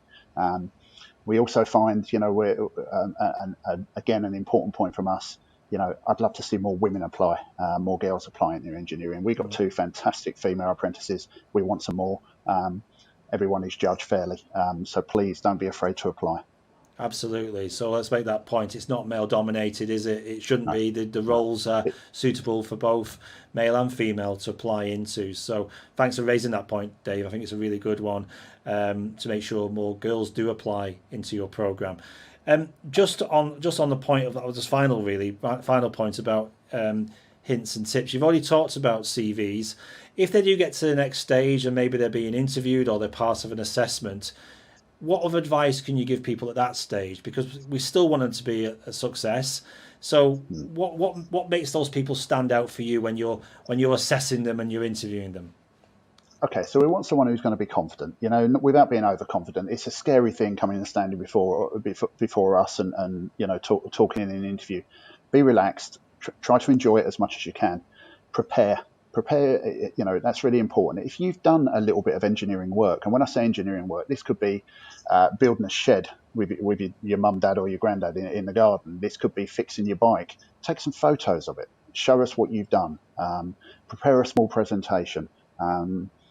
Just be confident in your abilities. As I said, you're not applying for a job here where we're looking for the finished article. We understand you're possibly young people. Could be your first ever time going for an interview or into the workplace. We're going to make you as welcome as we possibly can. But it's actually, if you can prepare, do some research on a company, and you'll be an asset. Yeah, and I suppose there's that point, isn't it? The last 12 months it's been difficult, especially for young people working remotely at home, with lots of more spare time maybe than they had before. Are you looking for sort of asking that question, what have you been doing with the last 12 months? Have you been doing any projects? Would that hold them in good stead if they've been working on a project or a hobby whilst being stuck at home, so to speak?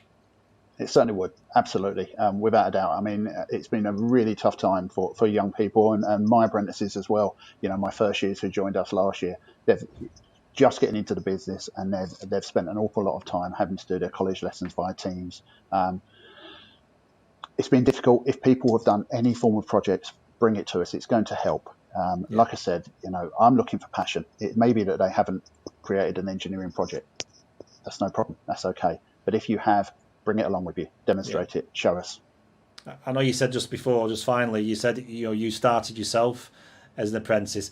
Everyone remembers their first day, don't they? I mean, can you remember that first day? Driving up to Gatwick or walking up to Gatwick, and when you first arrived there, what was that feeling like, Dave, when you first walked into the operation? I do remember it, Stuart. It was the end of August 1984, which is an awful long time ago. It was so exciting for me. I'd come straight from school, thought I knew everything and realised I knew nothing. And it was wonderful. I was made to feel very welcome. And it was just suddenly I was in this world of work. And it just opened up a world of possibilities. And I thought I knew what went on at an airport. I had no idea what went on behind the scenes. So it really is an exciting time for young people. Thanks so much, Dave. Thanks so much for joining us here on the Jobs Live channel. So that's Dave White from Gatwick Airport, who's the engineering apprentice lead, who will be your man, really, if you were successful, to take you through your programme. And he's seen many young people through that programme over the years and who've gone on to work at Gatwick at a quite senior level, which is fantastic to see. So, Dave, thanks so much for sharing that information. I know you'll jump on the chat later and leave some valuable links where people can go for these jobs. We've already shared one today. I'm just going to flash it back up on screen again. So this is the actual website you need to visit right now. When's the actual closing date, by the way? I should have asked you that earlier. Yeah, no problem, sure. The closing date is the 30th of April, so we haven't got that long. No, but there's still plenty of time if you want to get your application. Correct. It doesn't take long at all. Just go online, No. submit your CV. But like Dave said, just be careful that the CV is fit for purpose and it does talk about the role you're applying for. That is so important. Otherwise, you may get overlooked. Okay, Dave. Well, listen, really good to get you back here on the Jobs Live channel. Hopefully we can have you back on again later in the year to talk about the success of your programme and look to the future as well. But in the meantime, take care and the very best of luck to you and your colleagues there at Gatwick Airport. Thanks ever so much, Stuart.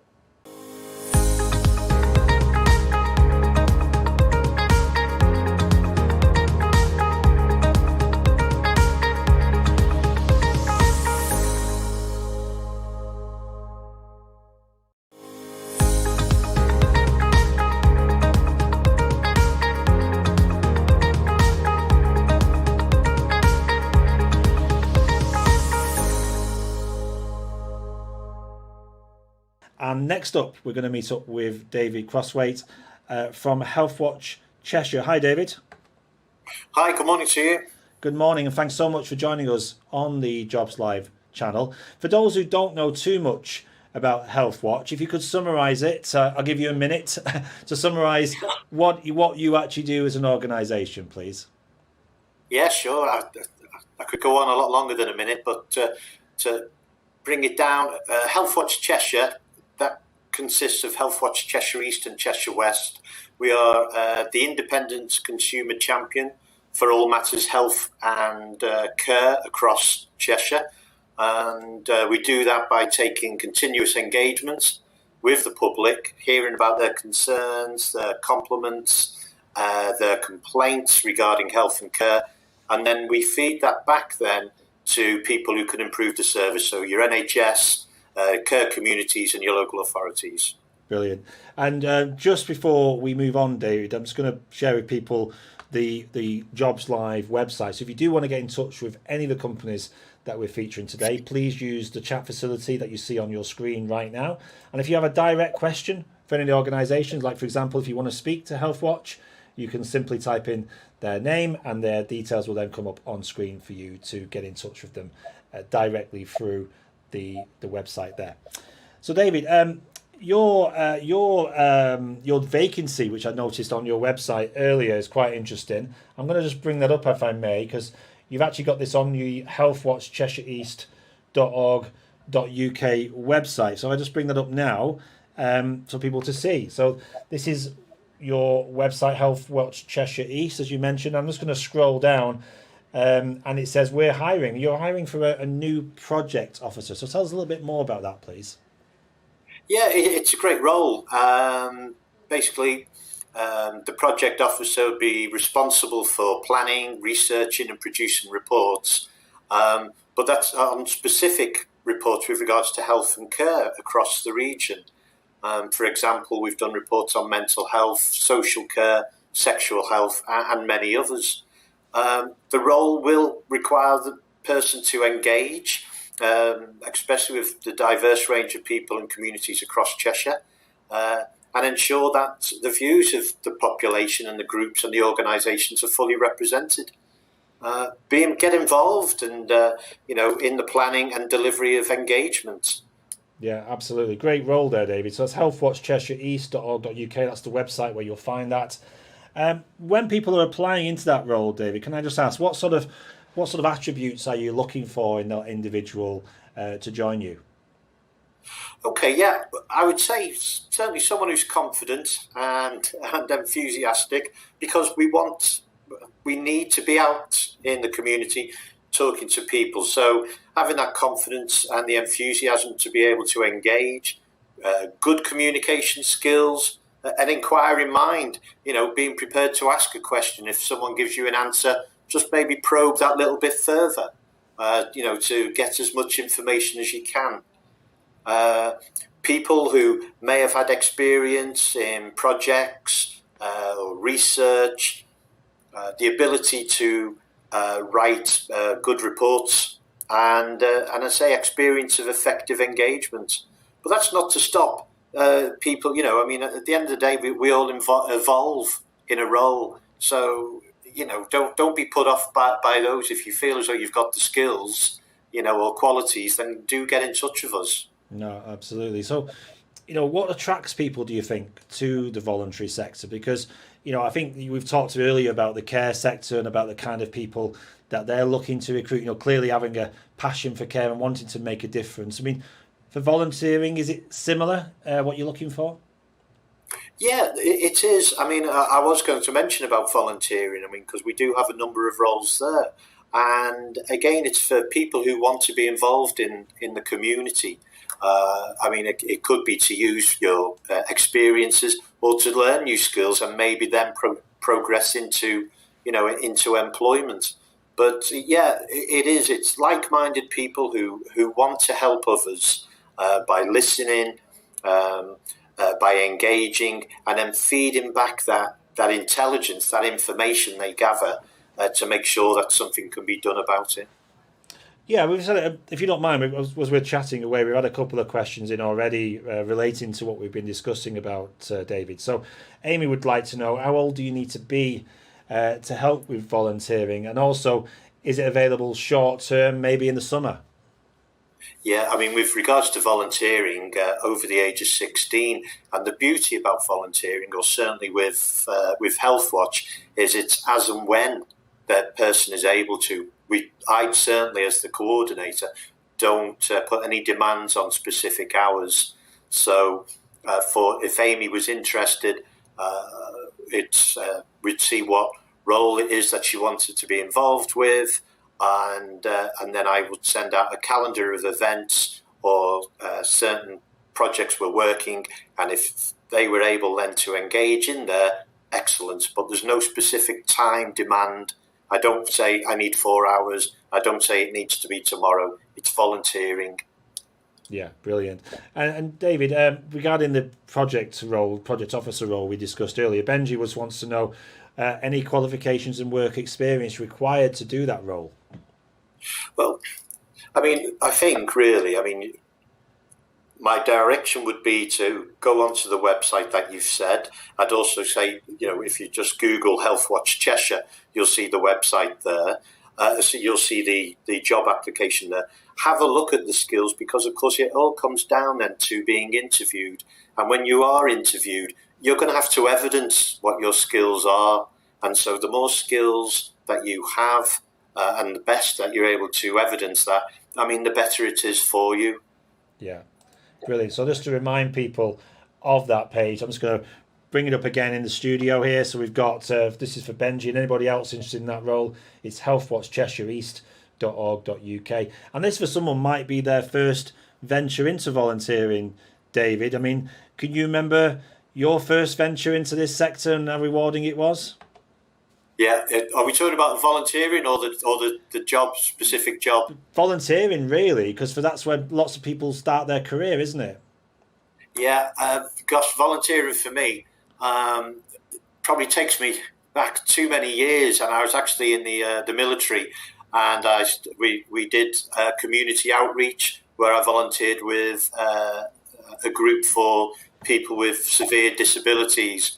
And just being able to have a positive impact on people is an incredible feeling. And since then, I've volunteered many times, and and still get that rewarding feeling. Just being able to help someone, have a positive impact on their lives, also assists you and gives you those skills to go on further. Yeah, and if people are stuck, if they can't find the job they're looking for right now, would you advocate getting a voluntary job because it can give you that experience and that work experience you need? 100%, yeah. The fact is, getting out there, finding out what's going on in the community, working for groups such as Healthwatch Cheshire, will open up your awareness and certainly improve your skills and your abilities. And the good thing is, certainly I'd say, if I promote my role, is that you've got someone who can support you all the way through it, and someone there to assist you. Yeah. That's the beauty of being a volunteer coordinator, being able to help people. Brilliant. You said there you volunteered while you were in your military. Was that the first kind of job that you did, or was it before then even, your very first job? It's one of our favourite questions, by the way, on Jobs Live, David, is to find out what was your very first job, either in school or college?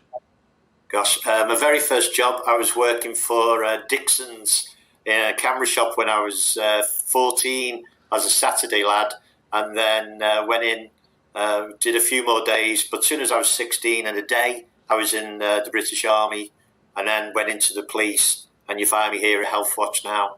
So, oh, those were the days, good old Dixons, eh? I mean, but can you remember even at 14, 15, picking up some sort of transferable skills that have held you good to today? Without a doubt, yeah. Talking to people, having that confidence just to be able to talk to people, not being afraid to ask a question, and being able to listen to the response, take it in, understand it, and then being able to deliver back, giving the person, the answer, to that question, not ignoring them, not leaving them waiting. If I didn't know it, I would find someone else who could help them. It's customer services all the way through. Well, look, David, it's always a pleasure to have you on our channels, especially on today when we've been looking at the care sector and volunteering. We mustn't forget that. It's a massive part. I mean, I have a local charity shop where I live, and to start there for somebody can just be that springboard that you need into a really rewarding career. Without a doubt, I mean, if you've been out of work, or if you're looking for a job and you're still unsure what to do, the mere fact of volunteering will help you 100%. It'll improve your engagement skills, your communication skills, and it'll give you that confidence. Yeah. It'll give you that, which is one of the most important things. And especially quite poignant during Mental Health Awareness Week, isn't it? I mean, being out of work with no hope, it seems, can be debilitating. So to have, even if it is voluntary, unpaid, it still gives you that confidence that you say can make all the difference. Without a doubt. I mean, as you say, it's mental health awareness, engaging with nature. The mere fact of getting out and having a look around you, can improve your well-being. But it's important as well to know that there are people out there who are able to help you if you are struggling, and it's important to reach out to them as opposed to not doing anything. So yeah, have a look at our website. Go on to Healthwatch, www.healthwatchcheshire.org. We've got support numbers there, contact and assistance numbers with regards to mental health as well. Thank you so much, David. And just to stress again, all the people we've interviewed today are all connected to the Jobs Live channel. So do get in touch via the website. Just leave a question in the chat. And even if it's just asking for help, there's people like David and his team there to help you in your journey. Thanks so much, David, for your time this morning here on the Jobs Live channel. You take care of yourself, and hopefully we'll see you again soon to talk more about opportunities within Healthwatch Cheshire East.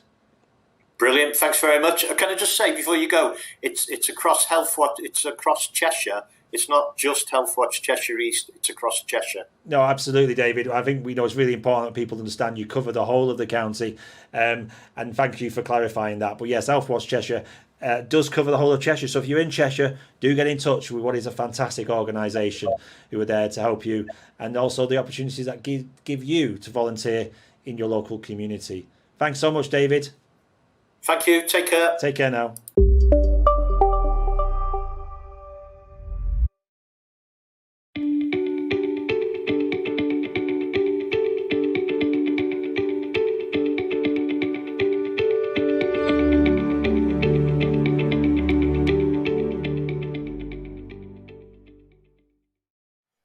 So, in terms of finding some of those live vacancies, if you open your browser, put in edfenergy.com/HPC jobs, and then you scroll down, you will see job search. You click on this button here, register with the Hinkley Point C job service.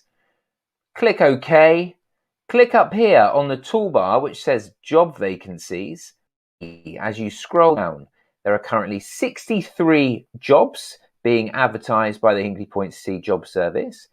If you type in apprenticeship and then click on search over here, it will highlight to you what apprenticeship opportunities we have.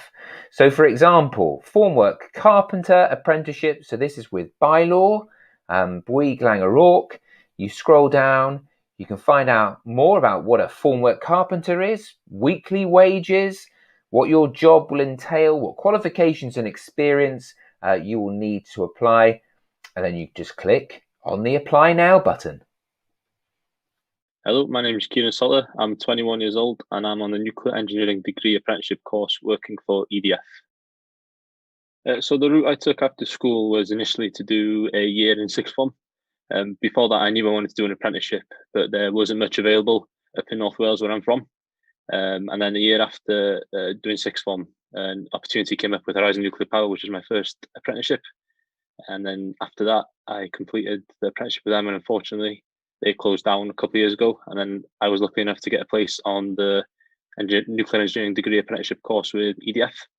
The reason I wanted to do an apprenticeship was because I was able to get a salary whilst learning. The course that I was doing was paid for, and it was a great experience to understand how large businesses work, such as what Horizon was originally with and EDF now. So at school or college, I knew I wanted to do some sort of engineering, specifically nuclear engineering, because of the links to Wilbur Power Station at Anglesey, where I'm from. It just gives you a great opportunity to learn about the engineering industry and what it's about, what type of stuff is available, such as mechanical engineering, electrical engineering. I thought it was a good way to expand on my knowledge from the interest I'd shown early on in GCSEs. And yeah, from that I was able to discover that I like to do electrical engineering, so that's what I'm currently doing now. So balancing work and study on the course I'm doing is quite easy. It's been set up like that for us. So currently we're doing like roughly 3-4 months out on placement with EDF, and then we'll have a 5-week college block where we'll dedicate all our time to studying for exams that we'll have on a certain module and completing coursework. So it's quite handy that EDF has set the course up like that. So the benefits you get from doing apprenticeship is you get to learn on the job. Once you learn on the job, you get a qualification as well, and from that you also earn a salary, which is great. You can't complain about that. And as well, at the end of your apprenticeship, you'll likely be working for the company that you started your apprenticeship with. But if for whatever reason you can't get into the company that you're doing it with, then you've got a qualification already paid for, and I'm pretty certain another company will be pretty interested in what you've already done. So the most memorable experience I've had on my apprenticeship so far is being able to live in student accommodations. So for the first year, you're fully based at college on my course, which is great. So you get to experience the student life. So you get to meet new people, live with other people, just do general student things that you'd see your mates do. Something else I'd add as well is in my second year now, I get to go out on placement and work within the EDF company. So it's great to see what type of work's being done, how it's done, and actually contributing to the work that's being made to progress Hinkley Point C. So my ambitions for the future are to hopefully finish this degree apprenticeship I'm on. So I'll concentrate as hard as I can on the work I'm doing now to do the best I can for my assignment, for my exams, and also transfer that over to my placement. Hopefully leave a good impression on the managers and the people I'm working with. So from that, I can create a large network of friends and colleagues, which can hopefully lead me down the right paths and open several doors for potential jobs in the future. Some advice I'd give for anyone looking into apprenticeships would be to apply for as many as you can. Even if it's something you're not too keen on, getting the experience, going to interviews and stuff like that can only help benefit you. And help build your confidence, help build your skills and what to expect when you go for these apprenticeships. I'd also say it's important to find out as much as you can about the company before you go for the interview, because knowing the correct information will only put yourself in a better place. And also be enthusiastic when you're going for the interviews and stuff. Show that you're keen, just let them know what skills you've got and make sure you participate in any team building skills they might have put in front of you.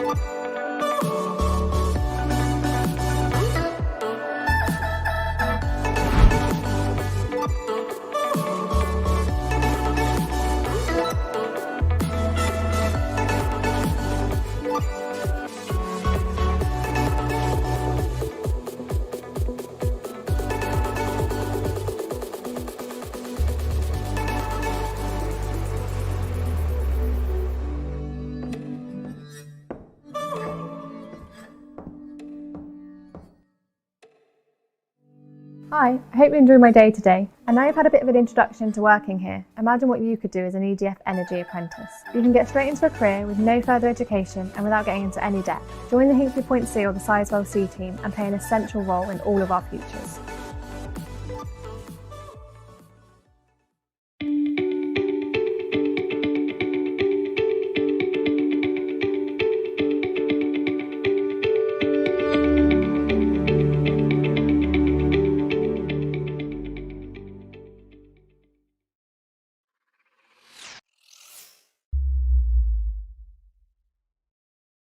My day-to-day role kind of includes talking to and learning from some senior managers who are very experienced in their nuclear industry role.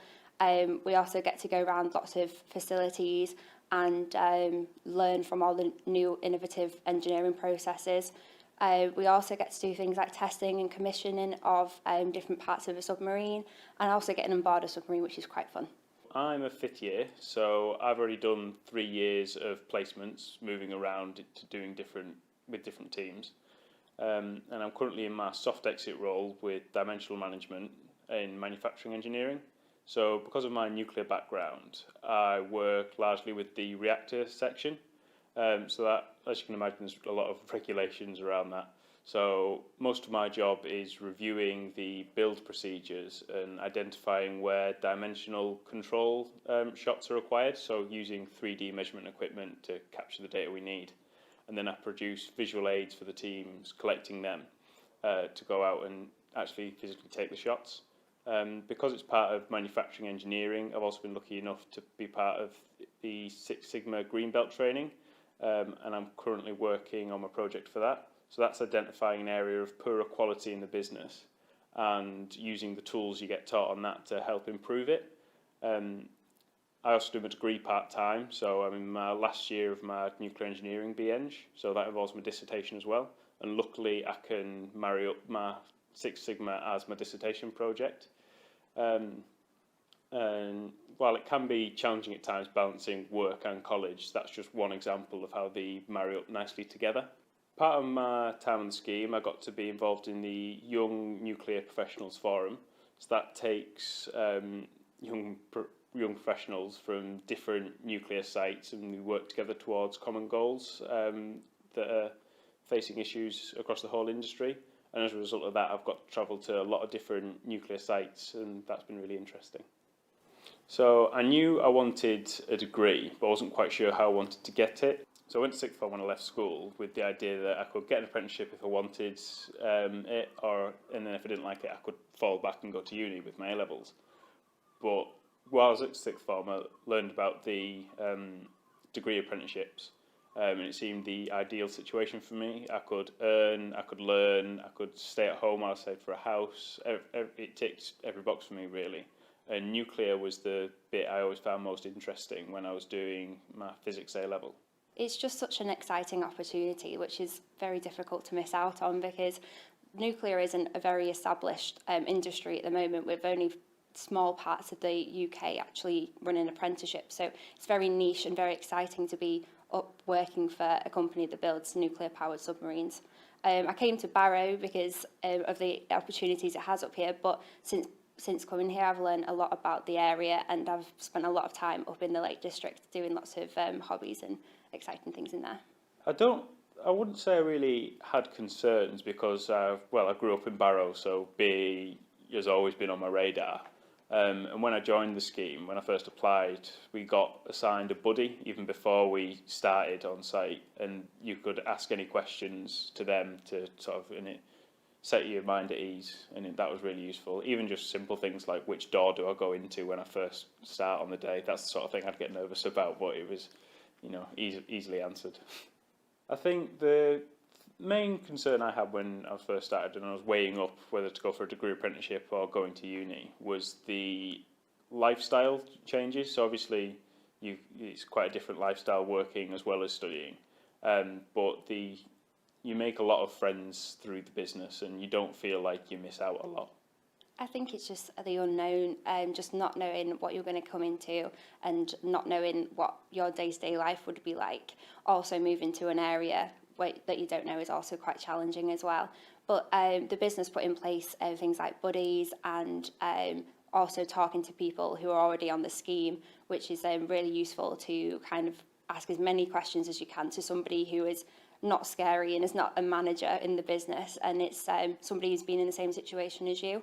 So that was really useful for me. I learned a lot about housing up here, about the social life, and about how often you're working and things like that, which are always big questions. You get to do so many different things and learn so many different things whilst you're here. So getting a degree and also going to different sites, people like who you work with are always there to help you, and they just want to tell you everything they know. So you're kind of a bit of a knowledge sponge, and you just try and learn as much as you can, and it's really, really fun. Yeah, I've always had support when I needed it, and a lot of it's introduced passively on the nuclear scheme because we have our forums once a month, and so we get a chance to meet up. So even when I was a first year, I was like sitting down with the third years, and they knew, so I got to like draw on their experiences as well, and it was a really good support network that way. Yeah, it's daunting at first, and you do work in teams where there is a lot of men in the team. However, everybody is so welcoming and so happy to have you on your team, and there is women there to support as well. There's lots of women in engineering groups. There is lots of projects like Enabled or Mind and things like that, which are all there just to help you with either your well-being or your mental health, or if you're struggling with anything that's going on in the business. But me personally, I've never had to say anything about women in engineering, and it's just been really good. Since coming up here, I've joined a netball team which is run at the sixth form college. It's been really good to meet new people from outside of the business. I've also taken up some gym memberships, which you get a discount with from being with BAE Systems.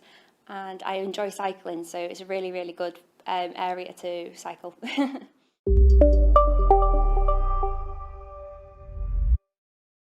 So welcome back to the Jobs Live channel. We have a wide variety of roles available at McCann Health Medcoms. So we've got a number of regional offices. We've got both construction and highways are based at Salford Quays. Yeah, so I work on the highways sector of the business, and I'm an assistant HR business partner, so I look after all our highways contracts that we've got currently in the northwest of the key business, basically.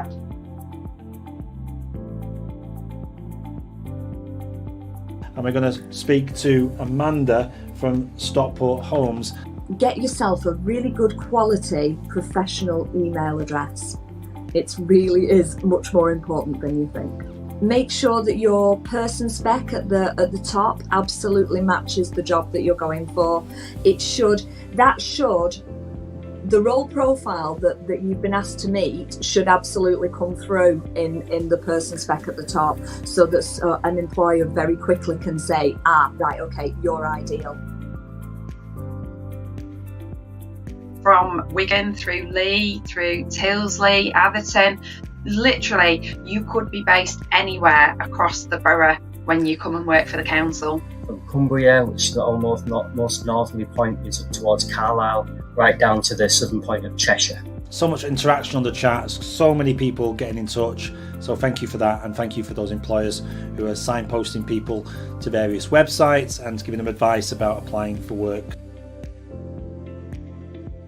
We're currently recruiting for care workers. We actually have 30 current vacancies in this area at the moment. So that would be obviously community carers, but there is opportunity to do other things, mainly going on to be a senior carer, or eventually coming in and working in the offices with me and the rest of our team within the office. It's so exciting. There's a job for everybody, I do believe. We have people working obviously on site in trade positions, and then obviously back office staff, support staff, HR, recruitment, you name it, there's a job. We are now looking for another 300 individuals to work as traffic management operatives.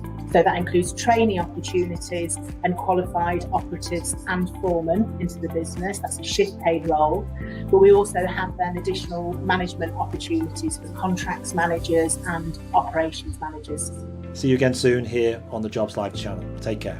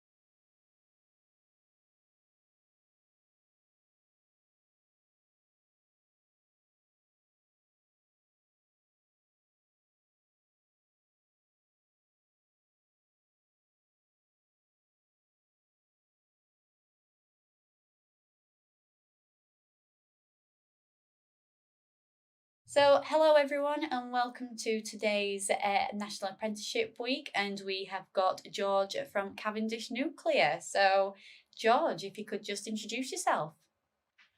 Hi everyone, I'm George Garner. I'm a project management apprentice with Cavendish Nuclear, and I've been with the company for about 3 years now. That's great. So, what route did you take after completing school, and why did you decide to go down that route? So my route was a bit different to most. I left traditional school at 14. So your normal high schools, I went to a studio school at the age of 14 where I studied engineering at level 2.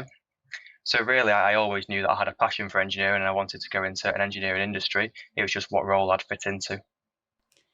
Perfect, that's great. So, did you want to do that from school, or was there something else that you were thinking about doing before you found that school? So really, when I was maybe 12 or 13, I wanted to be an accountant. But when I was 14, in January 2014, a leaflet came through the door for the new studio school, and it had an option of business, IT and engineering. And really I thought, okay, I've got a bit of a passion for engineering. I like fixing things, I like fixing cars. So I really found my passion for engineering through sort of hobbies, went to the school, and then from going to the school and college later on, I found a passion for project management, which is why I've ended up in the role that I am today. That's great. It's funny how that things can link up and give you different opportunities that you wouldn't have thought about before. Exactly, yeah. So when it comes to doing your degree work and also obviously doing normal work, how do you balance work and study? Is there a particular method that people need to know about, or is it just kind of go for it? I think it's a difficult one. You've got to be very disciplined in your approach. So there's a target that's for every apprentice across the country and further, regardless of what sort of job you sit in, to do 20% off the job each week. So you need to be disciplined and make sure that your team are aware that you've got to hit that target. Absolutely. So it's all about that teamwork and making sure everyone's on the same page. Yeah, exactly. Perfect. So what would you say are the benefits of doing an apprenticeship? So from my perspective, the benefits of an apprenticeship, it's given me the opportunity to learn key skills needed to be successful in the workplace at an earlier age than more traditional routes would give you, like going to university. It's also exposed me to a workplace environment that you get maybe from a part-time job, but you wouldn't get until you go to your full-time job following the completion of your degree. And I've been able to build networks that's helped me broaden my horizons and really have that network of people there in case I struggle on something, and I can speak to them at some point through the work that I'm doing. Perfect. So that, I would say, is definitely a benefit. So then even if you need something further down the line, then you've still got those contacts that would probably help you out. Yeah, exactly. It's those relationships and the rapport with people that you build up. Perfect, that's great. So, what would you say so far has been the most memorable experience of your apprenticeship? So there are many memorable experiences through my apprenticeship, but Cavendish have given us the opportunity, and we're very fortunate to have the opportunity to do an apprentice development module, which is putting a face to a name for the apprentices across the country, and meeting that community of people that are the same age as you, in the same position as you.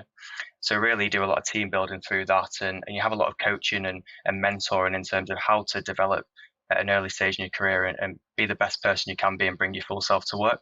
So really taking part in those modules has been the most memorable experience for me so far. That's brilliant. So obviously we've taken those things that you've learned in those modules and plus also those contacts that you've made through doing your apprenticeship. What would you say are your ambitions following all that for your career in the future? So I'd like to go on to higher education. So I'm currently at a level 4, which is traditionally like a foundation degree. So I'd like to go on to a degree through what I'm doing. I'd like to be able to carry an impact through STEM. So I've got a massive passion for STEM through the stuff that I've done in the career route I've taken so far. I'd also like to move up the career ladder. So I was always told to have a 5-year plan. That's never the case. Your career's not parallel. You go in every direction. You can change your role, and next week I could decide that I want to be in a different role from an experience I have. So really, I'd like to help drive people's development, my own development, and help the development of the business through whatever role that I end up in. Perfect. That sounds amazing, and it sounds like that it's something that you're really passionate about as well, which is always good. Yeah, exactly. Perfect. And then if you have a look back at when you were first starting to go for apprenticeships, is there any particular advice that you wish that you'd have received that you could give to anyone watching today? I'd really say that an apprenticeship has developed me from both personal and professional perspective. So don't just think of an apprenticeship as work. Think of it as somewhere where you can develop personally as well as developing through your career path. And there isn't anything, there isn't such thing as a silly question. So don't be afraid to ask those questions that you may think are silly, where actually people are looking at you saying, right, this person wants to learn. And really one of the things that was said to me was, is there anything better than learning and earning at the same time? So would you like to do an apprenticeship and learn and earn, and instead of going through the most traditional route and then having a part-time job at the same time? Perfect. That's brilliant. Well, thank you so much for that piece of advice, and just thank you so much for your time today. Unfortunately, that was the final question. If anyone would like to follow up on this conversation with George or anyone from the Cavendish Nuclear team, then please just drop a message in the live chat facility and someone will get back to you as soon as possible. But for now, it's bye from us with George. But it was lovely speaking to you, and we'll speak again soon. So see you later.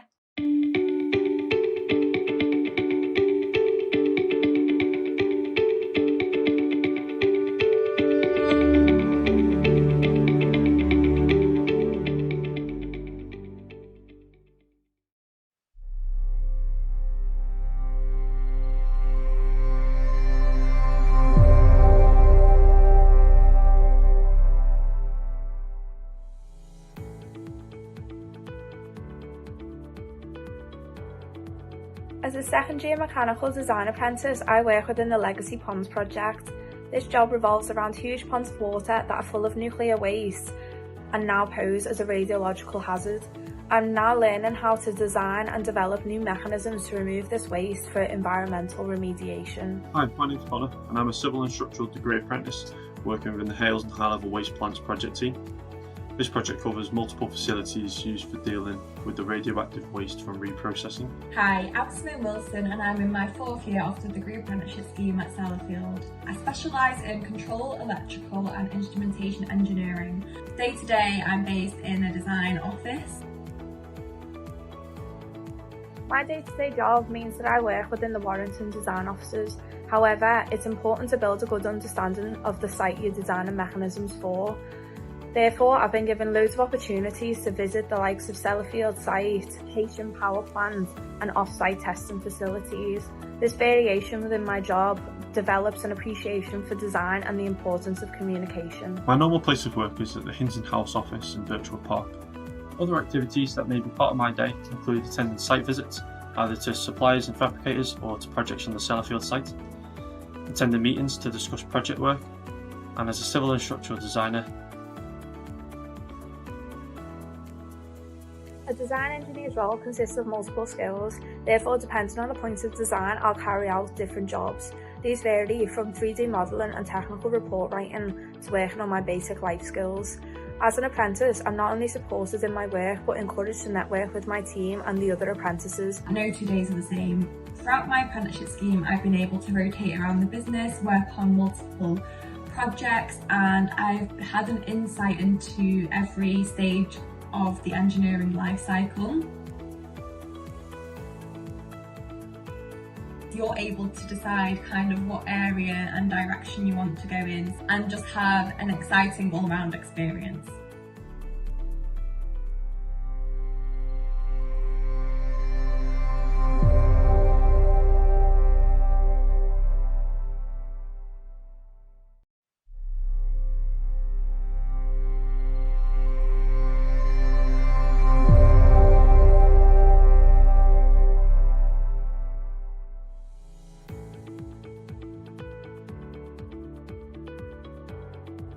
As a second-year mechanical design apprentice, I work within the Legacy Ponds project.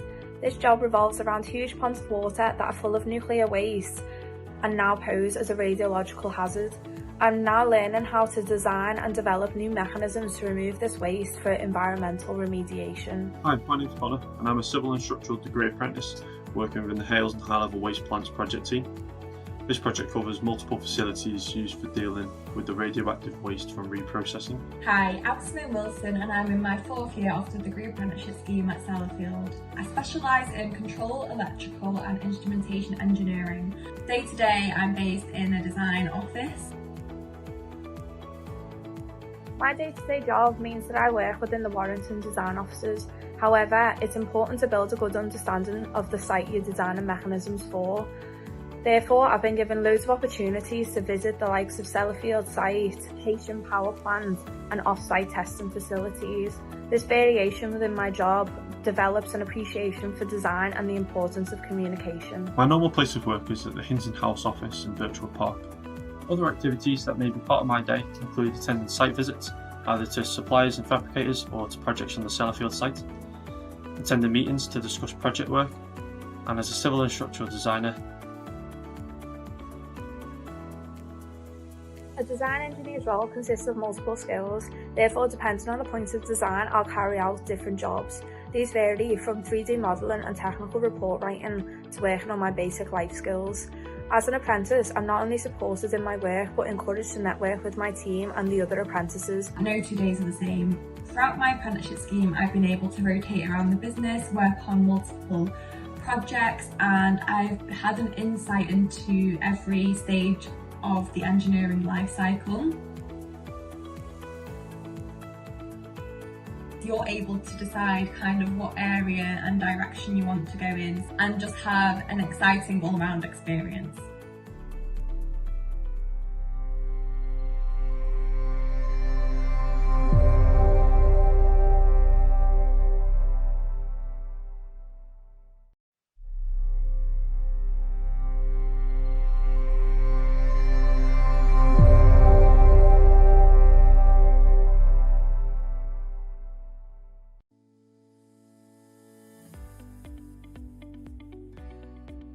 Hi, my name's Harry and I'm a civil structural and architectural design engineer at Sellafield. I've always been encouraged to get involved with any additional activities that I find of interest by my manager and other senior colleagues. One of the main opportunities you'll receive as an apprentice is to become a STEM ambassador.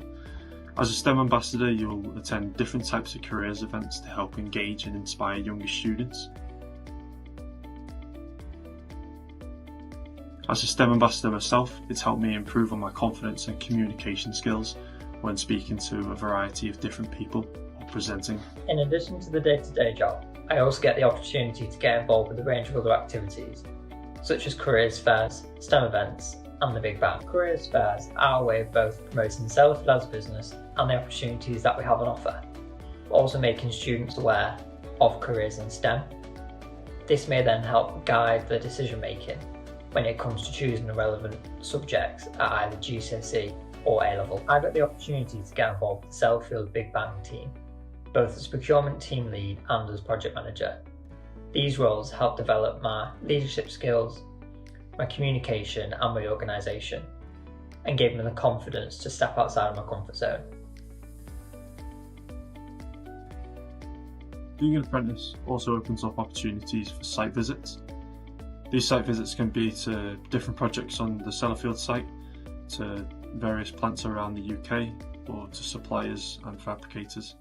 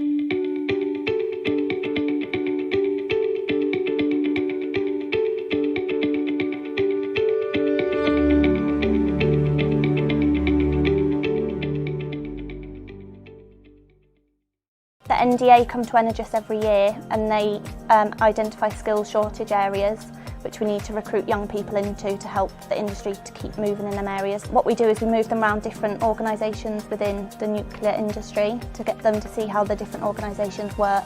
Sometimes having a bit of confidence to put yourself out of your comfort zone, to almost show yourself off to everyone in the industry that you're here and you're hoping to make a change in the future. We had an introductory dial-in with Impact, which was quite helpful to sort of get to know each other even though it wasn't face-to-face. It was good to see how you guys had got a plan for the apprentices and how you were able to work with how our programme runs, and we could sort of merge the two together.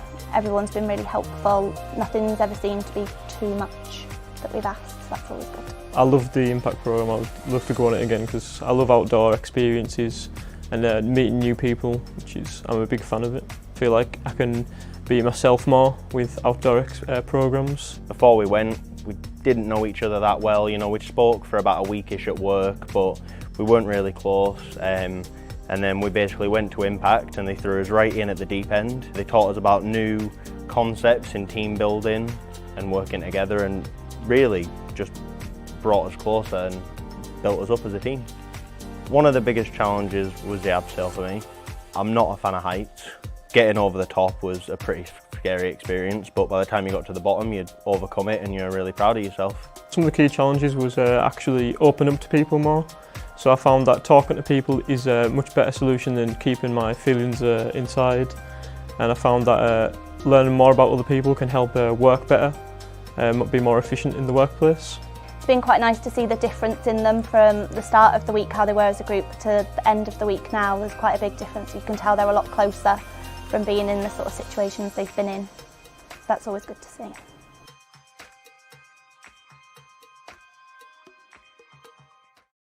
Hi, I'm Anna Byrne, Graduate Recruitment Selection Lead at Energous, and I would like to talk to you about assessment centres. So what is an assessment centre?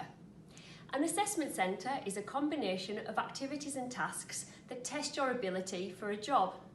It's an opportunity to meet your potential employer and find out about the organisation and the role to which you've applied. Typically, assessment centres last from between half a day to a full day, and it's an opportunity for you to demonstrate your skills, knowledge and experience and show the employer what you've got. Some organisations have moved to virtual assessment centres during the coronavirus outbreak to continue with their recruitment activities. You'll be assessed in a similar way during a virtual assessment centre, but will be asked to use a video platform such as Zoom or Microsoft Teams.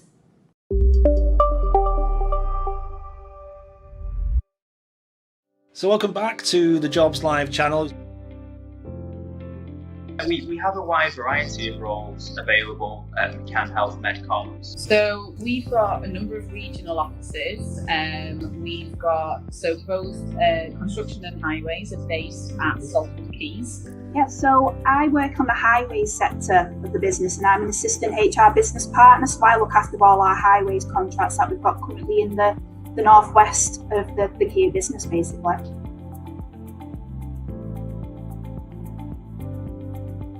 And we're going to speak to Amanda from Stockport Homes. Get yourself a really good quality professional email address. It really is much more important than you think. Make sure that your person spec at the top absolutely matches the job that you're going for. The role profile that you've been asked to meet should absolutely come through in the person spec at the top, so that an employer very quickly can say, right, okay, you're ideal. From Wigan through Lee, through Tilsley, Atherton, literally you could be based anywhere across the borough when you come and work for the council. From Cumbria, which is the most northerly point, is up towards Carlisle, right down to the southern point of Cheshire. So much interaction on the chats, so many people getting in touch. So thank you for that, and thank you for those employers who are signposting people to various websites and giving them advice about applying for work.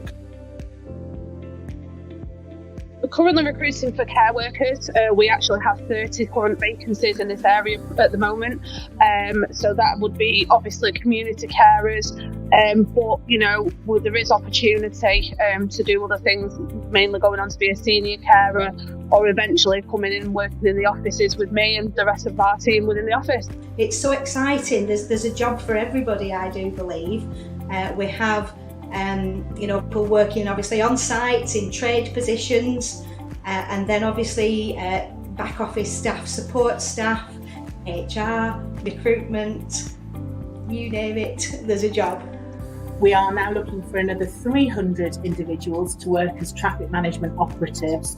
So that includes trainee opportunities and qualified operatives and foremen into the business. That's a shift paid role. But we also have then additional management opportunities for contracts managers and operations managers. See you again soon here on the Jobs Live channel. Take care.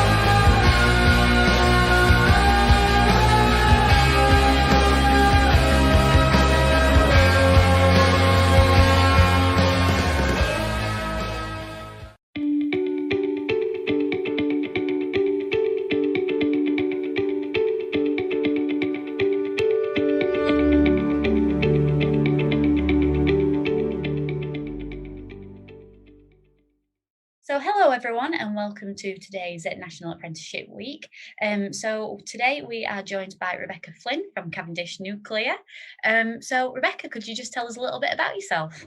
Hi, I'm Rebecca Flynn. I'm 21 years old and I'm currently studying a level 3 mechanical design apprenticeship for Cavendish Nuclear.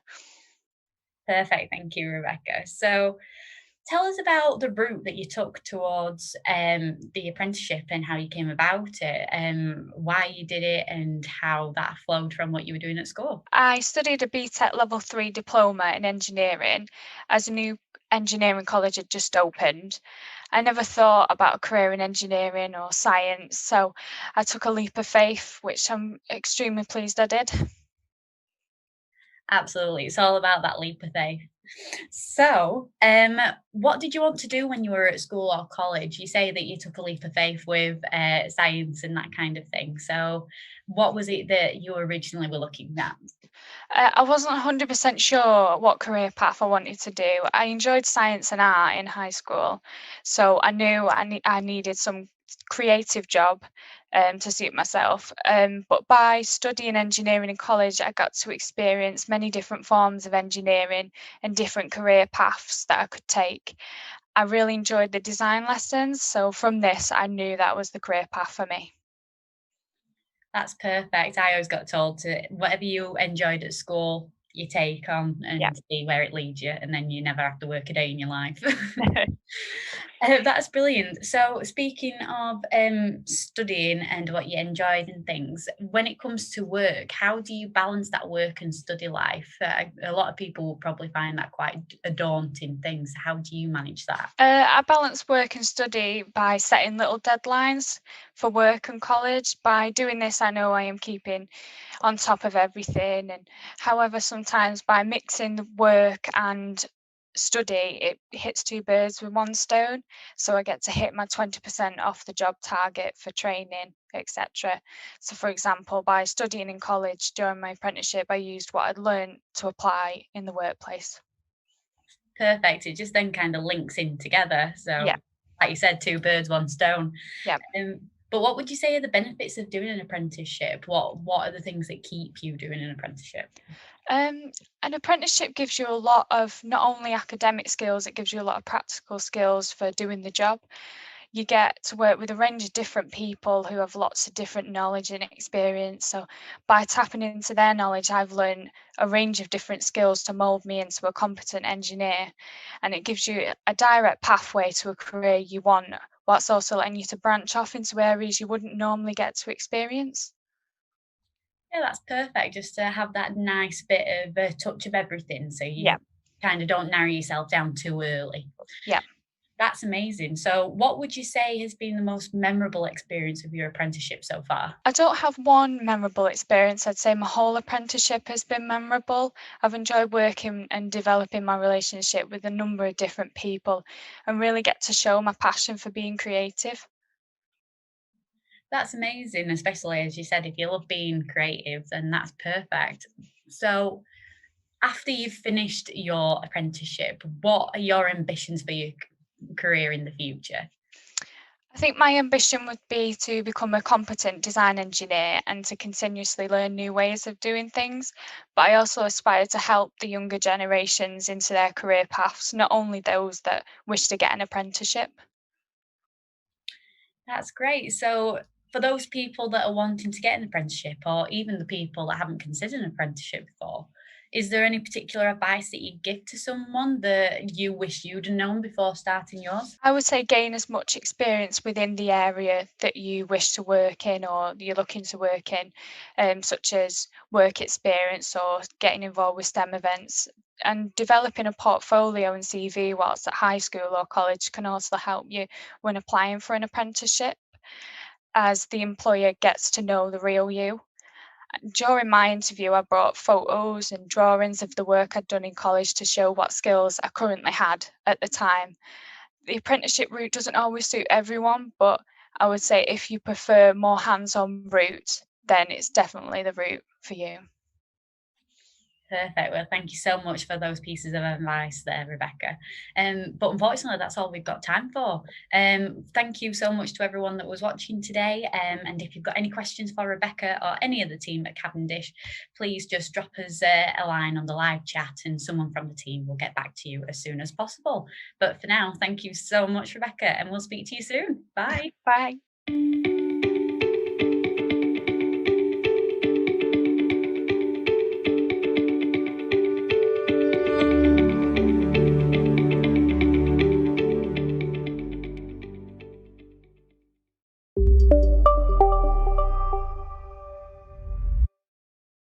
So welcome back to the Jobs Live channel. We have a wide variety of roles available at McCann Health Medcoms. So we've got a number of regional offices. We've got both construction and highways are based at Salford Quays. Yeah, so I work on the highways sector of the business and I'm an assistant HR business partner, so I look after all our highways contracts that we've got currently in the northwest of the Kia business, basically.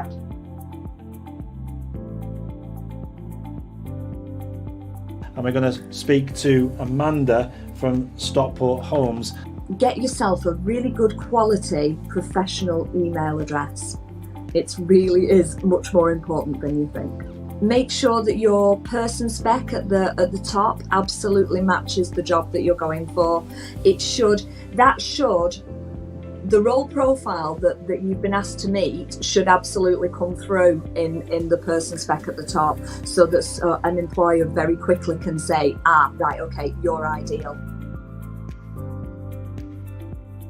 From Wigan through Lee, through Tilsley, Atherton, literally you could be based anywhere across the borough when you come and work for the council. From Cumbria, which is the almost most northerly point, is up towards Carlisle, right down to the southern point of Cheshire. So much interaction on the chat, so many people getting in touch, so thank you for that, and thank you for those employers who are signposting people to various websites and giving them advice about applying for work.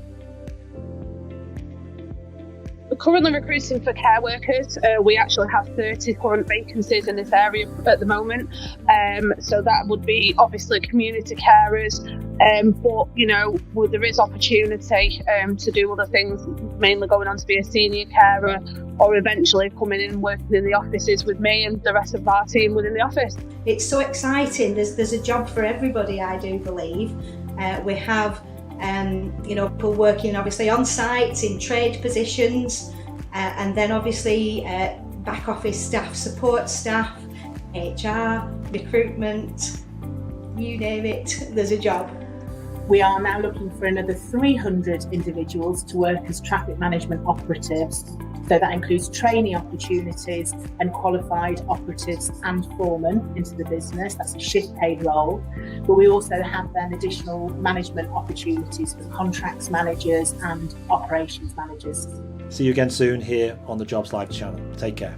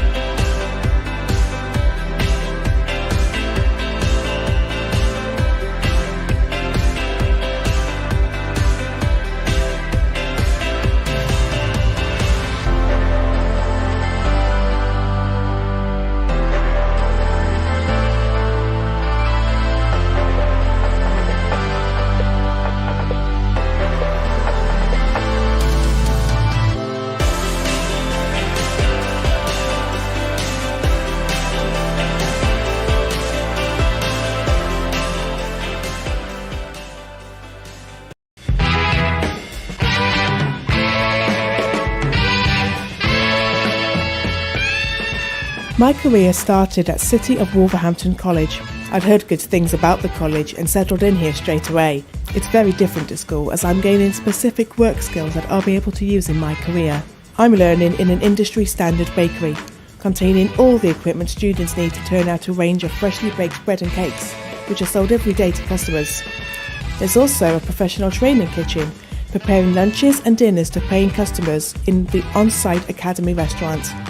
Every lecturer is very passionate about the subject and they share this passion with us, so learning is fun. So whether I end up as a professional chef, have a front of house role in a restaurant, or become a great baker, I know it will be thanks to the college that I have cooked up a great career.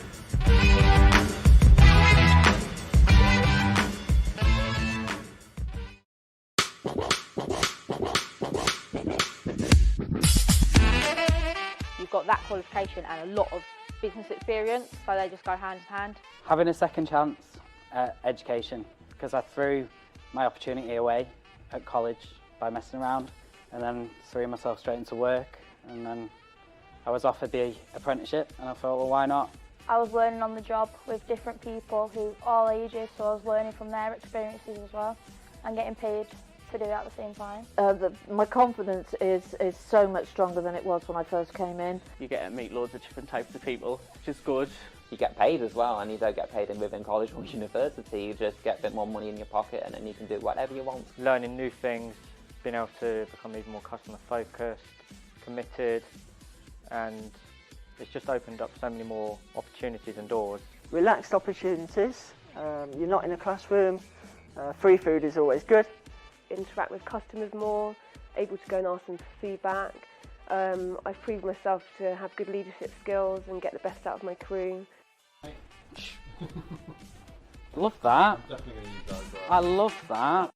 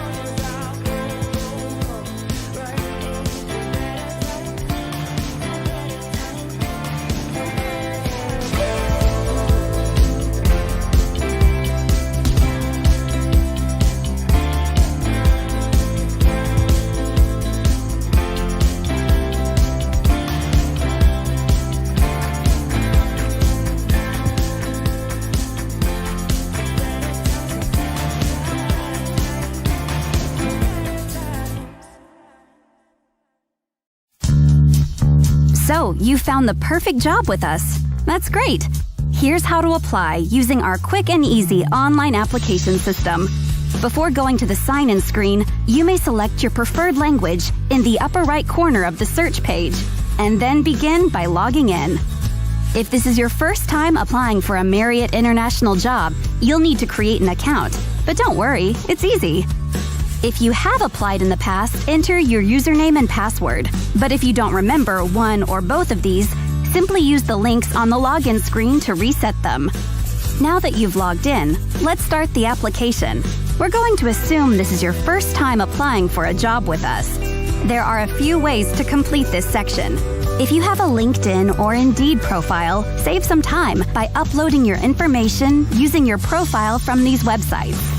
There's also the traditional way. By uploading a Word document or PDF of your resume or CV, your information will automatically fill in much of the application. Or, you're welcome to manually enter or edit your profile as well. But if possible, we suggest making it easy on yourself by choosing one of the other options. Now let's get started. The first few sections of the application ask for general contact information, answers to questions about your current role, and details about you. At this step, be sure to register to receive job alerts. This ensures you'll get a message whenever new jobs are posted that match your preferences. If you use the resume or CV upload option earlier, you'll fly through these next sections. Just be sure that your information pulled into the application correctly and that all required fields are completed.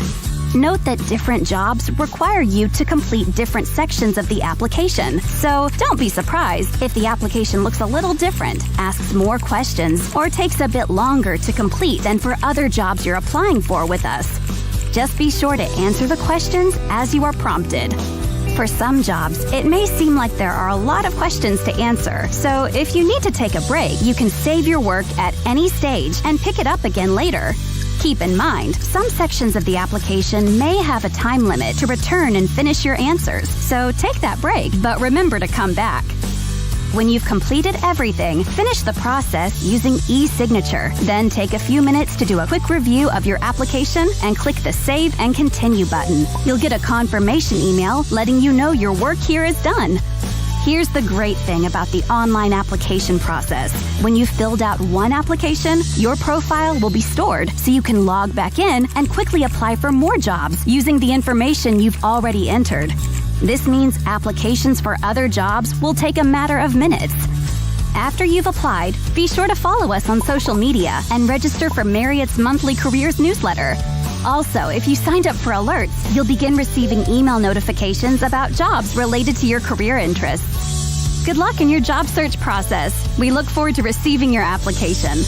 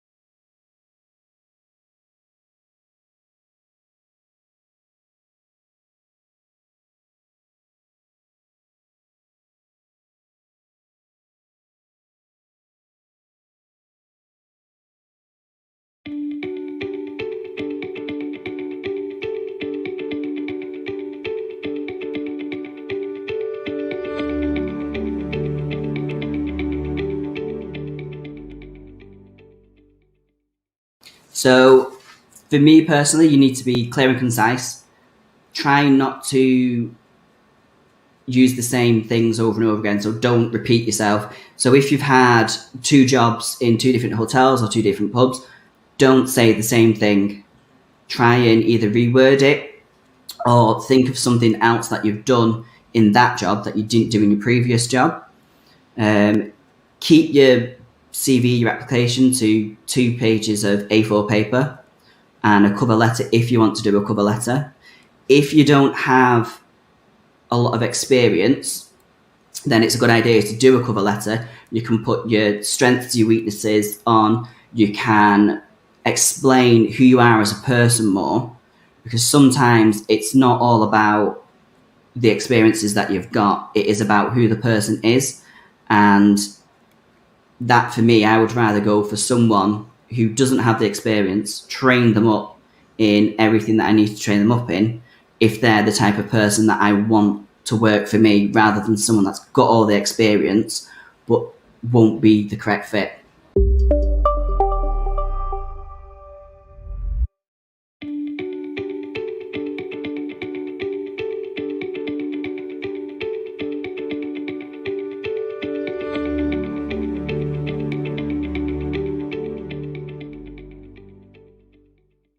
From an application point of view, it's someone who's enthusiastic, passionate. It's very much about the personality, because a lot of the positions we're looking for, we can teach the skills, but we want someone who's going to fit into the team, has an attention to detail, especially if it's a customer-facing role. Someone who's hardworking, has a really good work ethic, and is wanting to be part of a really big team, but very much a team player as well. So that's what we're looking for here at Mottram Hall.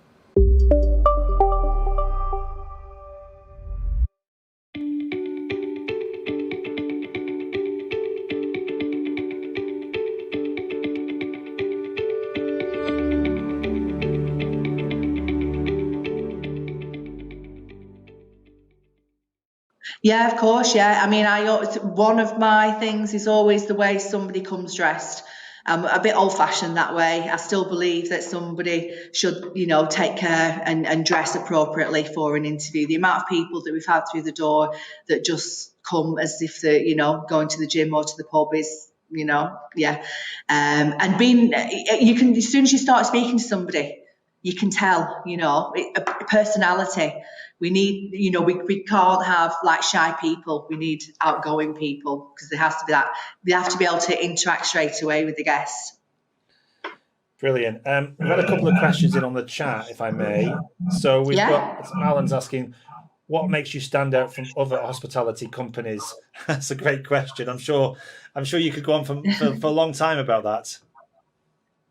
Well, I mean, at the hotel itself, it's a fantastic place to work.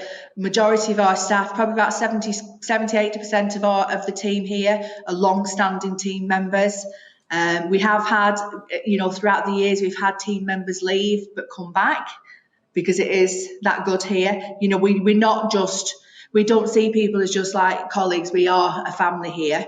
Most people that are here can multitask. Everybody's always 100% willing to help everybody. It's just a great place to work.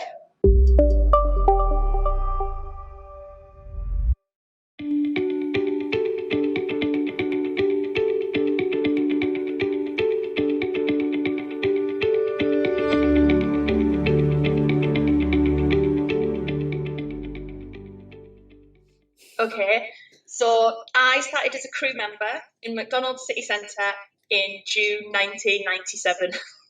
And this was mainly with the purpose of reducing my overdraft. I'd finished my first year at university, but then I started at McDonald's and I absolutely loved it. I worked there through university, and I would work in Liverpool as well. I used to transfer between. After university, I did my floor managers and then my shift managers courses with McDonald's. And then when Chris came and bought the restaurant in 2001, I was promoted to a salaried manager. So I was an assistant manager then. Then I was a business manager, and I was a business manager in Carlisle, Whitehaven. Then I took some time out. We had our first child. Then I went back to Carlisle, still doing the role of business manager. Time out again for a second child, back to being a business manager. And then 3 years ago, because the group had grown so much, the opportunity to take this role as the people consultant came up, which was brilliant because it meant that I could grow on the things that I'd really enjoyed doing as a business manager.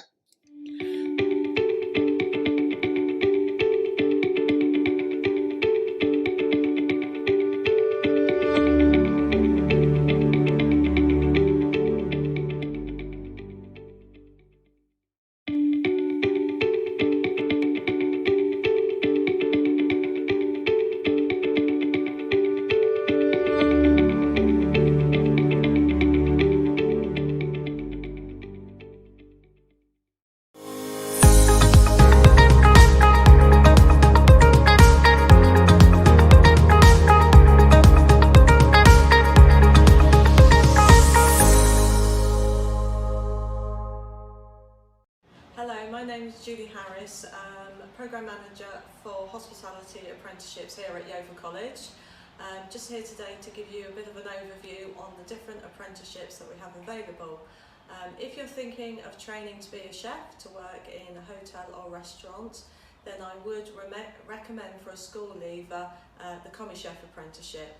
That's where you are employed 5 days a week to work out an industry, and they will then there will be time available for you to come into college to complete your training of your practical skills and your theory. We will cover all the different food groups, which includes meat, fish, poultry, game, sauces and salads, hot and cold desserts. On a regular basis, we have industry experts who will be available for you to pick up additional skills, and where appropriate we do take you out on trips. Progression would then be to move on to level 3 chef de partie, again where you would look at the same food groups, but there will be an opportunity to look at more complex dishes, which will include masterclasses in chocolate work. Entry requirements onto those programmes, we would be looking at your Maths and English GCSE results, ideally 3s and 4s, but we will continue to help and support you with that. Progression then could lead to hospitality team member, which is another one of our apprenticeships. That predominantly is based front of house, serving customers in the restaurant. Again, you would still be employed out in industry, working 5 days a week. If you would like any more information, please see the website yeovil.ac.uk or enrol at yeovil.ac.uk, and we look forward to seeing you very soon. Hi, I'm Paul Morey, Curriculum Area Manager for Hospitality, Hair and Beauty here at Yeovil College, and I'm about to take you on a tour of our wonderful facilities. This is our Da Vinci restaurant, run by the learners and some staff. It can seat up to 55-60 customers, open to the public, open to the staff, from breakfast until early afternoon, and it's very popular. So you would be working in here as a front of house, a waiter, waitress, behind the bar, learning all the barista coffee skills, or you would be working in the restaurant, which I'm going to show you next, which serves this Da Vinci. This is our Da Vinci restaurant kitchen. Everything in here is a professional standard, so you could be working in here cooking the food for the restaurant outside that you just saw. It's an open kitchen in that there's a viewing hatch here, there are cameras, screens outside, so everyone can get involved watching the food being prepared and being served. So you might work on a different section in here every time you're working in this kitchen. This is the other training kitchen where you'll be doing some of your practical training. You'll have your own section, bring your own set of professional knives, you'll have your proper chef's uniform on.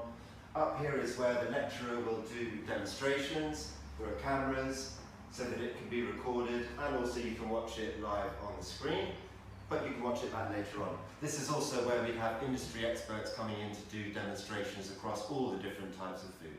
So here we are outside the Da Vinci restaurant, sun's shining.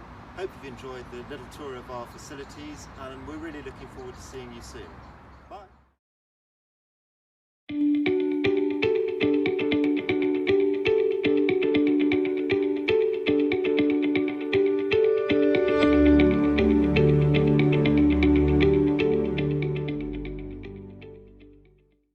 Further education colleges up and down the country are finding it difficult for some reason the last few years to recruit into curriculum professional cookery and front of house in local areas again. Students to come in, we're not quite sure why the numbers have fallen so much, but the colleges do need to rely on those numbers for the funding. Anybody that wants to come into the industry, go to the local colleges, maybe even find, it might have been that you've been pot washing in a local restaurant and that an apprenticeship is offered to you. Apprenticeships is a very rich course to go on, supported by providers and colleges and supported by the businesses.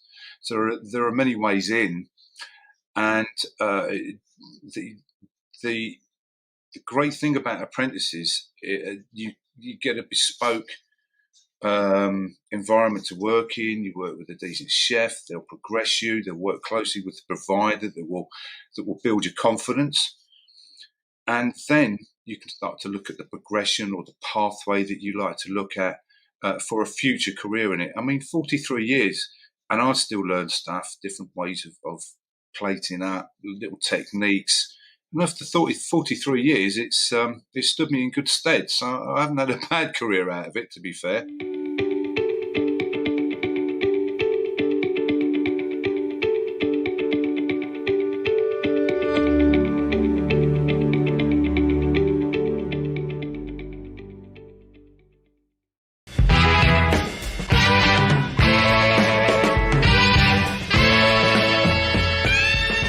My career started at City of Wolverhampton College.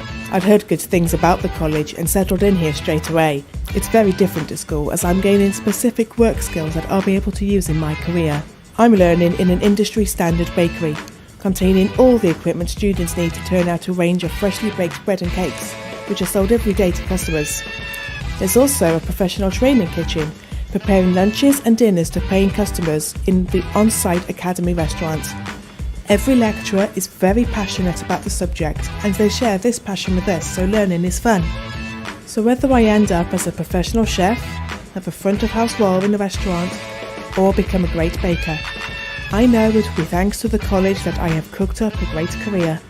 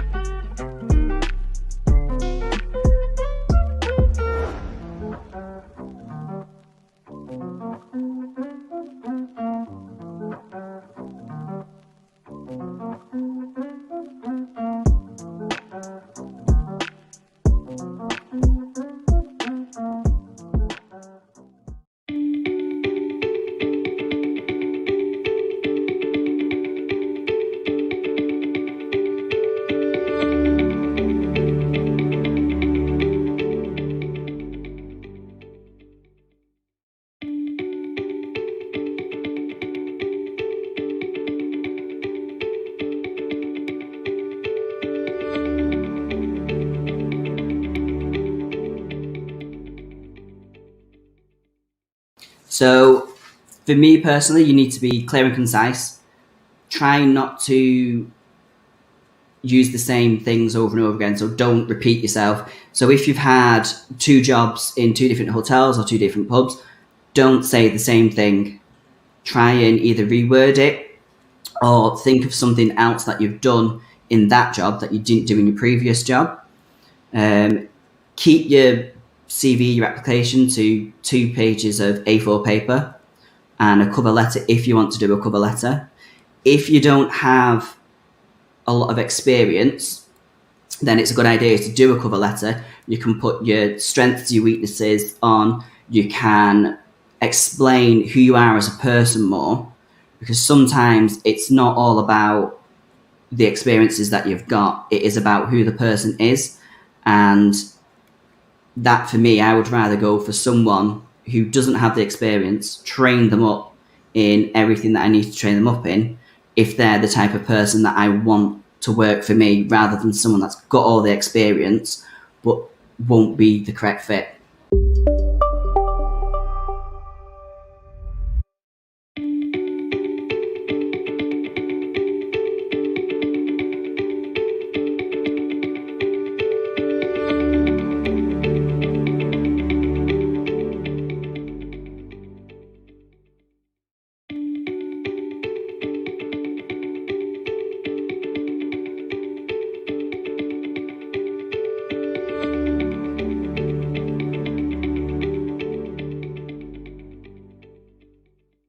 From an application point of view, it's someone who's enthusiastic, passionate. It's very much about the personality, because a lot of the positions we're looking for, we can teach the skills, but we want someone who's going to fit into the team, has an attention to detail, especially if it's a customer-facing role. Someone who's hardworking, has a really good work ethic, and is wanting to be part of a really big team, but very much a team player as well. So that's what we're looking for here at Mottram Hall.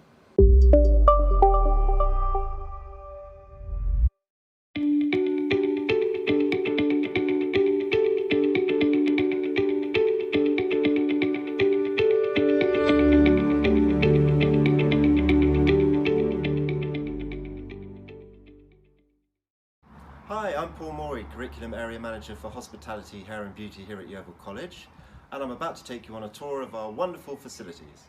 This is our Da Vinci restaurant, run by the learners and some staff. It can seat up to 55, 60 customers, open to the public, open to the staff, from breakfast until early afternoon, and it's very popular. So you would be working in here as a front of house, a waiter, waitress, behind the bar, learning all the barista coffee skills, or you would be working in the restaurant, which I'm going to show you next, which serves this Da Vinci. This is our Da Vinci restaurant kitchen. Everything in here is a professional standard, so you could be working in here, cooking the food for the restaurant outside that you just saw. It's an open kitchen in that there's a viewing hatch here, there are cameras, screens outside, so everyone can get involved watching the food being prepared and being served. So you might work on a different section in here every time you're working in this kitchen. This is the other training kitchen where you'll be doing some of your practical training. You'll have your own section, bring your own set of professional knives, you'll have your proper chef's uniform on. Up here is where the lecturer will do demonstrations. There are cameras so that it can be recorded, and also you can watch it live on the screen, but you can watch it back later on. This is also where we have industry experts coming in to do demonstrations across all the different types of food. So here we are outside the Da Vinci restaurant, sun's shining. Hope you've enjoyed the little tour of our facilities, and we're really looking forward to seeing you soon. Bye.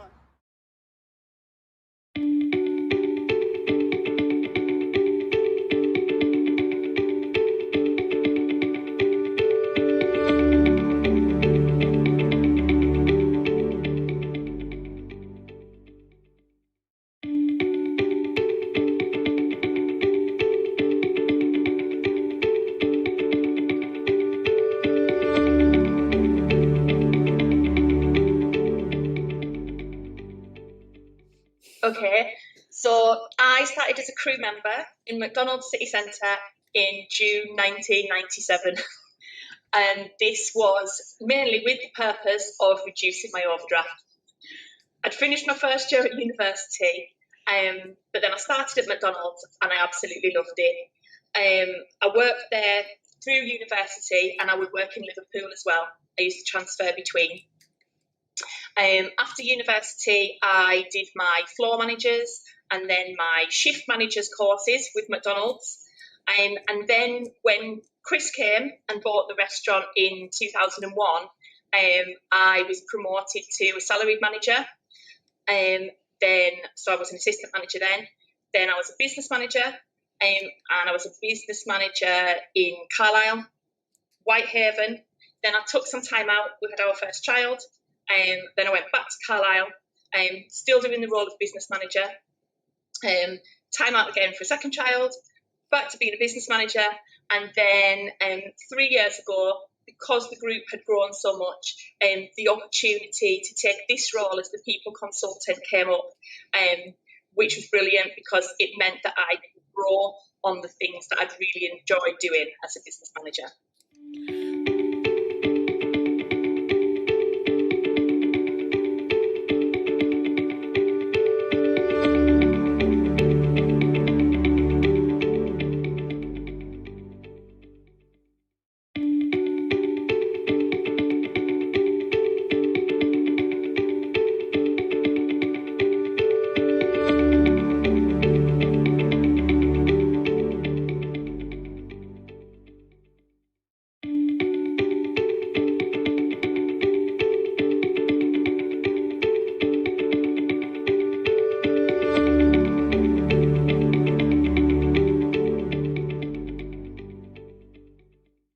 Further education colleges up and down the country are finding it difficult for some reason the last few years to recruit into curriculum professional cookery and front of house in local areas again.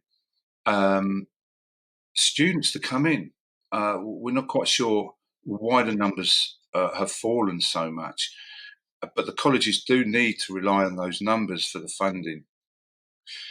Anybody that wants to come into the industry, go to the local colleges, maybe even find, it might have been that you've been pot washing in a local restaurant and that an apprenticeship is offered to you. Apprenticeships is a very rich course to go on, supported by providers and colleges and supported by the businesses. So there are many ways in, and the great thing about apprentices, you get a bespoke environment to work in. You work with a decent chef. They'll progress you. They'll work closely with the provider that will build your confidence, and then you can start to look at the progression or the pathway that you like to look at for a future career in it. I mean, 43 years, and I still learn stuff, different ways of plating up, little techniques. And after 43 years, it stood me in good stead. So I haven't had a bad career out of it, to be fair.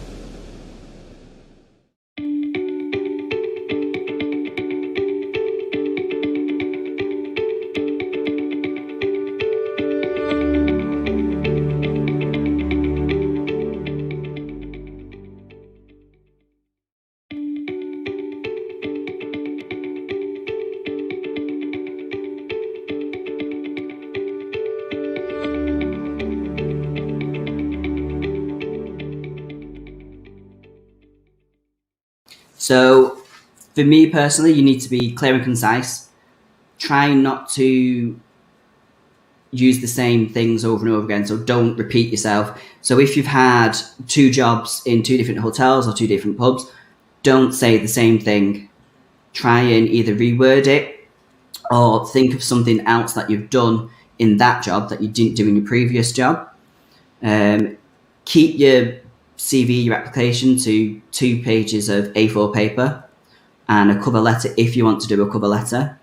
If you don't have a lot of experience, then it's a good idea to do a cover letter. You can put your strengths, your weaknesses on. You can explain who you are as a person more, because sometimes it's not all about the experiences that you've got. It is about who the person is.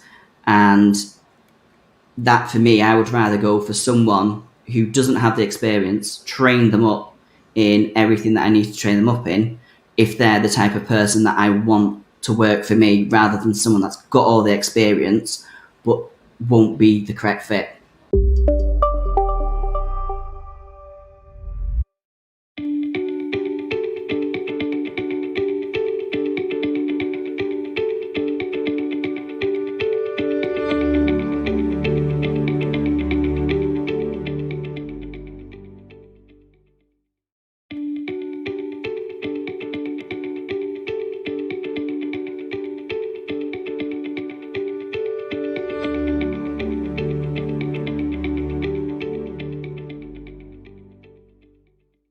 From an application point of view, it's someone who's enthusiastic, passionate. It's very much about the personality, because a lot of the positions we're looking for, we can teach the skills, but we want someone who's going to fit into the team, has an attention to detail, especially if it's a customer-facing role.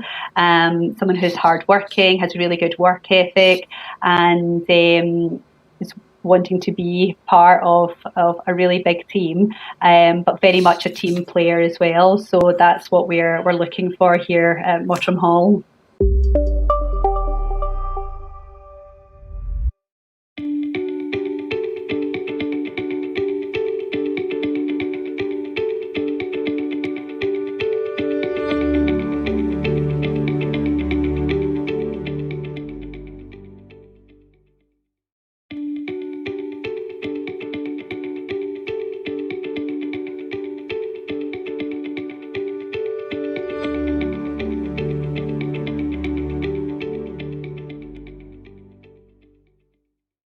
Yeah, of course. Yeah, I mean, one of my things is always the way somebody comes dressed.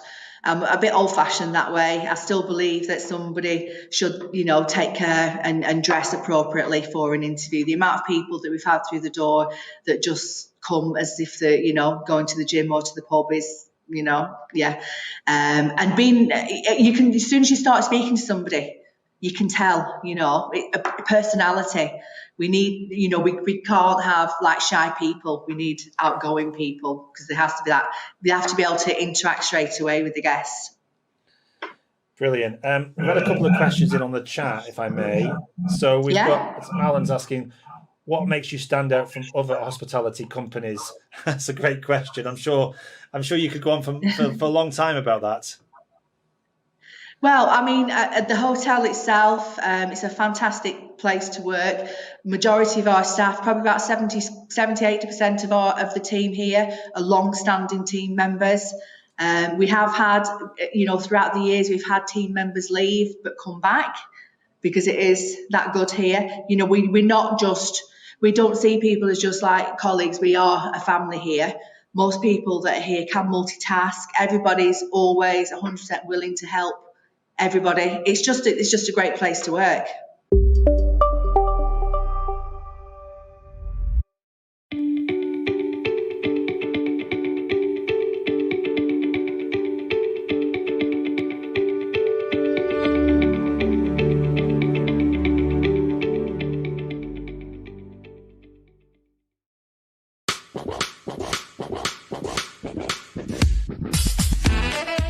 You've got that qualification and a lot of business experience, so they just go hand in hand. Having a second chance at education, because I threw my opportunity away at college by messing around, and then threw myself straight into work, and then I was offered the apprenticeship, and I thought, well, why not?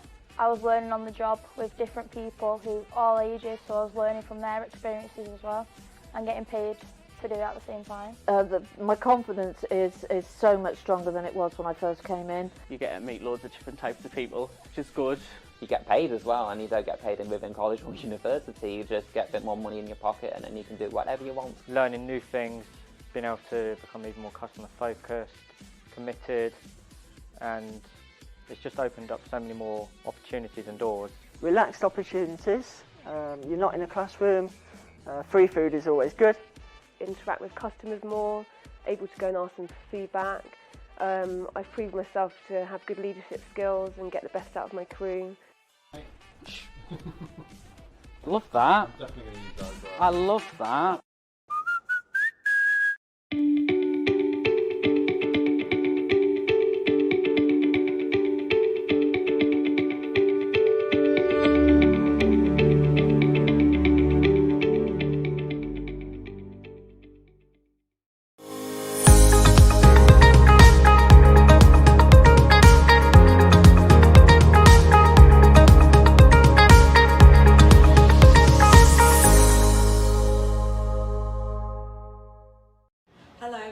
Julie Harris, Programme Manager for Hospitality Apprenticeships here at Yeovil College. Just here today to give you a bit of an overview on the different apprenticeships that we have available. If you're thinking of training to be a chef, to work in a hotel or restaurant, then I would recommend for a school leaver the Commis Chef Apprenticeship. That's where you are employed 5 days a week to work out an industry, and they will then there will be time available for you to come into college to complete your training of your practical skills and your theory. We will cover all the different food groups, which includes meat, fish, poultry, game, sauces and salads, hot and cold desserts. On a regular basis, we have industry experts who will be available for you to pick up additional skills, and where appropriate we do take you out on trips. Progression would then be to move on to level 3 chef de partie, again where you would look at the same food groups, but there will be an opportunity to look at more complex dishes, which will include masterclasses in chocolate work. Entry requirements onto those programmes: we would be looking at your Maths and English GCSE results, ideally 3s and 4s, but we will continue to help and support you with that. Progression then could lead to hospitality team member, which is another one of our apprenticeships. That predominantly is based front of house, serving customers in the restaurant. Again, you would still be employed out in industry, working 5 days a week. If you would like any more information, please see the website yeovil.ac.uk or enrol at yeovil.ac.uk, and we look forward to seeing you very soon.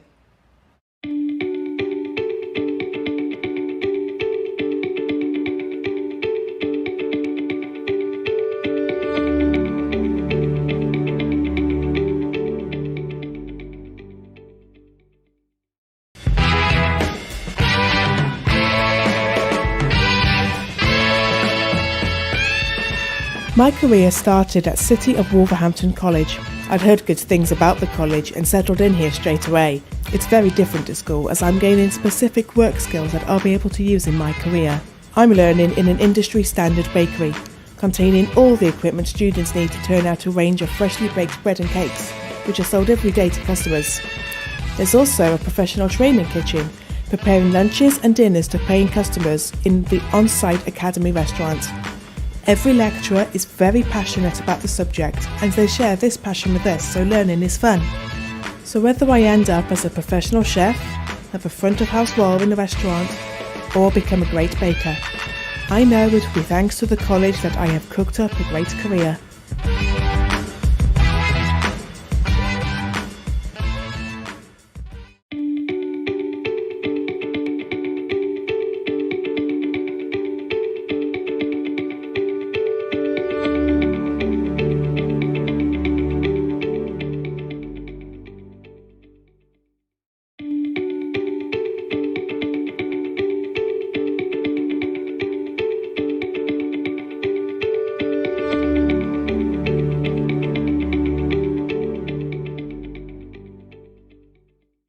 further education colleges up and down the country are finding it difficult for some reason the last few years to recruit into curriculum, professional cookery and front of house in local areas again. Students to come in, we're not quite sure why the numbers have fallen so much, but the colleges do need to rely on those numbers for the funding.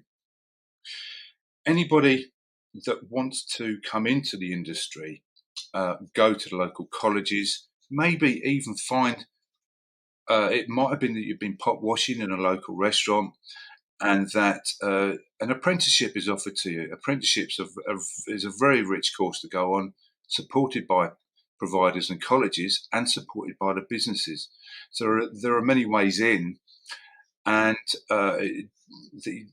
the great thing about apprentices, you get a bespoke environment to work in. You work with a decent chef. They'll progress you. They'll work closely with the provider that will build your confidence, and then you can start to look at the progression or the pathway that you like to look at for a future career in it. I mean, 43 years, and I still learn stuff, different ways of plating up, little techniques.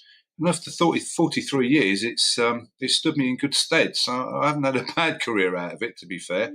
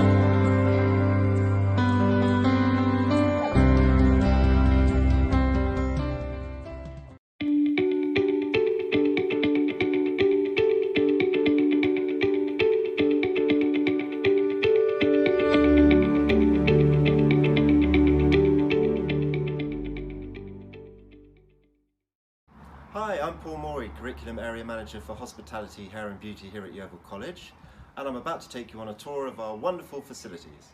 This is our Da Vinci restaurant, run by the learners and some staff. It can seat up to 55, 60 customers, open to the public, open to the staff, from breakfast until early afternoon, and it's very popular.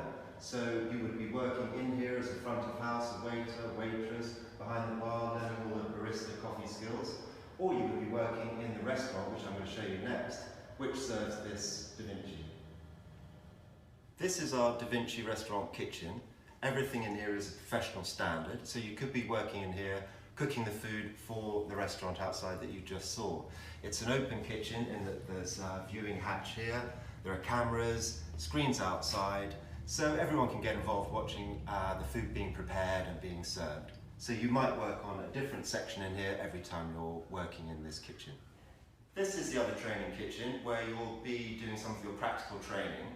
You'll have your own section, bring your own set of professional knives, you'll have your proper chef's uniform on. Up here is where the lecturer will do demonstrations. There are cameras so that it can be recorded, and also you can watch it live on the screen, but you can watch it back later on. This is also where we have industry experts coming in to do demonstrations across all the different types of food. So here we are outside the Da Vinci restaurant, sun's shining. Hope you've enjoyed the little tour of our facilities, and we're really looking forward to seeing you soon. Bye.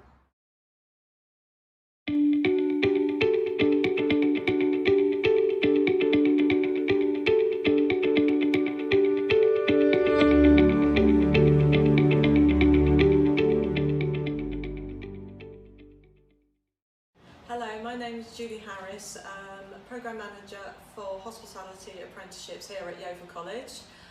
Just here today to give you a bit of an overview on the different apprenticeships that we have available. If you're thinking of training to be a chef, to work in a hotel or restaurant, then I would recommend for a school leaver the Commis Chef Apprenticeship. That's where you are employed 5 days a week to work out an industry, and they will then there will be time available for you to come into college to complete your training of your practical skills and your theory. We will cover all the different food groups, which includes meat, fish, poultry, game, sauces and salads, hot and cold desserts. On a regular basis, we have industry experts who will be available for you to pick up additional skills, and where appropriate we do take you out on trips. Progression would then be to move on to level 3 chef de partie, again where you would look at the same food groups, but there will be an opportunity to look at more complex dishes, which will include masterclasses in chocolate work.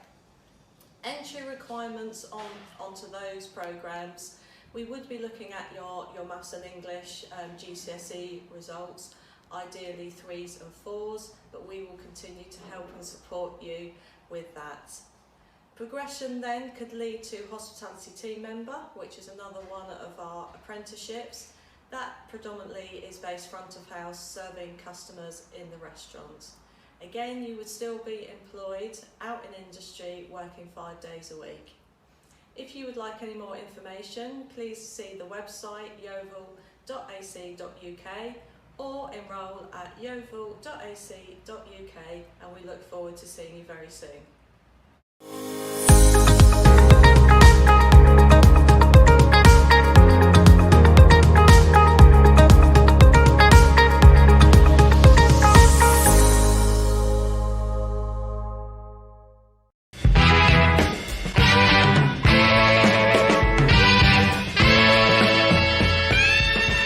My career started at City of Wolverhampton College. I'd heard good things about the college and settled in here straight away. It's very different at school, as I'm gaining specific work skills that I'll be able to use in my career. I'm learning in an industry standard bakery, containing all the equipment students need to turn out a range of freshly baked bread and cakes, which are sold every day to customers. There's also a professional training kitchen, preparing lunches and dinners to paying customers in the on-site academy restaurants. Every lecturer is very passionate about the subject, and they share this passion with us, so learning is fun. So whether I end up as a professional chef, have a front of house role in a restaurant, or become a great baker. I know it will be thanks to the college that I have cooked up a great career.